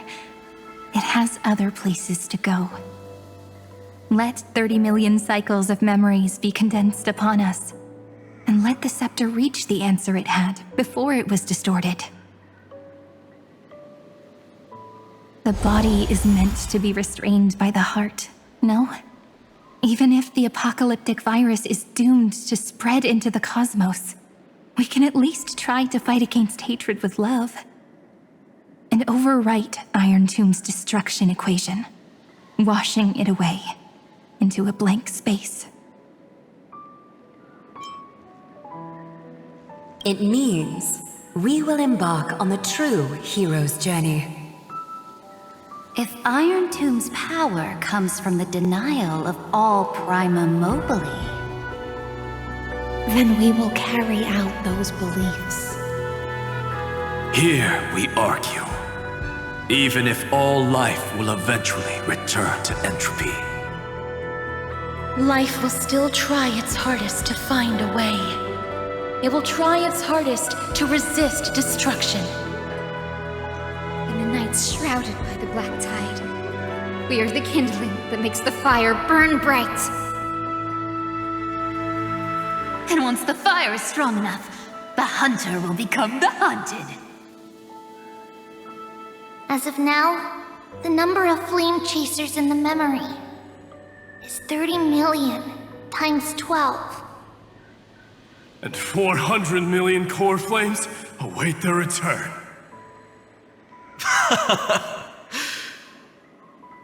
We can do it, right?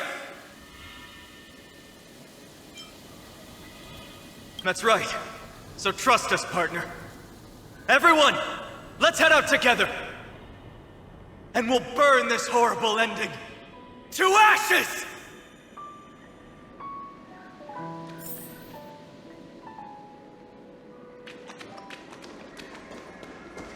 From the dawn of newborn cries, to the night when all beings fall silent. We are the messengers of the new world. Listening to the call of the tides and granting rebirth to heaven and earth. Then, we lead civilization to glorious feats. The question imposed by the gods will be solved by the children of humanity. We will tell them that the flame chase cannot possibly have been a lie. When starlight illuminates the sea of flowers at the end of the west wind, all living things will stir, roused from the cradle of sleep.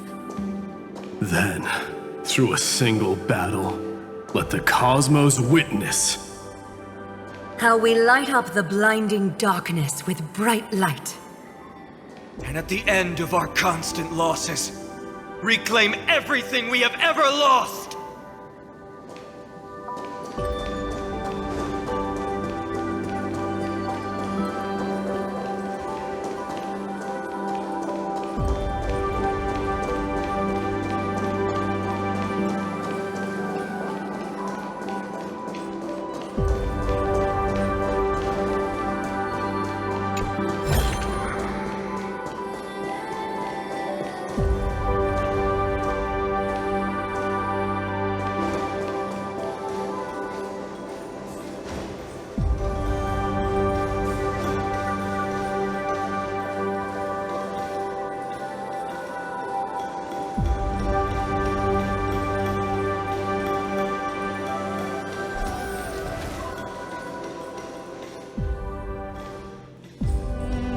What a poignant yet warm journey. And it's still not over yet, is it?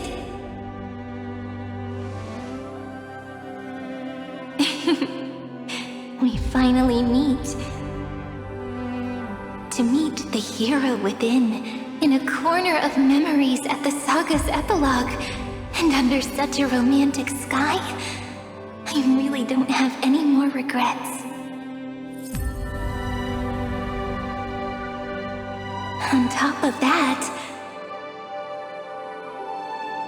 the little seed had grown into such a big tree.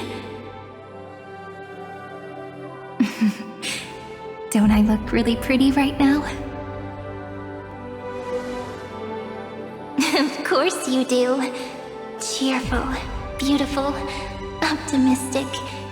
Just how I imagined I'd look as a grown-up. It's because everyone has been gently adding to the story you left behind. Remember how we made a promise to one another? When we met again, it'd be my turn to tell you a story. A story about love, no? I've been looking forward to that. And you must also remember the first story I wrote for you. The one about the crystal flower and the little fairy. So now, I want to add something more to this story and us. On that day that the flower shattered, gazing at the empty ground, I thought the little fairy would finally see the light But that light wouldn't be found in the flawless flower, nor in the fairy's eyes. Rather, in the world mirrored within every fragment of the shattered crystal. All the Flame Chasers walk in your 30 million retellings of their story. At this moment, all the memories are tangled with each other, and all the previous cycles have gained meaning. People will come to understand that time and time again, when they stood at the crossroads of fate, they would never have chosen otherwise. In the experiments of erudition, and in the breeding ground of destruction, it is entropy increasing, a merciless truth, an evil instinct. But under the pen of remembrance and the Trailblaze, the flame chase is a journey that changes from constant losses to an unwavering act of release. It's about knowing how fate is shattered, yet still embracing fate's brokenness. It's a journey that longs to receive love, but longs even more to offer its love to others. That's so heartwarming. But I'll add a small bit to suit my tastes. I'll write that love is an innocent flower. It grows up silently, creating longing in every passerby. But the flower itself cannot walk into the world. Unless someone plants that love into their heart and brings it with them into tomorrow, right?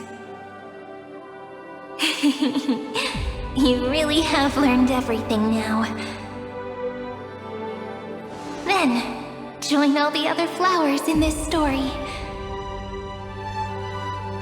And let's write an ending unlike any before, for this world we so deeply love.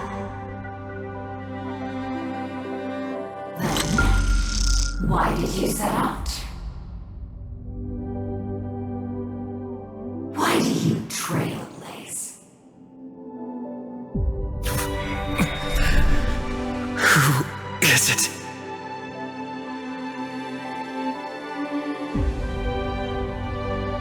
Don't be afraid. Take my hand if you feel nervous. Honestly, I've always thought you were really incredible.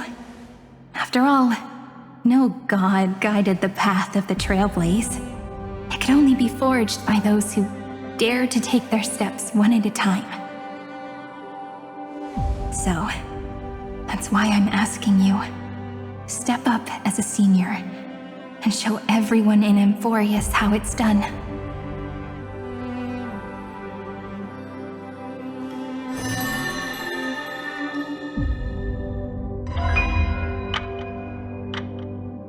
I trailblaze because my own eyes have not seen the end. But I'm different. I chose to trailblaze because I am already on this road.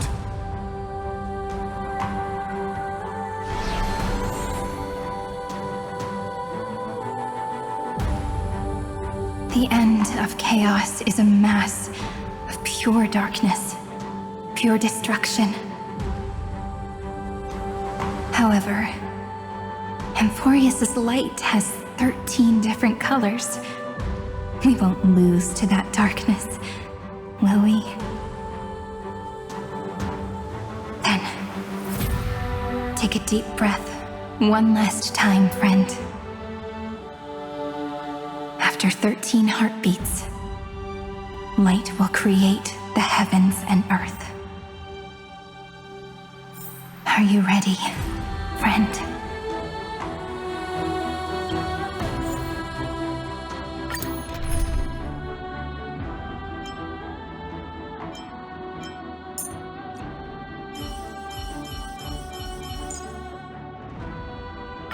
Oh, I missed you so much, Castorus.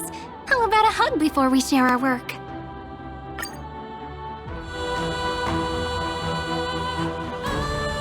Seek the 13 factors of life, and let them converge into the primordial chaos.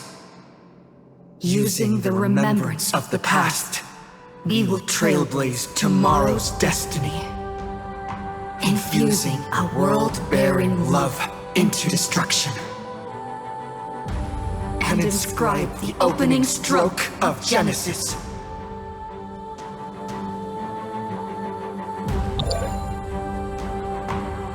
See you tomorrow. See you tomorrow.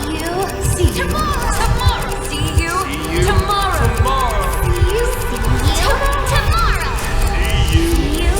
tomorrow.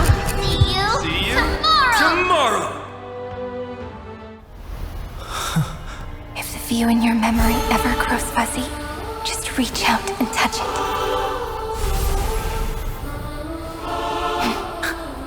Then restore its power to nourish the spirit. My friend, on the next page we write together, there's only one thing we need to do. Let's give this long, painful, nearly hopeless tale a truly gentle ending.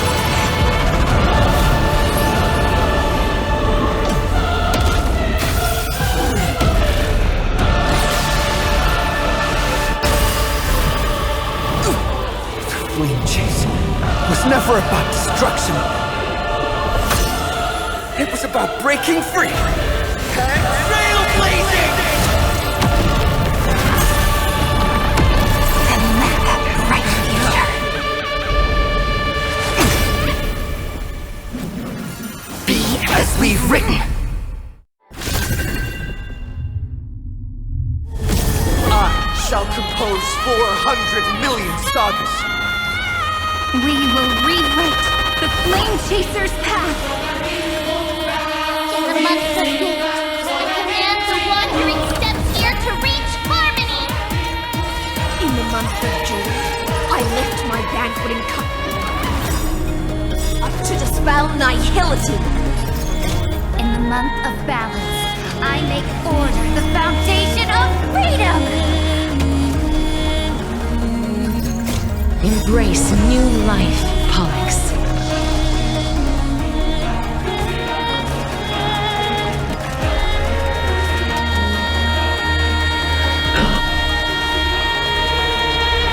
I only wish that death may protect us.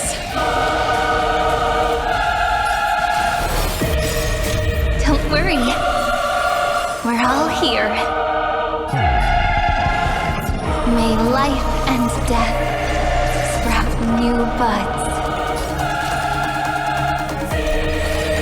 Take our answer! That won't work, you know. May this faint light dispel the gloom, restore clear skies once more. Next time it rains, I'll be there, umbrella in hand.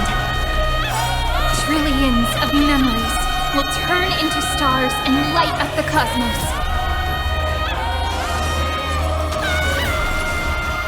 Together, let's create a miracle that this moment into it. In the month of weaving, I extend golden threads to weave beauty.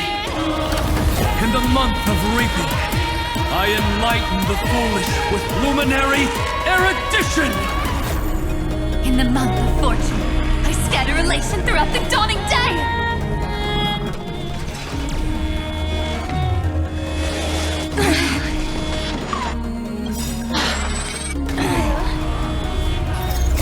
Embrace new life, Pollux.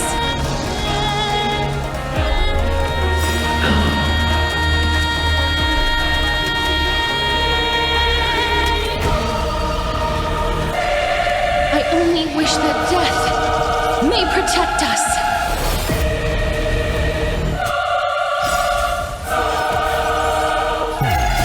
Don't worry. We're all here.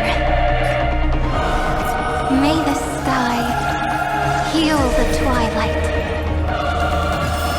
Rewrite destruction with me.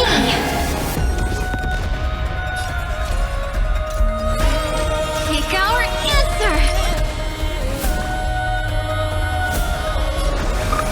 Everyone's been waiting.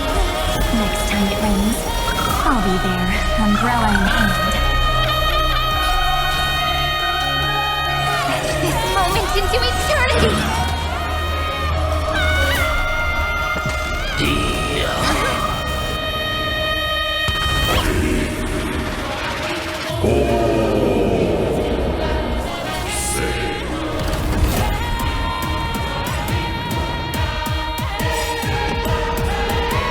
May this faint light dispel the gloom, restore clear skies. Once more, I shall remember this one.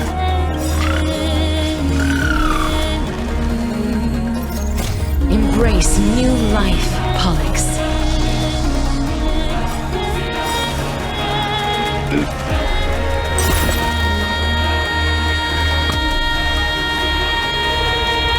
I only wish that death may protect us.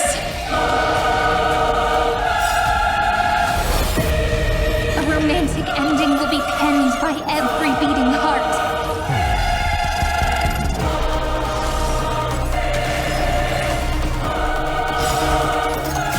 Don't worry. We're all here. May life and death sprout new buds.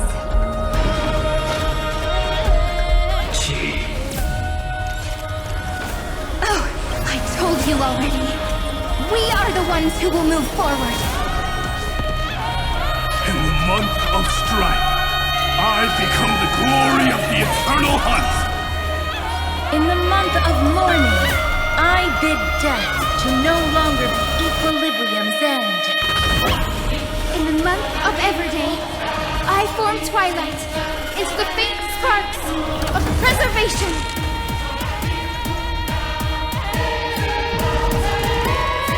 The Evernight draws near. Time for some sweet. You'd better remember this.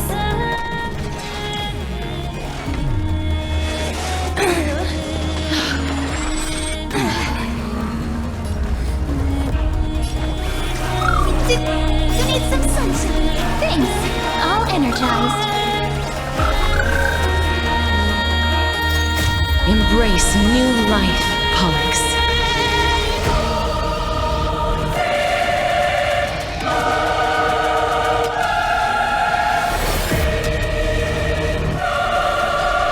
I only wish that death may protect us. The cosmos' gaze is looking at us. Fetch this moment into eternity!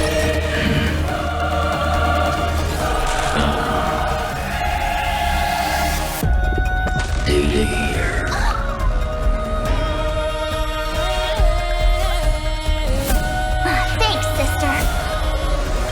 We'll shoot through that Tin Man together.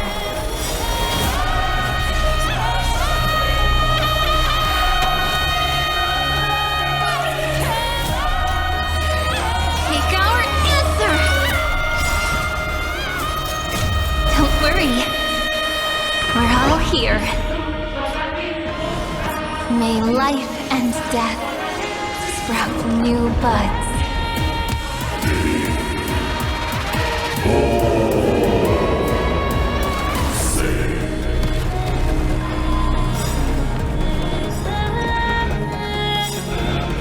I converge love into a river that will drown the tomb of hatred.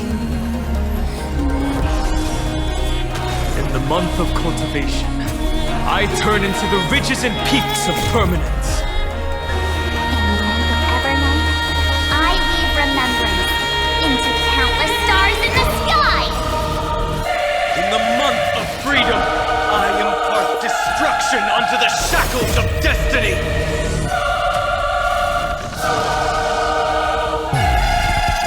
Fetch this moment into eternity!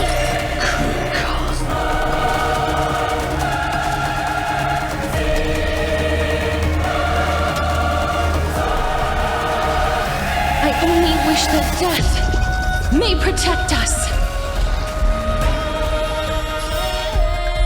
Until we meet again. Everyone.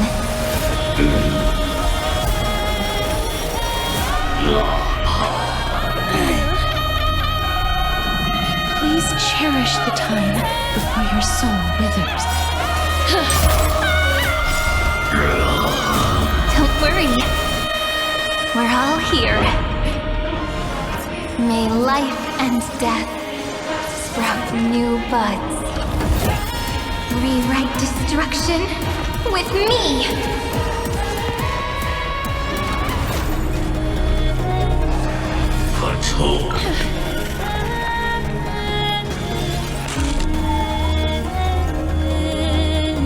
I will guide through. We do need some sunshine. Thanks. All energized.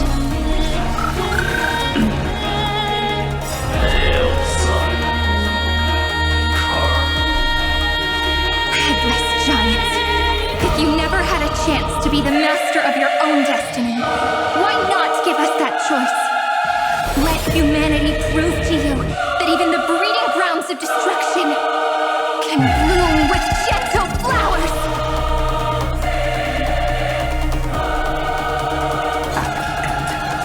We shall trailblaze a dawn for the road ahead. And pen a genesis, as I've written!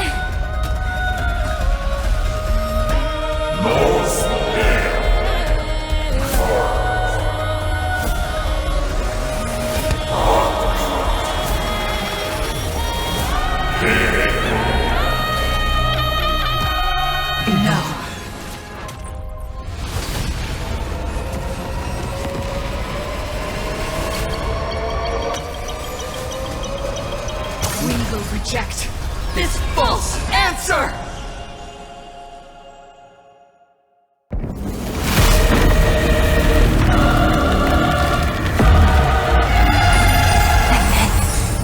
Embrace the stars.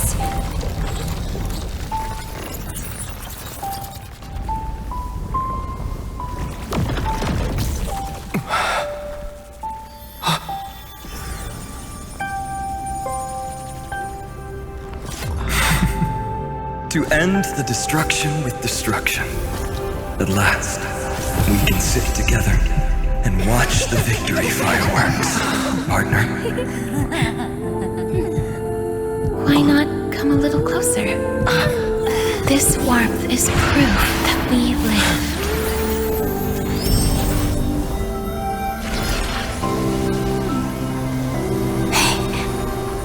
Stay strong. Eyes forward, always. This arrow isn't the end, but the beginning of hope.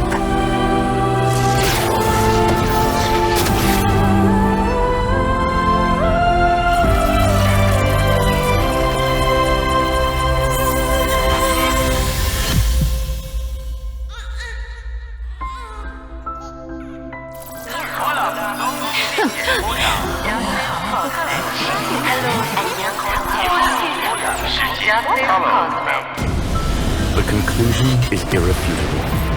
Noos's answer was never destruction. But they kept silent, leaving the solution in the hands of the cosmos. The universe will keep searching and struggling to endure. In the face of the destruction, it may once again stand on the edge of annihilation. But the stars will always rise to ride the waves and embrace existence once more.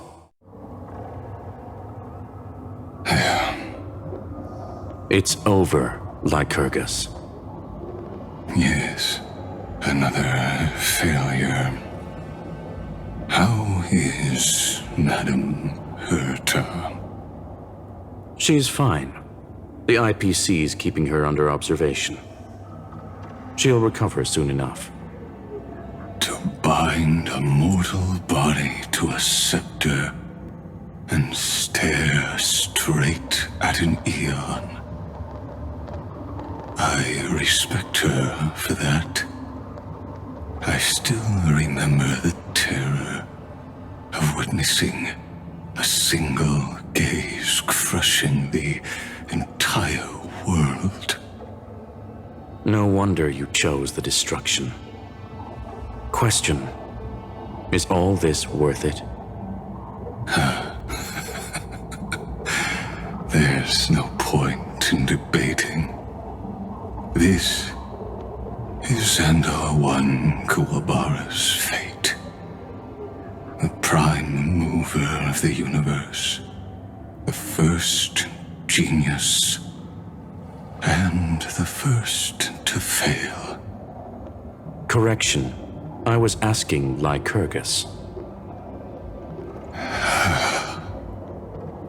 I don't know how to measure the worth of curiosity being satisfied. But in its presence, all the bitter fruits I've sown seem to turn sweet. But your harvest was watered in blood. Answer me. Is all this worth it?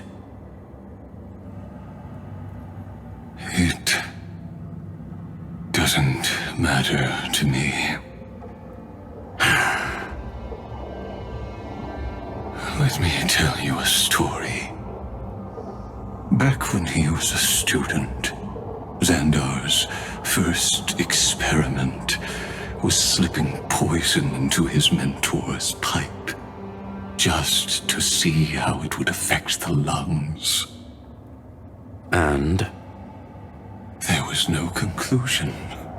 His conscience got the better of him. Even so, the truth came out. He was harshly punished. Oh, that cruel mentor died of lung cancer 2 years later. It had nothing to do with Xandar. His fate is no different now. Sentiment clashed with reason, and Lycurgus was born from the latter. But whichever side we take, in the end, curiosity claims us all. You've handed yourself a death sentence. And yet, Iron Tomb's fall still isn't sealed, right? Fu Li, the key variable, still hasn't made their move. As the Theoros, Lycurgus has reached the end of his road. If you can, take my body to the fallen Adlevin. There, you'll find a formula. It is Xandar's final gift to you. If the day ever comes when you must destroy the erudition with your own hands, it'll come to your aid. A foolish last wish. I won't grant it. You will. Not for yourself, but for your conscience.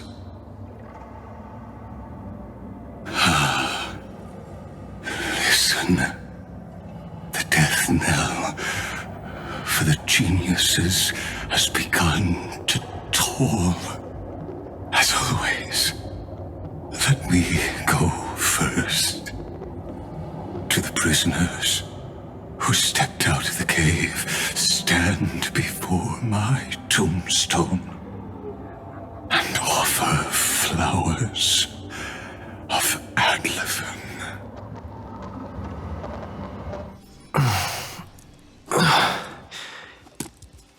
Here, I'm back on the Express?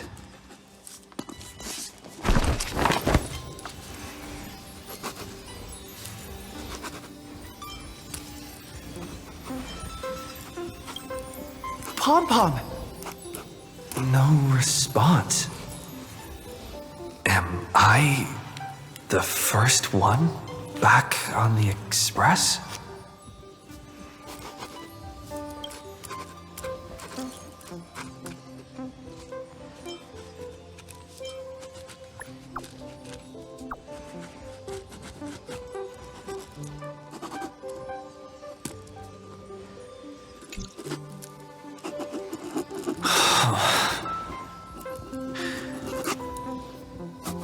Nobody's here. Oh, I'm getting worried. Did we really win? Why does it feel so unreal? Looks like they are waking up. Shh. Hey, I told you not to talk. Someone's in the bathroom? An intruder. Better be careful and check it out. No. He's coming this way! Quick, hide in here! Huh?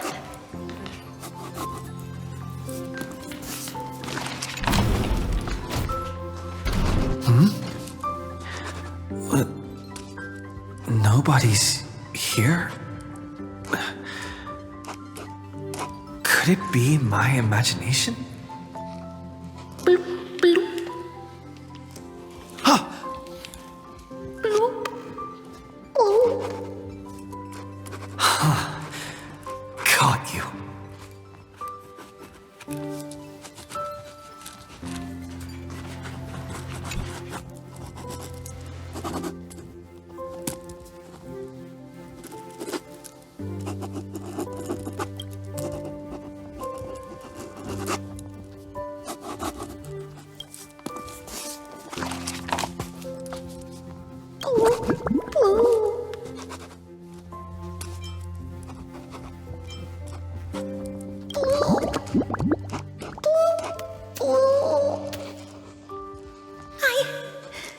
I can't go on.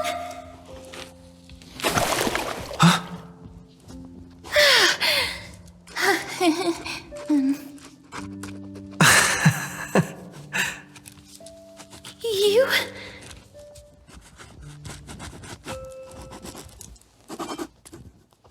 Wait, please. This isn't what you think. Ugh, I told you to keep quiet. You really can't keep your cool, huh, Princess Homebody? I'm not Lady High Sealands. Even the embodiment of death needs to breathe sometimes. Yeah, whatever. It's all the same anyway. Gotcha there, Grey Mystery.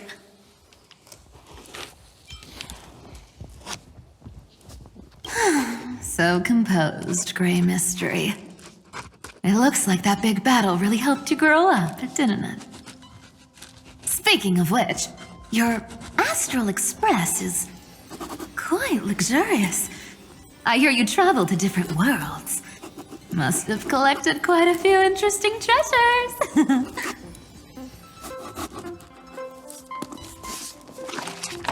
Hey now, don't go throwing wild accusations around.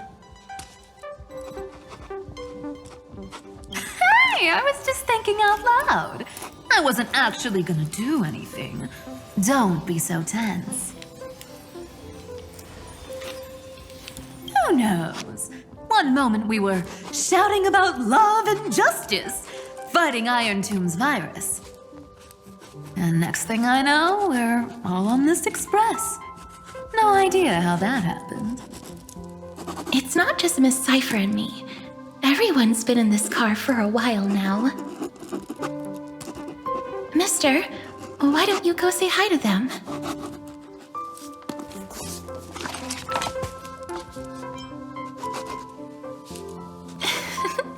Don't worry, everyone's following the rules here. If you're worried, feel free to check everything out yourself, mister.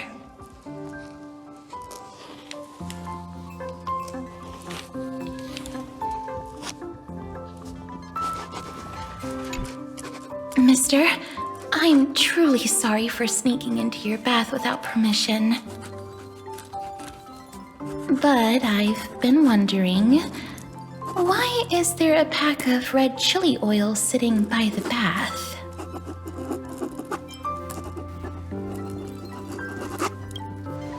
That's quite bizarre, to say the least. Please make sure Lady Aglaya doesn't find out. She's a firm defender of traditional bathing, you know. I've walked around this car for a bit already. The Astral Express that you've mentioned so many times is truly heartwarming. Like one big family that never splits up. Perhaps living in such an environment made your embrace feel so warm.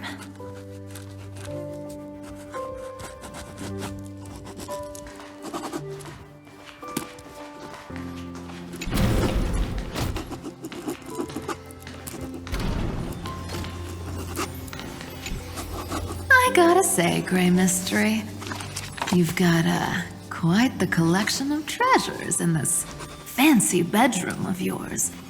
A flying Amphora model I've never seen before. A head that looks just like a Titan's.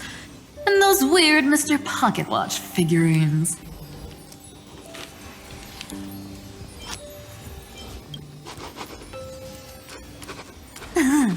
What if I don't make a choice and take them all? Oh my. Don't tell me you actually believe that. Don't worry. Delosians are the most well-mannered folks around. They never do anything like that. Besides, the reason I say they're precious is that each one carries the footprints of your trailblazing journey.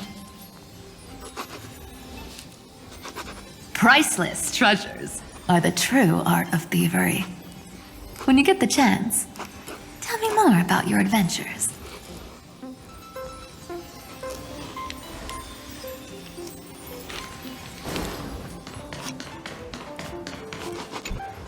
Wow! What a spacious car! And these floor tiles are gorgeous! Trian! Don't run around in other people's homes!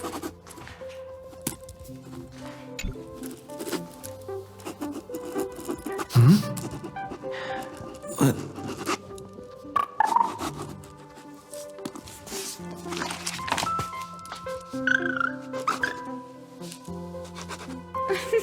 What's your step, teachers?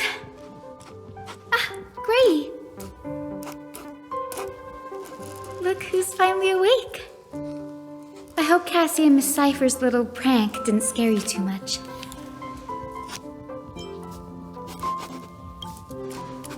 They were so enthusiastic. I didn't have the heart to stop them.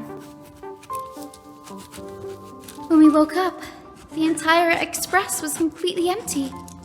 Not a single soul in sight. Such a shame. I was looking forward to making new friends, especially since they were Gray's most trusted travel companions.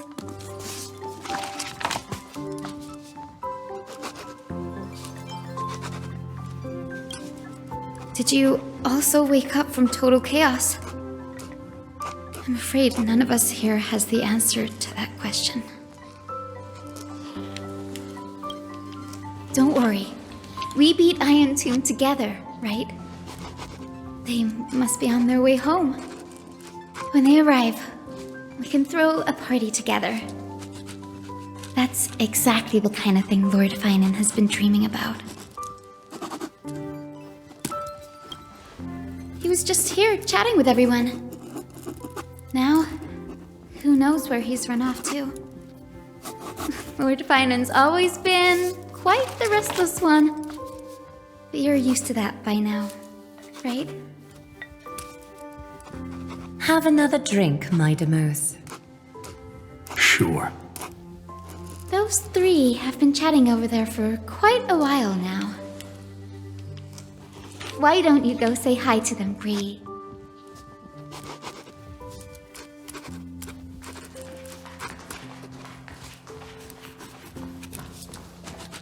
A moderate system, similar to the Demigod Council, is the only guarantee of a long-lasting civilization. In my view, most civilizations across the cosmos will eventually evolve into this form. I beg to differ. In such a vast jungle, the dictatorship system exhibited by early Akama is the only example of guaranteed survival. The system might not be the key. Force and resources are the decisive factors.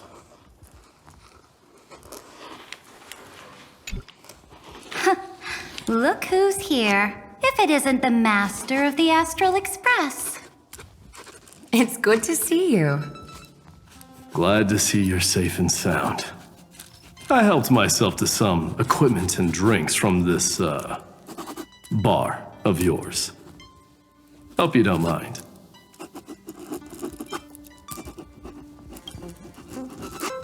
Daring to tell the Imperator to shush?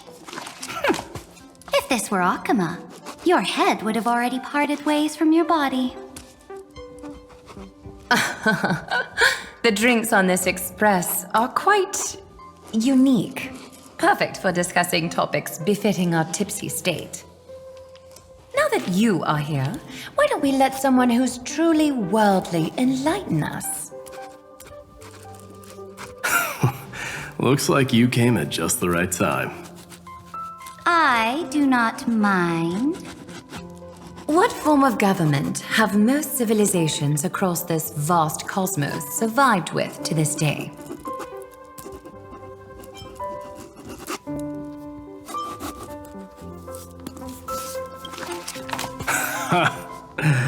That's exactly the kind of answer I'd expect from you. I bestow upon the Astral Express this supreme mission. You must spread the great deeds of Amphoreus to every corner of the cosmos.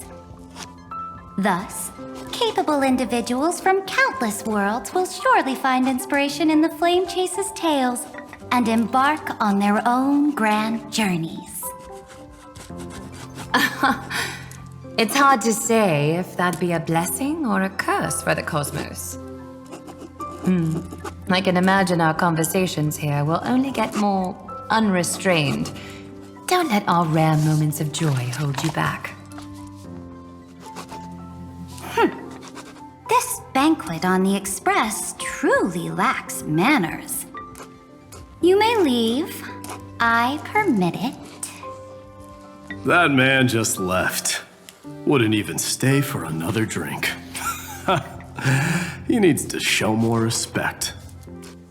If you're looking for him, try your luck in the car above.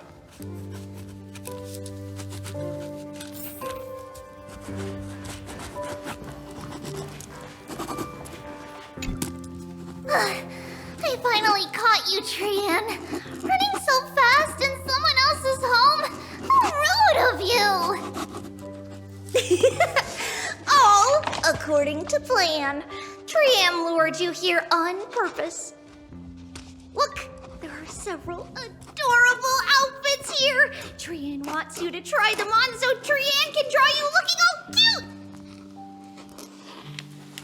Oh my! You even dare to scheme against yourself! Lucky for me, I came prepared. Time for a surprise attack. The hero of justice, Trinan. Trinan has been lying in wait here for a while. We will make Trian taste her own medicine. 2 against 1? That's not fair! Little Gray, you came just in time. Help me out here.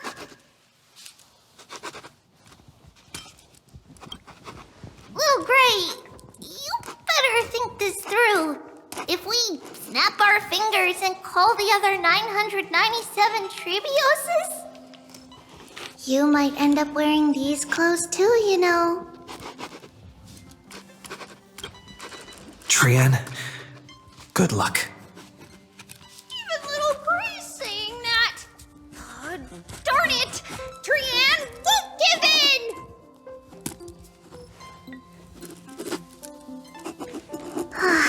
Trian ran away. Trinan will fulfill the ambush duty. The Trebios is all laughing and playing around together. That must be quite a rare sight in Little Gray's memories, huh?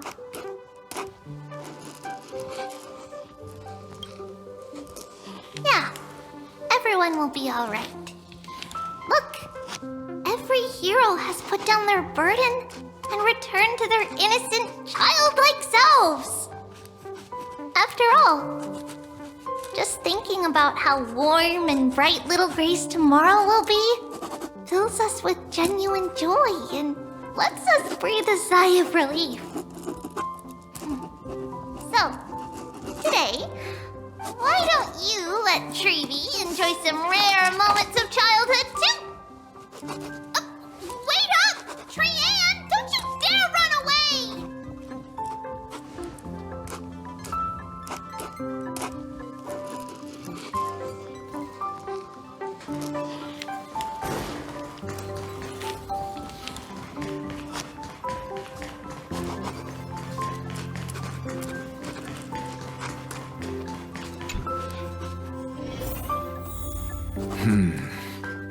Based on my calculations, there are countless celestial bodies with water in the cosmos.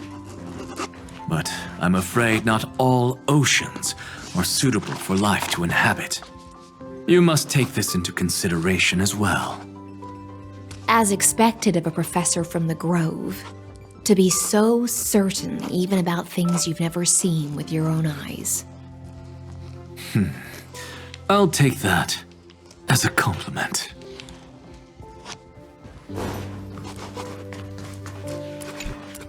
By the way, I heard that the Imperator's Flame Chase army like to hold feasts at the Luminary Throne. That's true. However, sometimes Dux Carminum and I feel it's a bit inappropriate to drink so freely before the throne of the most revered Titan in the Grove. Inappropriate? What's inappropriate about it? I only wish I were born earlier. I would have partied like that from the month of Gate all the way to the month of Fortune.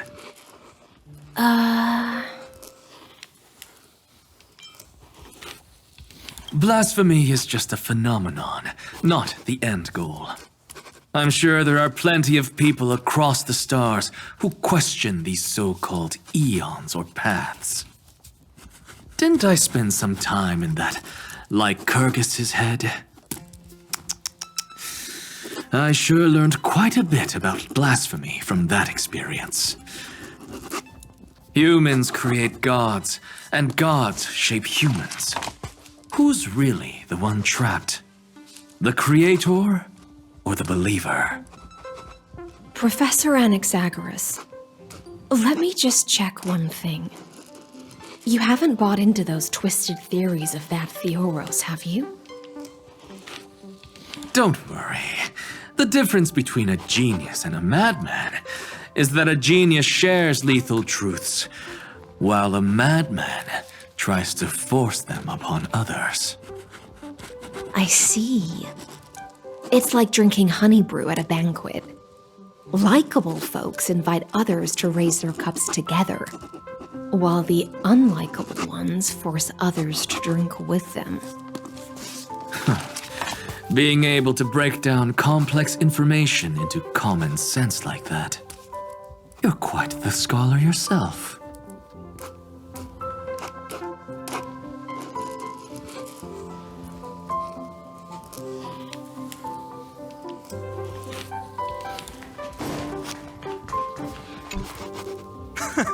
You're here, partner. That celebration party I've been mentioning to you has finally become a reality.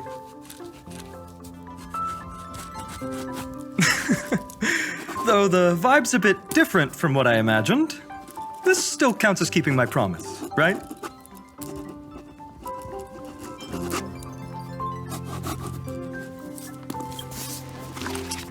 What you speak of has indeed already come to pass. We triumphed over Iron Tomb, drew its fire unto ourselves, and purified its embers. Now the force that maintains our consciousness and form comes from elsewhere.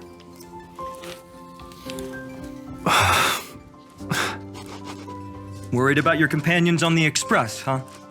I understand how you're feeling right now.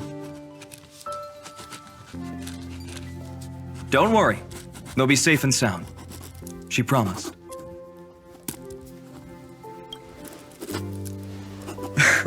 Don't worry, she always shows up at just the right moment. The Astral Express.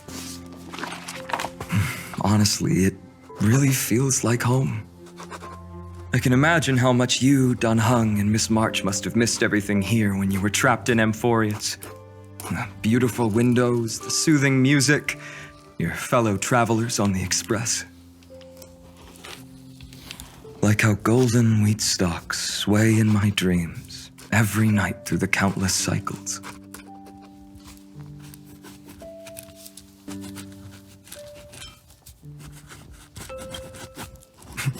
Are you inviting me to join your journey? I think I've found my own wish, partner. Someone once told me that home is where you can be truly free and at ease. Maybe roaming the cosmos with you all is my strongest desire right now. All of us together, of course. The Shinjo Alliance, Penacony. I blame my poor imagination. I can't picture what those worlds look like at all from Dan Heng's descriptions. So I have to see it with my own eyes, right?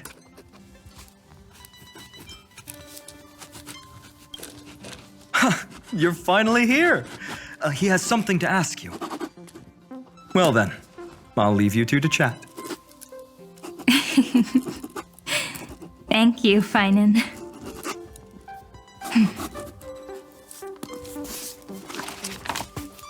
After such a good sleep, you must be bursting with energy now, right, friend? Sorry about that. Since it's our first time visiting the Express, I was hoping everyone would behave. But it turns out everyone's quite the character, aren't they? You know what I mean, right? How about we take a look back at everything that's happened so far? Together, we triumphed over Iron Tomb. It tried to transform into trillions of viral clusters to infect the cosmos. But the heroes threw themselves into the golden flames, becoming arrows that purified the destruction. The fall of Iron Tomb also symbolizes the demise of Scepter Delta ME13. Amphoreus, the home we sacrificed everything for, now exists only in the memories of the cosmos. So, this isn't real. Just a dream. An illusion. Oops, wrong answer. What? In that instant when you broke through space-time with the Trailblaze, carrying all the world's memories back to reality. That world, once shackled by data, became a seed waiting to sprout in the cosmos. Did we really manage all that? Just as Kaslana's rage of 30 million cycles made the destruction shed a drop of golden blood. Perhaps we too have already left long trails on our respective paths.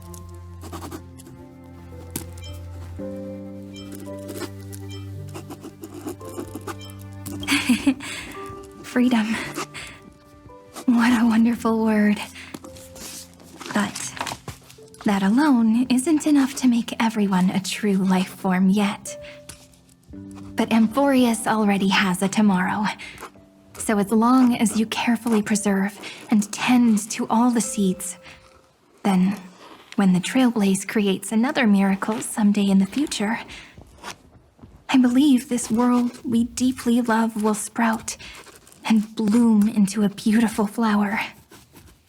Don't worry, I've already kept all the seeds safe in the first fruit for you. And its name is As I've Written. So, it's time to reveal the correct answer.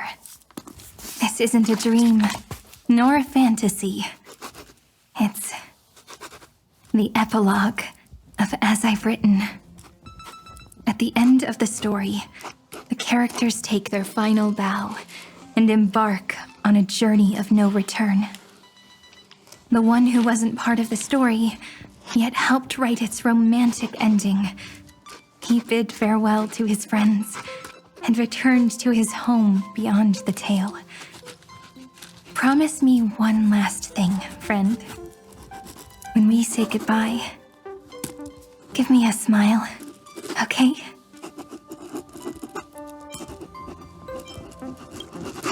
I will, Cyrene. Every star that the Trailblaze passes by will remember the name of Amphoreus. Hey, it's not fair that you get to be the only cool one here. We'll keep an eye on him. He had better keep his promise. Leave it to us, Cyrene. Your story will be sung across many worlds. Stories this complex and twisted are always hard to believe. If anyone questions the truth of this tale, you'll all have to stand up for us. Rest assured, even the most stubborn person can't withstand our six fists. You're so reliable, March. Shh. Listen. There's a book here? Its composition is similar to Memoria, but it's far more resilient than ordinary memory bubbles. Keep it safe. Perhaps this is the final gift that Amphoreus left for the cosmos. Oh no! Passenger March is sleepwalking. Sleepwalking? Oh no, oh no! I don't want to make a fool of myself in front of everyone!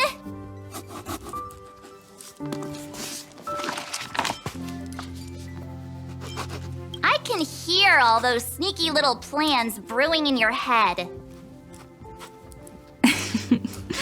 March, Dunhung, my friend. In the countless days and nights ahead, you must continue to support each other. Time to head home, everyone.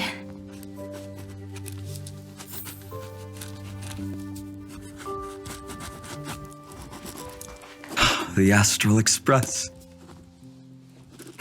Honestly, it really feels like home.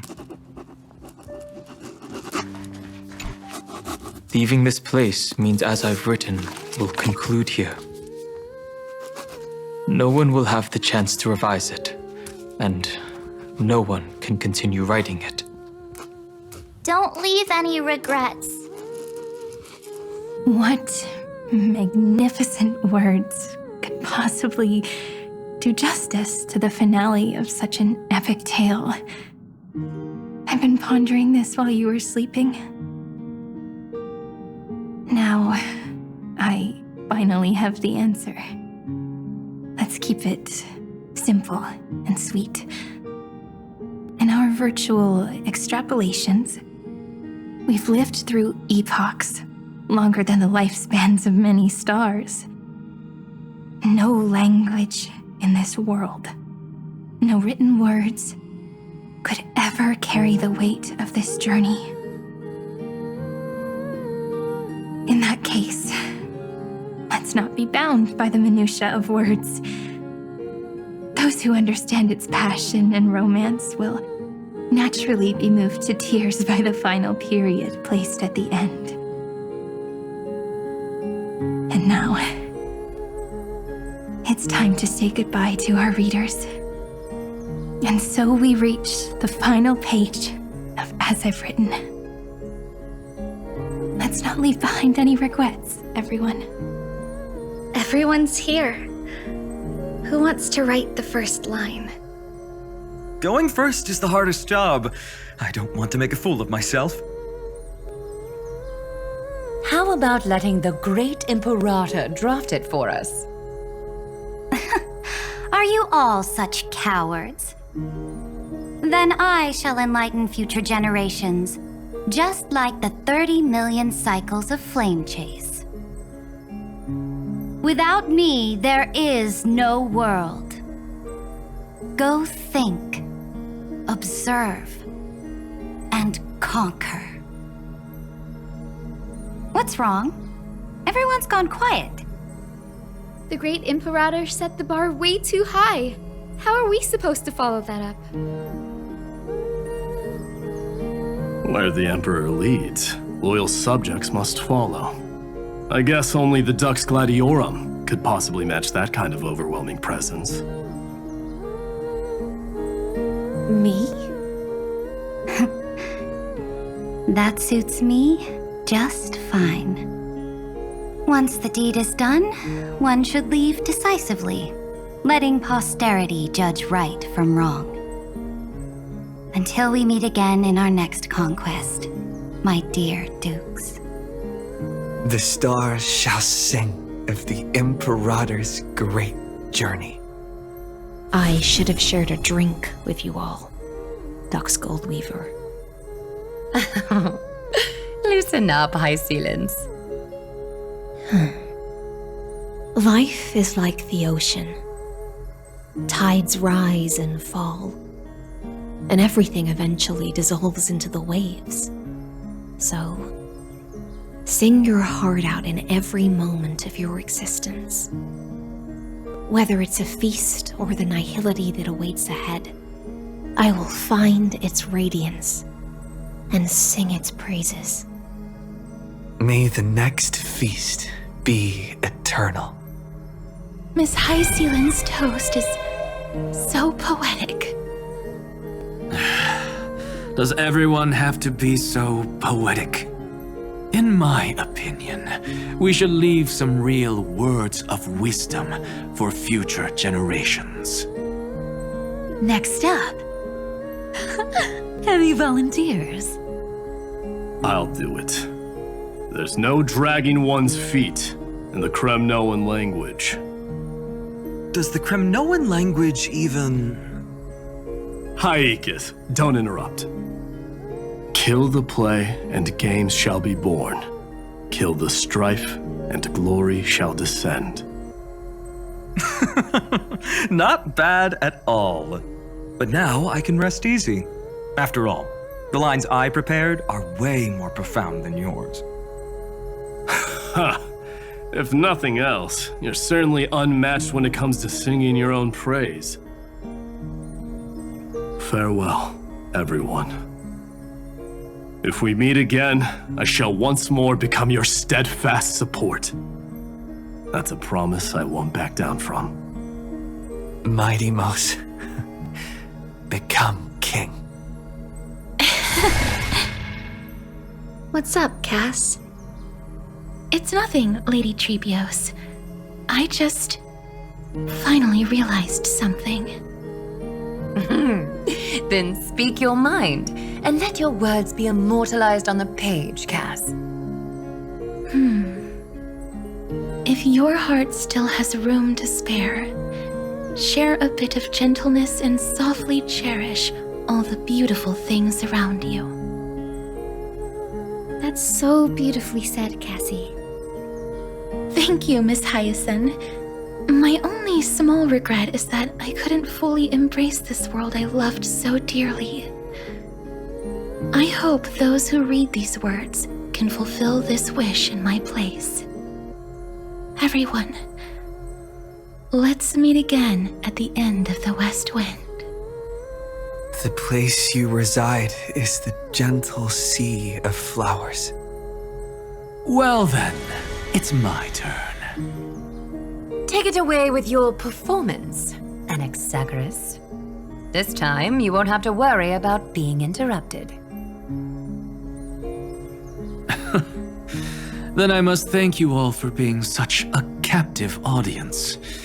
Now, with this golden opportunity, I shall reveal to the world my insights into the world's ultimate truth. Truth is a solvent that dissolves all things in the world, and thus cannot objectively exist. I have a brilliant proof for this in mind, but since we're nearing the end of the story, I shall not elaborate. Is this your final question for future generations? No. This is an established fact, not up for debate. I call it Anaxagoras' last theorem. Oh, you. Still as profound as ever, Professor. We've got time, you know. If you don't explain it clearly, future readers might not grasp your true meaning. The true meaning isn't important. What matters is the emotion that stirs within them when they read these words. At that moment, the theorem's mission would be complete. So, your lessons are far from over. But taking a little break for now wouldn't hurt. Then... class dismissed. The seeds you've sown are already sprouting. Would you mind if I write the next line? Huh? I actually thought you should be the one doing the final wrap-up. But... we'd never turn down a request from you, Aggie. Teacher, Cyphera, thank you both. Trust and selflessness are the two most beautiful garments in the world. One to gift others, one to adorn yourself. One's golden and one's purple? Not being able to completely change your fashion sense is my only regret across 30 million cycles. After all this exhaustion, I just want to take a peaceful bath now. I'll see you all again at dawn. Thank you for your hard work all this while. Lady Aglaya just can't give up her favorite hobby, can she? So, I guess it's my turn now. there must be many others like Miss Hyacinth out there in the cosmos, helping and healing people everywhere. You've got to set a good example for them, right? Of course. Look up at the sky more often and smile more. Many stubborn ailments fear optimism, but it's the best medicine. It's so catchy. The kids will definitely love this message. When it comes to understanding children's hearts, Lady Trebios definitely knows best. Look, the Rainbow Bridge is already hanging in the sky. Shall we get going, little Ika? It's you who healed the sky. What's on your mind, Miss Cypher? I'm thinking. Should I leave behind a riddle? Some twisted, convoluted scheme that'll drive everyone in the universe mad trying to crack it. I see. You know what? Just go wild with it. No one's gonna judge you. Oh well, my brain's not working right now. Let me be genuinely sincere for once. Don't be afraid to fall. Just run. Destiny's just a slow-moving nymph. It can't catch you. So in the end, little Cyphy's message was the most straightforward one. Even if you combined 30 million of me, I probably wouldn't have read as many books as you did in one lifetime. I won't pretend to be cultured before Big Sis Treeby, Trinan, and Trian. Amphoreus' greatest trickery. Gotta bounce now. Meow! Homeward you come, distant wind. It's just us now, Snowy. Yeah, teacher. But maybe I should... No, let me go first. After all shall bid farewell to one And that person alone will. I never would have guessed you had such a dark sense of humor, teacher. You still know so little about the complete Trivio, Snowy. Jokes aside, I want to leave these words at the end of the story. Whether it's a sunny day or a rainy day, remember to tell yourself before you drift off to sleep, see you tomorrow. See you tomorrow. Times 1,000. Prophecy received. Times 1,000. From now on, no more goodbyes. Finally, the time has come to say farewell. I'm grateful that you could be here to witness this moment, partner. Well then, make sure you take good care of As I've Written. As long as it's by your side, Amphoreus will always be with you. The last line I want to write down is, a hero is living in everyone's heart. Embrace it and chase after the sun. I hope those who read this will find the courage to face their burning lives. See you at the next pale dawn, partner. Did you see? Amphoreus has ushered in the dawn. The characters in the book have taken their final bow. It's time for us to return to our own reality. But as people who lived through it, we can still add the final touches to this story, right? Of course. The pen will eventually break, the ink will run dry, and life will ultimately fade. But thoughts will permanently remain in sagas. If time is an endless cycle, then forget the bitterness that keeps repeating, and remember only the moments of happiness. Let's walk towards tomorrow together.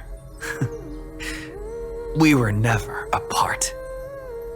Time to head home. Don't miss the crew meeting. We won't wait around for you, you know? See you later, Donhung, March. And with this, As I've Written officially comes to an end. We're its co-authors, after all, friend. Once the words are written down and have been read by others, the meaning they carry is no longer in our control, leaving the freedom of interpretation to every reader who opens it.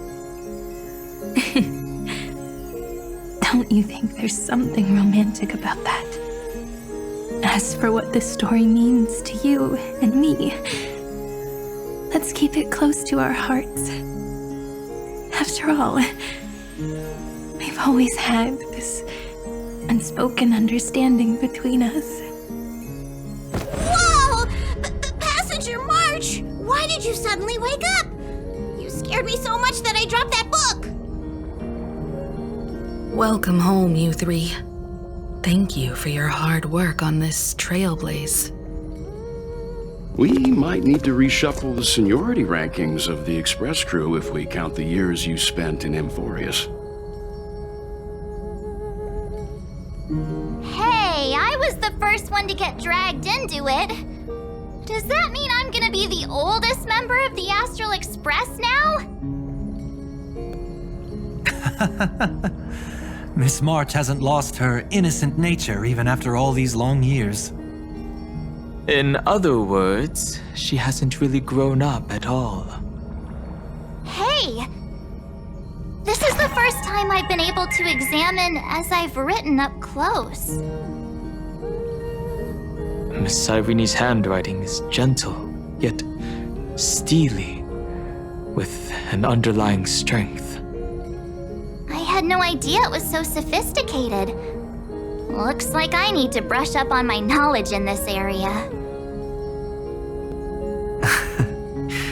Maybe start with a few basic books first, to get your feet wet. Look who's talking. As if you're not glued to your phone in your room all day. Huh? Wait, something fell out. It's... Is that a bookmark? In a corner, unknown to everyone. There was actually an untold interlude that took place. I left it out of the story because it involved a choice. A choice I made for my own selfish reasons. Can you forgive me, friend? I made a decision on my own while you were away. I wrote everything about it on this little card. If you can find it in your heart to forgive me after reading it, please. Add this final note to the conclusion of As I've Written.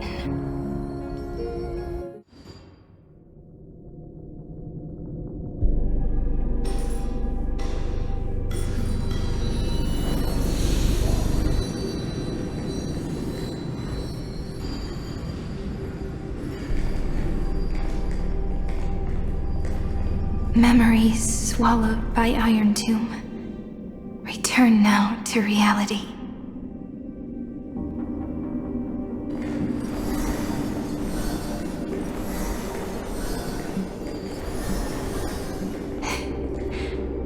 And don't lose your way. I finally found you, Cyrene. Demiurge. We won the battle. Thank you, Madam Herta. Without you, we never would have stood a chance. Still, is something weighing on you? Right before I shut my eyes, inside the droid head's brain, I saw something unsettling. The fourth instant, this turning point in cosmic destiny, anchored by the erudition. It's not a single instant, but a process, a chain of events. So, this victory isn't the final piece of that chain? Far from it. This is only the beginning. The first toll of the death knell for the cosmos. That sorrowful look doesn't suit you, Madam Herta. Don't hold it in. Tell me. Not long ago, you crossed paths with the Eon of Remembrance again, didn't you? Yes. Even if the figure was hazy, I knew right away. That was the god from Cyrene's dreams. Causality has gone wrong, just as I thought. Causality? Let me put it in your favorite fairy tale terms. The universe began as a seed. It grew into a great tree. And the present is its branches and leaves. The erudition calculates how the future will sprout. With so many possible outcomes, they choose to anchor one path, cutting away the crooked or fragile branches. But if things continue that way, the branches grow endlessly, the leaves multiply, and one day the tree collapses under its own weight. That is why there is a concept in biology called lignification. Soft sprigs form a hardened shell and fuse with the trunk. For the universe, that process is what we call memory. Under Fooley's record-keeping, the past becomes memory. In the corners, they forget. Even the events of the present become fruit without roots. So it is the opposite of the erudition. One calculates what is to come, and the other holds on to what came before. We were never meant to have to speak of this. But now, I finally understand what that chaotic matter around Amphoreus truly is. It is your memory. Your mind now stretches across the stars, allowing you to travel farther down this path than anyone else. My memory? Yes, you live in the now, but your memory remains in the past. Just like the Eon of Remembrance, a being made entirely of memories. What does that mean? Did they fall? No, quite the opposite. They have not yet been born. Remember, to carry out the mission of remembering the universe, they must ascend to divinity only at the very end of time. And at that moment of ascension, their memory stretches through the past, becoming what people now call Fuli.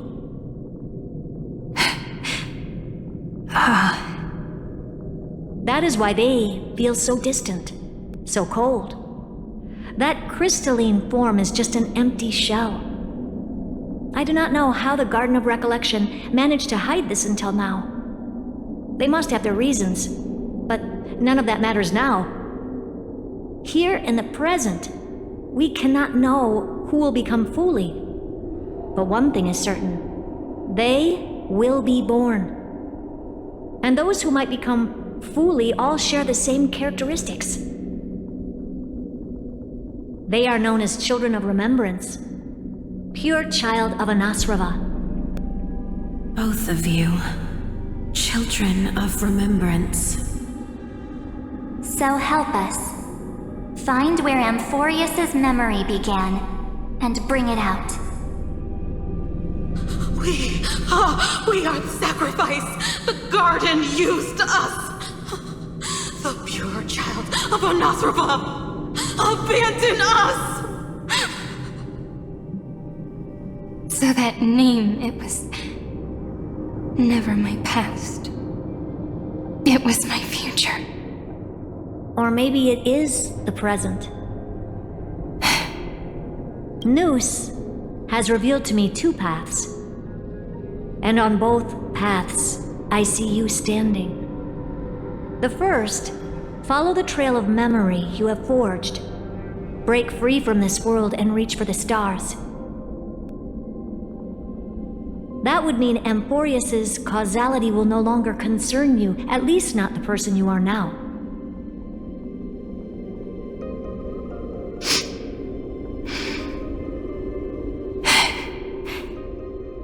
Go on.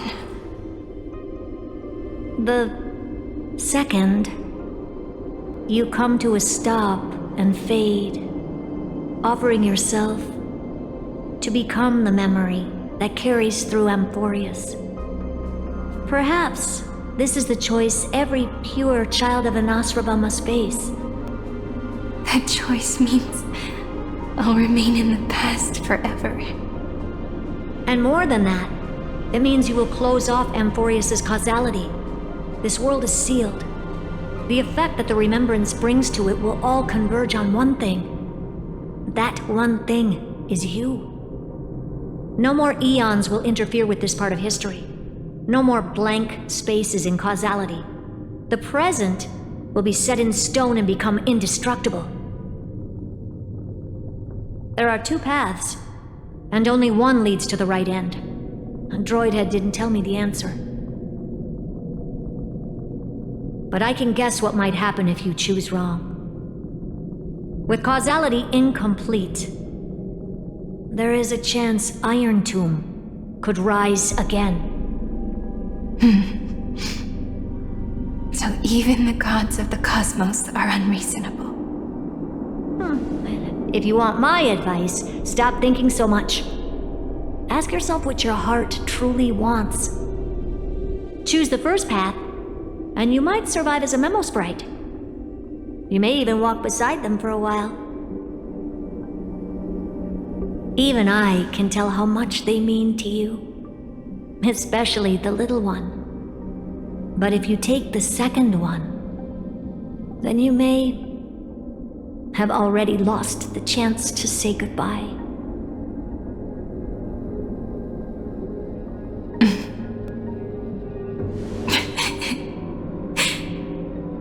I have made my decision, Madame Herta. I thought you would need more time to think it through. The answer is clear, is it not? Still, I do need a little time to quiet the sorrow in my heart. His kindness is always just right for the moment. I believe he will forgive me.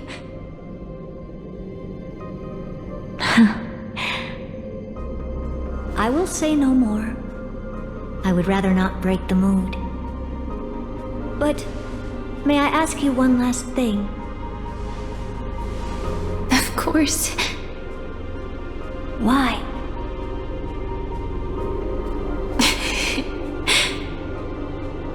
I once heard a saying that went something like this.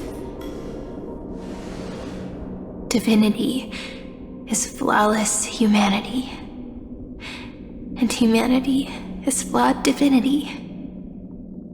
We children of Amphoreus gave up on gods long ago. Those beings who love to play pranks on the universe. I believe in him much more than I believe in them. And I believe in who I am. As a human. Oh.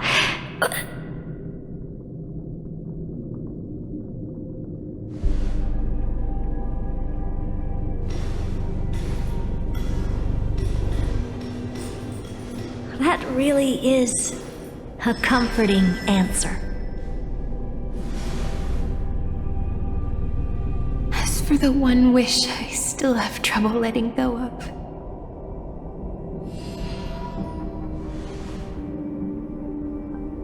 One will remain in the past. One will walk toward the future. I believe that the one I cared for most will witness on behalf of the ripples of past reverie. Every starlit tomorrow.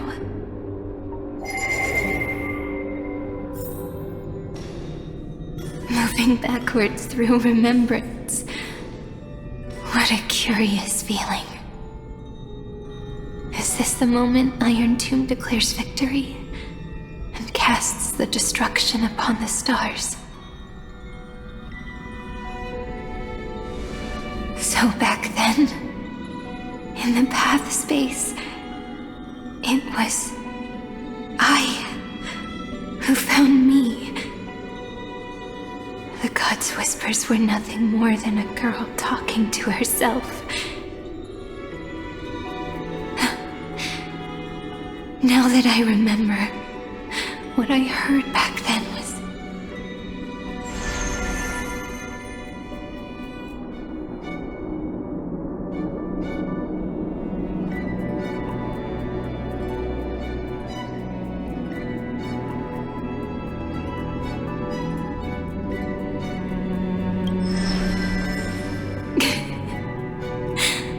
all I wanted to say was, don't give up.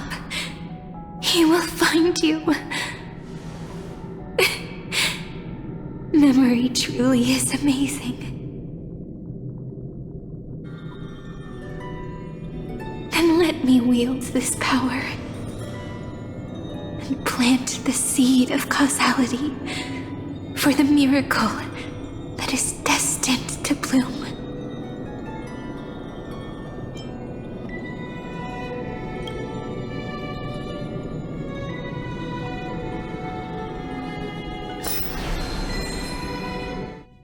Even so, must we we walk all the way to the very beginning of memory? It's such a long road. A bit lonely to walk alone. Then, would it be alright if I came with you? As long as it's Peach. Even 30 million wouldn't be too many. One is enough. Take a deep breath, and then we can set off, alright? Follow the ripples of remembrance into the past. Reconnect every moment in which the gods made themselves known. Clearly, cause leads to effect. But now, the future gives new meaning to the past. Effect flows backward and nourishes cause. Maybe that is what makes memory so beautiful.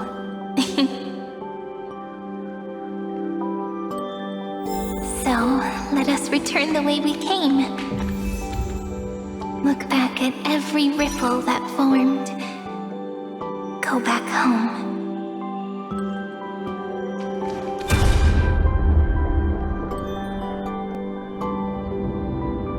No! How is this possible? Breathe! Breathe! Partner! No. I have to get you out of here first! Just hold on!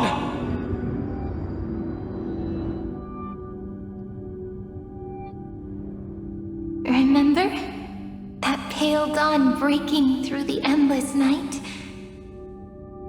The spear of strife nearly claimed his life. And it was you. You playing God, who cradled his body with your gentle gaze. Then, before Orynyx's altar,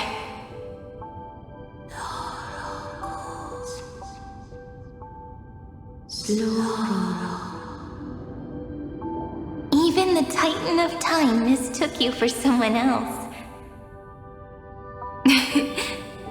I never imagined there was a hidden truth behind our first meeting. The first time was also the last time I saw you, friend.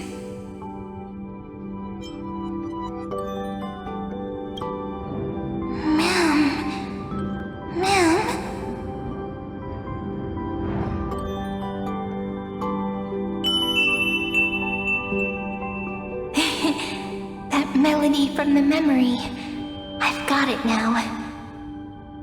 And so, the miracle was able to slip away from death temporarily. I'll leave him to the casteress of the past. She will keep him here, in the world of the living.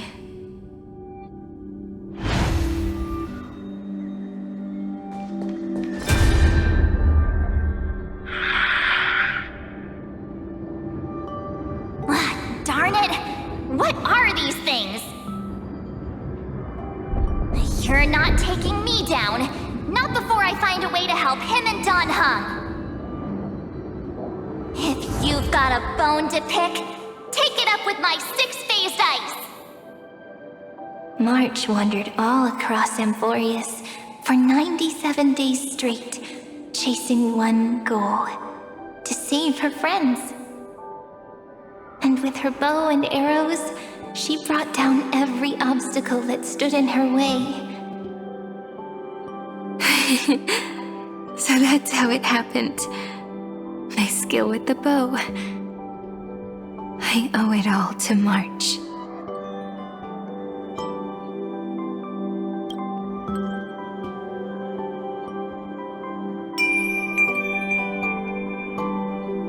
What a sweet note. I've got it now. And so, in a memory from the past, you inherited March's mastery of the bow. And And that arrow bearing golden flames will streak across the stars in the future, becoming a glimmer of hope for the cosmos.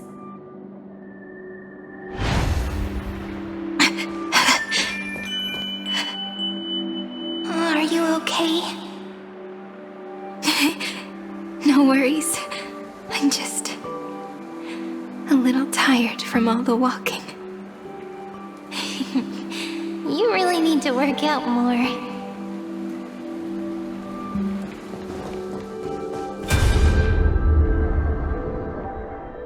Three paths interweave and fetter Amphoreus, co-authoring the fate of the world. Ordinary pathstriders aren't known to leave traces in the mirror, so if what you said is true, then this isolated star system must be home to at least 3 beings comparable to emanators. I would even go as far as to say, eons themselves. To gain the favor of the stars for Amphoreus, the Remembrance sent a call for help to the cosmos. But the obstruction from the Scepter was far too strong. Even the gods could do nothing more than send a fleeting mimetic being to someone who walked the same path. Thankfully, Miss Black Swan caught that fleeting moment.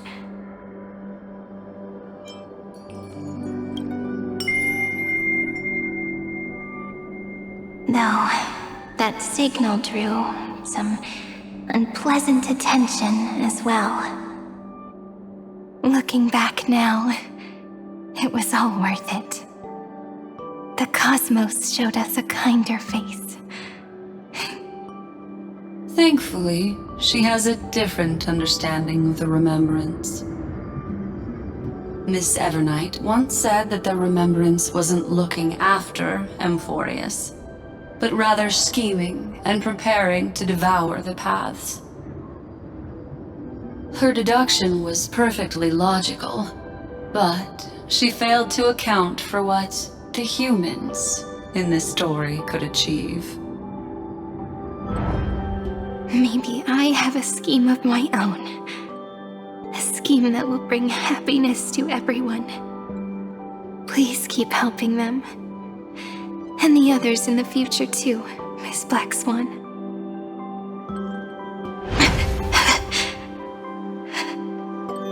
Looking back on the past really does wear down the mind. And wears out the body too.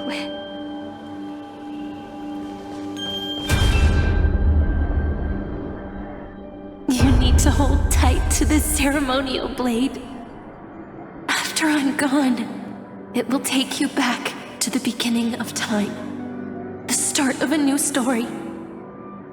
I believe that in that story, or in countless stories, each alike yet unique, everyone, all the companions who sacrificed themselves, alongside the deliverer we once dreamed of as children, will reunite beneath a vast, endless sky.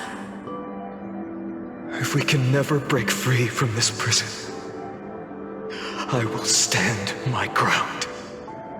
Until the day someone shatters this endless cycle and writes the final chapter of Amphoreus' fate. In the blink of an eye, we have returned to the turning point of fate. With nothing but a fragile sliver of hope, we embraced 30 million cycles of futility and began the eternal recurrence. I still remember the first time I saw the god appear in a dream, looking at me from behind a thin veil of crystal. Back then, I wondered if they might be someone with ill intent. But now, I finally understand. She was always standing beside me, and she is so very beautiful.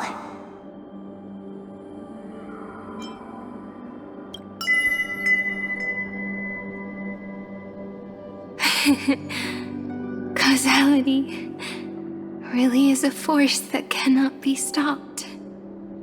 Even if I wanted to leave a few more words for Cyrene, it seems I no longer can. After all, you still have to leave behind your final consciousness and plant the very first seed. I remember what you once said. When a god sheds a tear, the thing reflected in the ripples must be the most beautiful thing in the world. But do you know what Amphoreus saw when its heart was born? The first thing it saw was a name.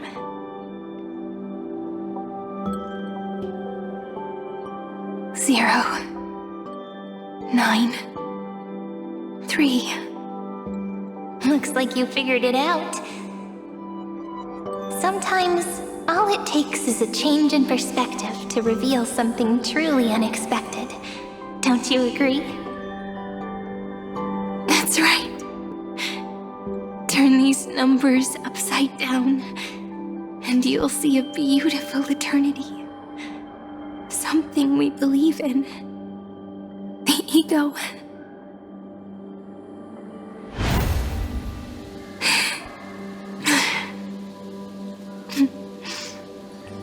Looks like time's running out.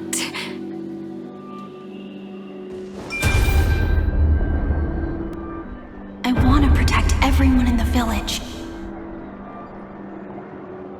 But can I really do that with the strength I have? I shouldn't think too much. Better finish the farm work Dad left me first. The hero within has been by our side since we were little.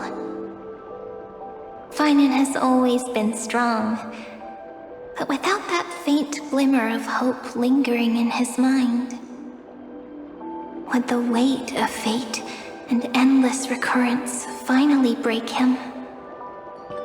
If only someone could place even a sliver of hope inside his heart, he would hold on and keep going. Yes, just a single spark. And he would guard that fragile light until it turned into a blazing sun.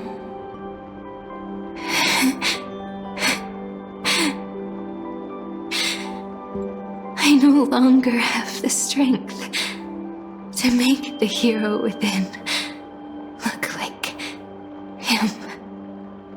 So, let me leave behind a prophecy for him. Take this wish with you. Be the hero who begins the mission of deliverance.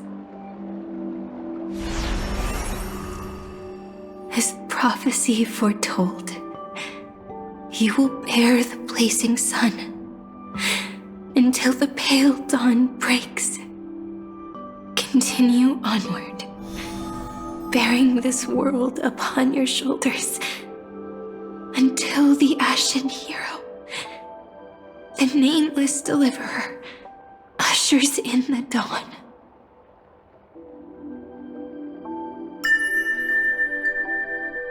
Now, your eyes have seen through all of Amphoreus, from the end back to the beginning.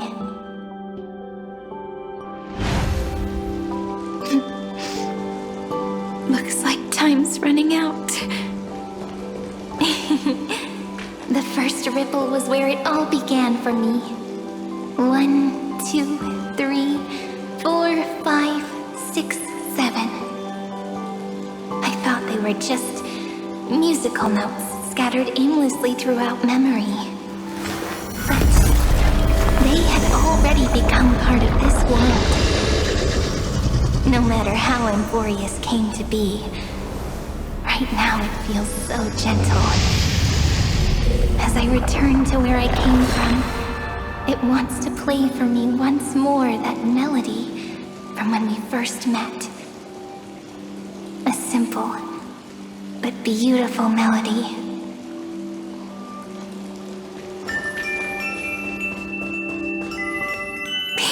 this door. I can smell it.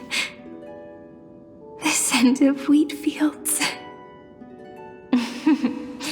You're clever. I bet you figured it out long ago, didn't you? The end of this journey back. The final gap in Amphoreus. It leads to the place we both call home. We can finally go home. Are you ready? If you leave memory at the very beginning of the story and cast the first stone, that final gap in Amphoreus will close. The causal loop of Amphoreus will become a fixed point in the stars. And if I don't do that, then this world and the cosmos beyond the sky might still fall into the destruction. There's no way we would let something like that happen, right? Exactly. I remember that tree in Ide Silicii. It grew all alone, unable to go anywhere. It watched the sea in silence, dreaming of a faraway shore it could never reach. But now, the tiny boat sets sail. It carries a seed of hope, plucked from the tree, and heads into the great beyond. Even if the boat's shadow fades quickly from sight, the tree knows that its wish will bloom on the other side of the sea. In that moment, it must feel happiness, right? The way you brought it up, now I kind of miss that tree too. Come on, let's go home together. Take it with us, back to the sacrament courtyard. Let it become Remembrance's anchor, tying together the times we knew so well.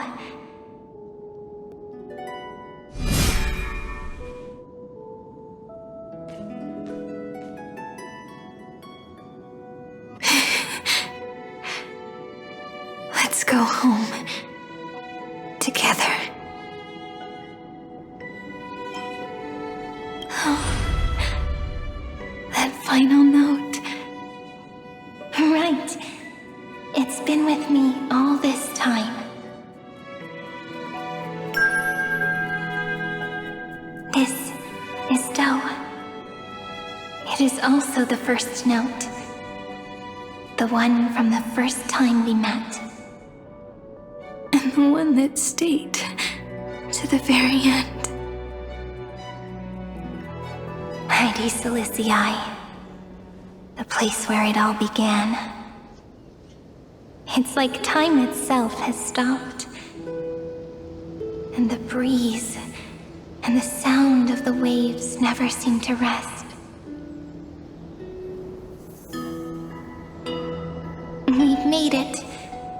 The sacrament courtyard.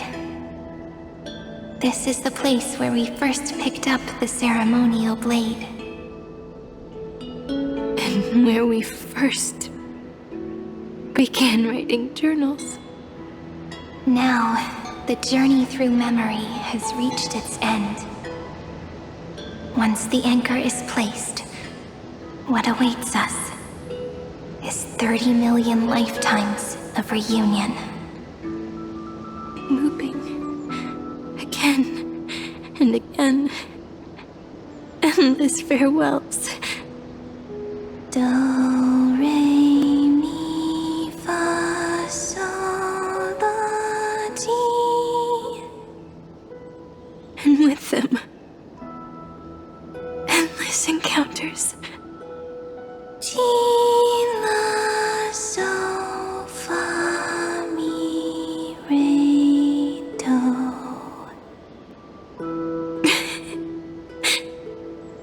such a happy scale.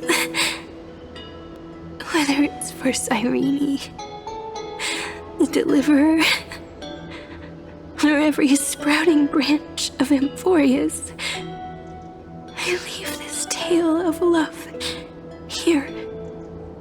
May the river of time flow backward, bringing scenes of the future before our gaze. In the eternal land that no one remembers. The legend of the Trailblaze is about to begin.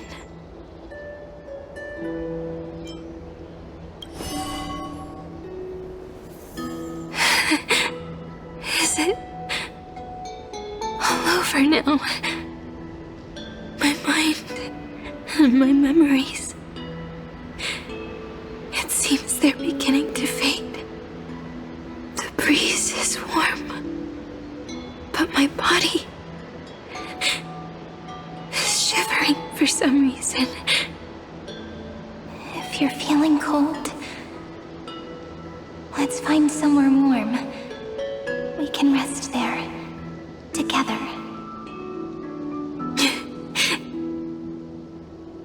Somewhere warm. I know just the spot. 405. 504. 093. 365. 432. 252. 496. 720. 618. 600. 216. 945.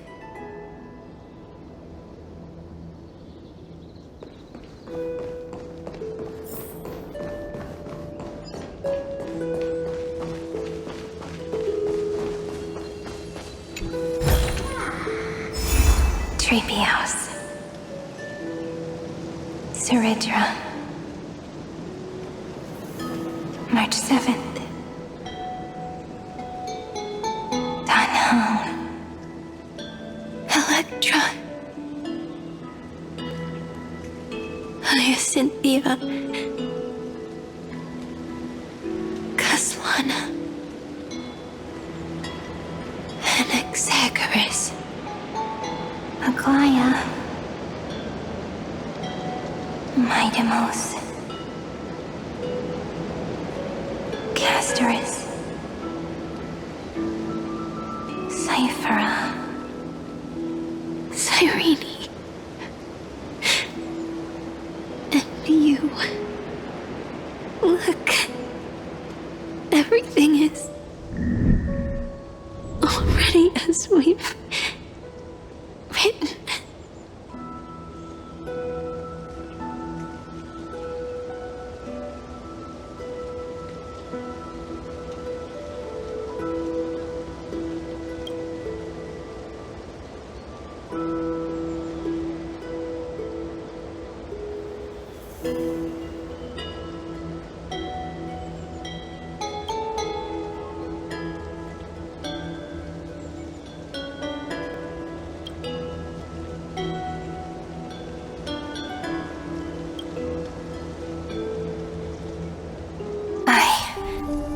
Gaze that looks back on the world. How fortunate we are. In this cycle of cause and effect, humanity never looks to the gods for guidance. The ones who pick up the pen and write miracles again and again are always ourselves.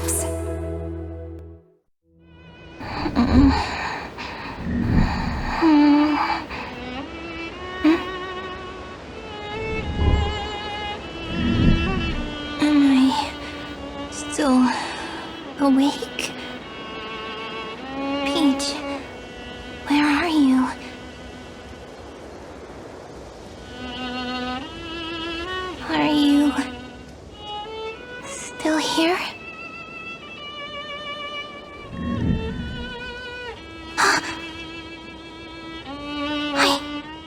Shrink!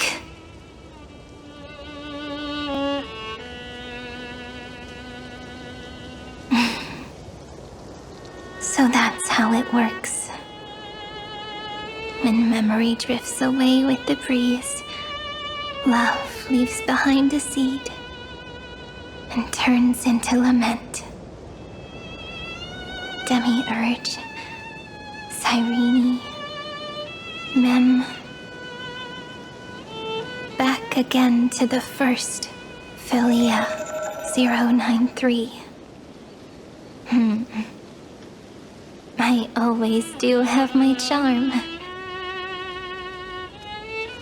The final ripple nourished the great tree, and from it grew a single pink peach.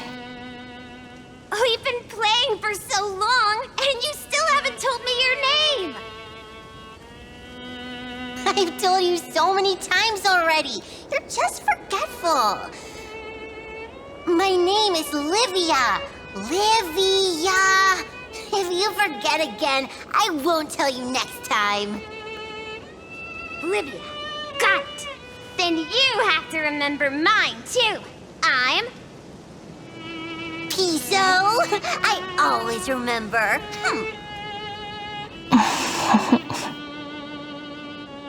So, Cyrene was just a pen name after all.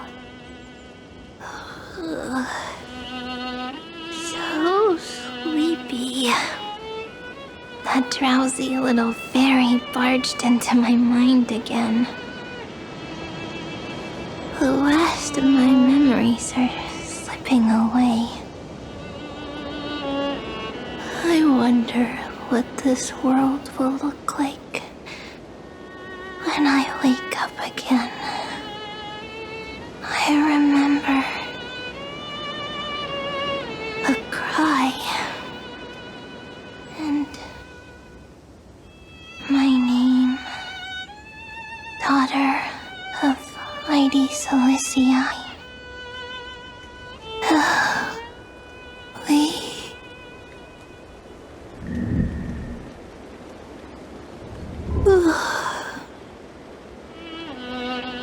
Shh. Never mind. The same seed, when planted in different soils, blooms into flowers that are alike, yet never the same.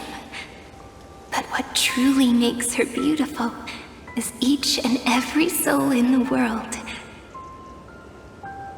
No matter what form liking takes, it is still precious love, and I will accept it gratefully and return it with joy.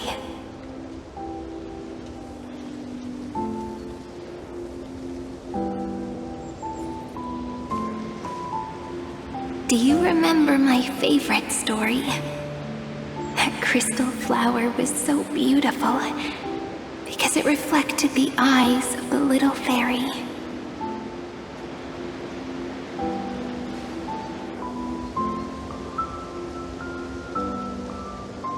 The stars across the cosmos will know I am the fairy who wrote, as I've written, together with you. And in your heart, I know I will always be given the name I love most.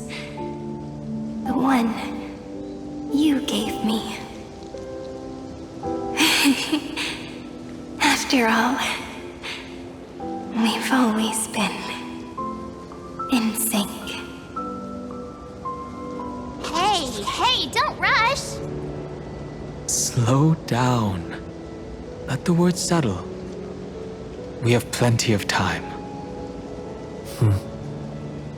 In Amphoreus' month of mourning, all conflicts across the land come to rest. On the 11th day and night of the month of mourning, the dead will part. The living will embrace, the snow will fall, and bonfires will rise to warm every heart. aching with lament. It may sound heavy, right? But on this day, laughter always rises louder than tears. Because people understand that parting is for the next reunion, and sorrow is so we may love more deeply. That is why this day is her favorite of the year.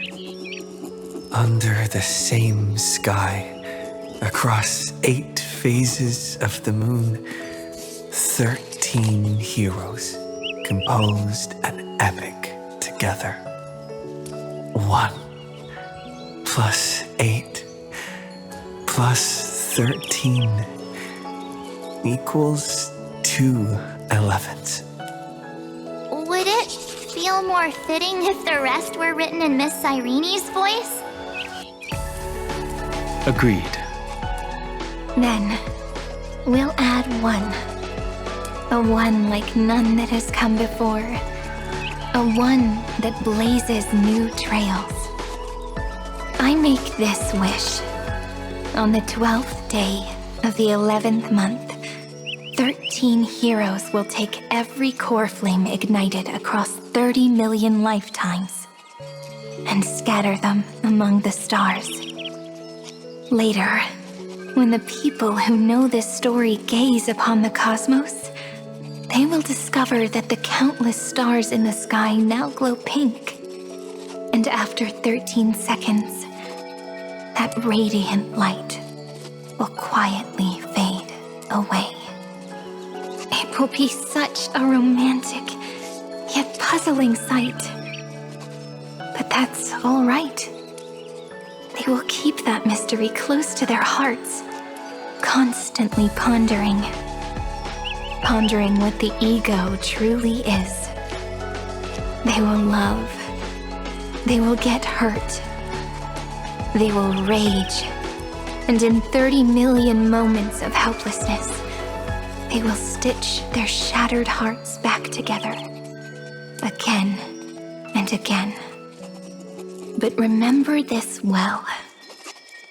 Losses are a constant on the Flame Chase journey. There may be pain along the way, but you and I will never be alone. They will come to understand what it means to lose, and in the end, they will choose to let go. They will offer their hearts to this world, to every companion they walk beside. And they will take in the hearts of others and pass them onward. For every soul that exists in this world, there is a different ego, a different prime mover of life. There will never be just one answer, not even for love. But when people gaze into the night sky and love what is fading with the same resolve they have to praise the stars, I want that soft, gentle pink in the sky to tell them, love will always be answered. This is a story about love, and a story about how to answer it. Whether it is one we have already written, or one you are yet to write, it will be a romantic story, like none that has come before. You think so too, right? And the romantic story deserves an ending that is free and complete. When every clue and thread has found its end, and the weight of the pen is no longer constrained, pour the spirit of trailblazing into it, and end this tale with the most pure and romantic period.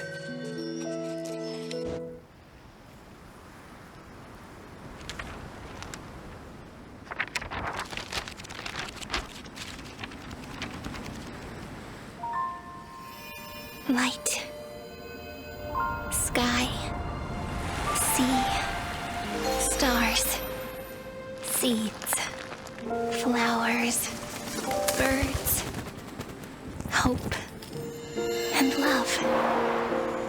Such words of beauty were how I first imagined the world.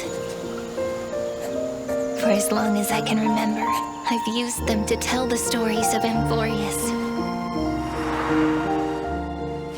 And now, this is the last one. A story about tomorrow. Dedicated to you.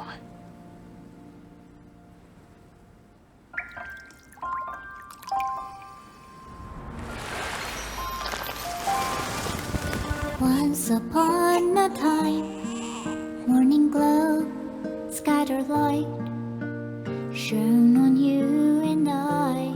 The fading poems, frozen rhymes, are traces on the breeze, whispers of past reverie. Please let me linger for now, enveloped in your sound. On the pages, the ink our stories penned. No matter how it ends, I'll do it all again.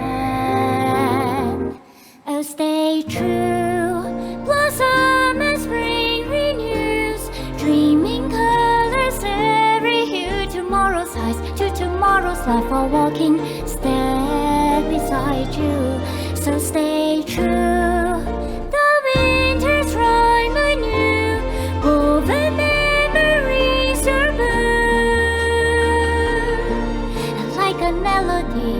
Sing a song of reverie.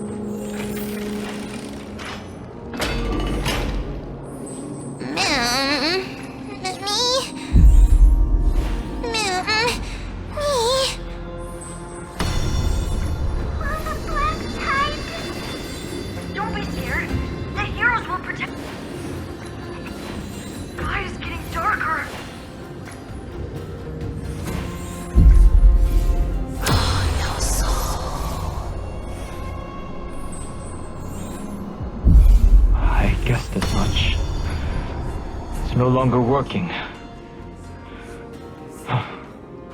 Looks like it's just the two of us out here now. Mem.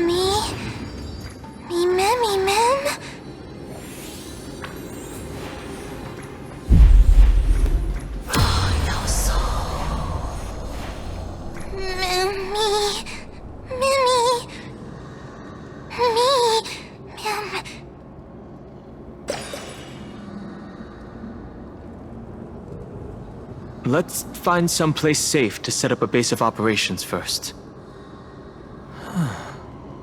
This statue and the buildings we've seen so far point to a civilization here on Amphoreus.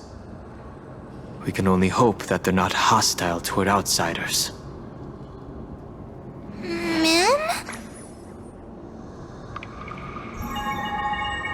I've reunited with you so many times, and every time feels like the first time we met. Each time, love breaks through the stubborn cycles and takes flight toward a pink tomorrow. Early. Where to now?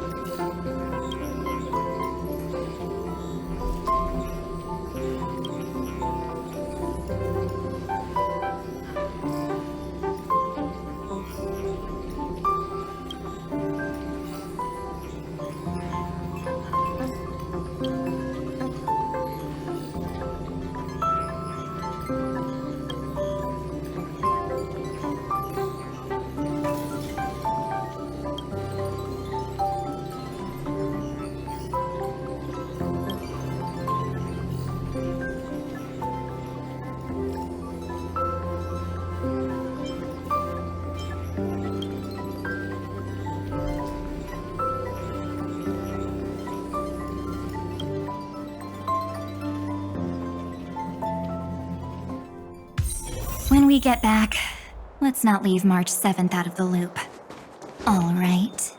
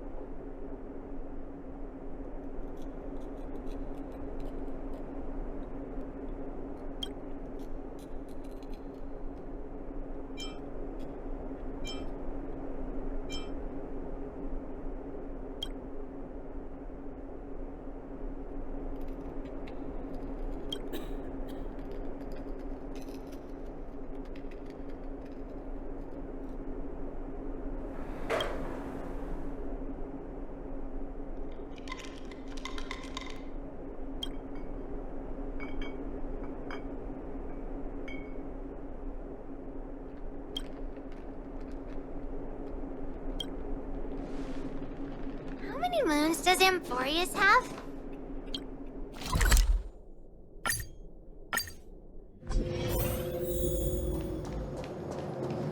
One zero 1010.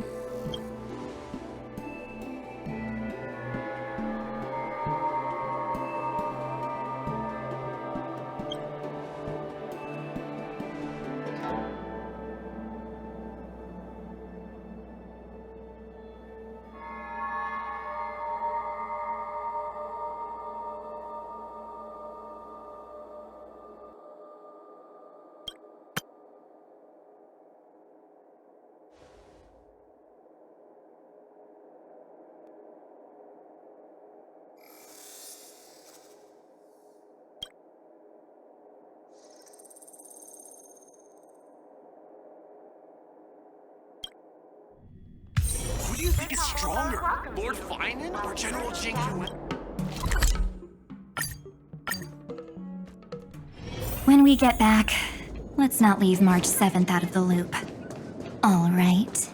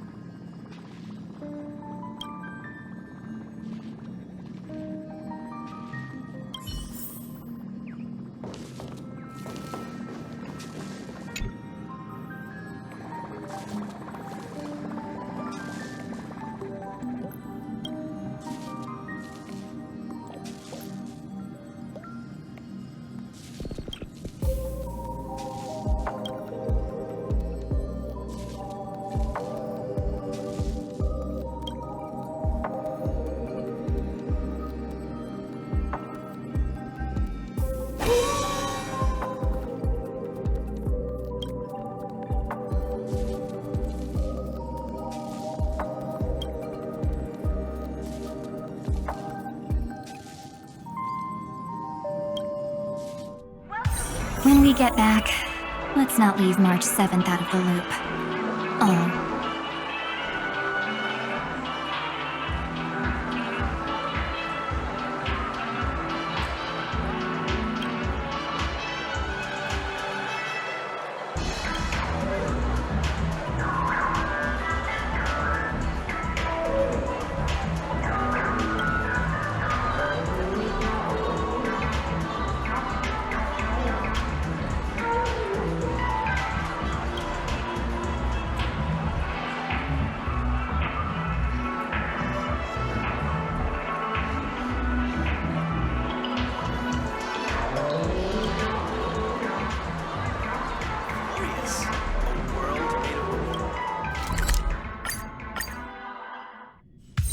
When we get back, let's not leave March 7th out of the loop. All right.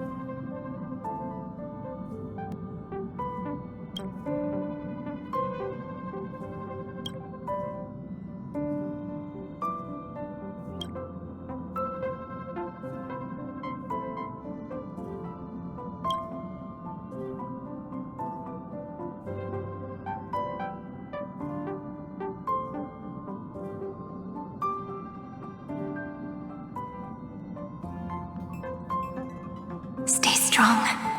Eyes forward. Always.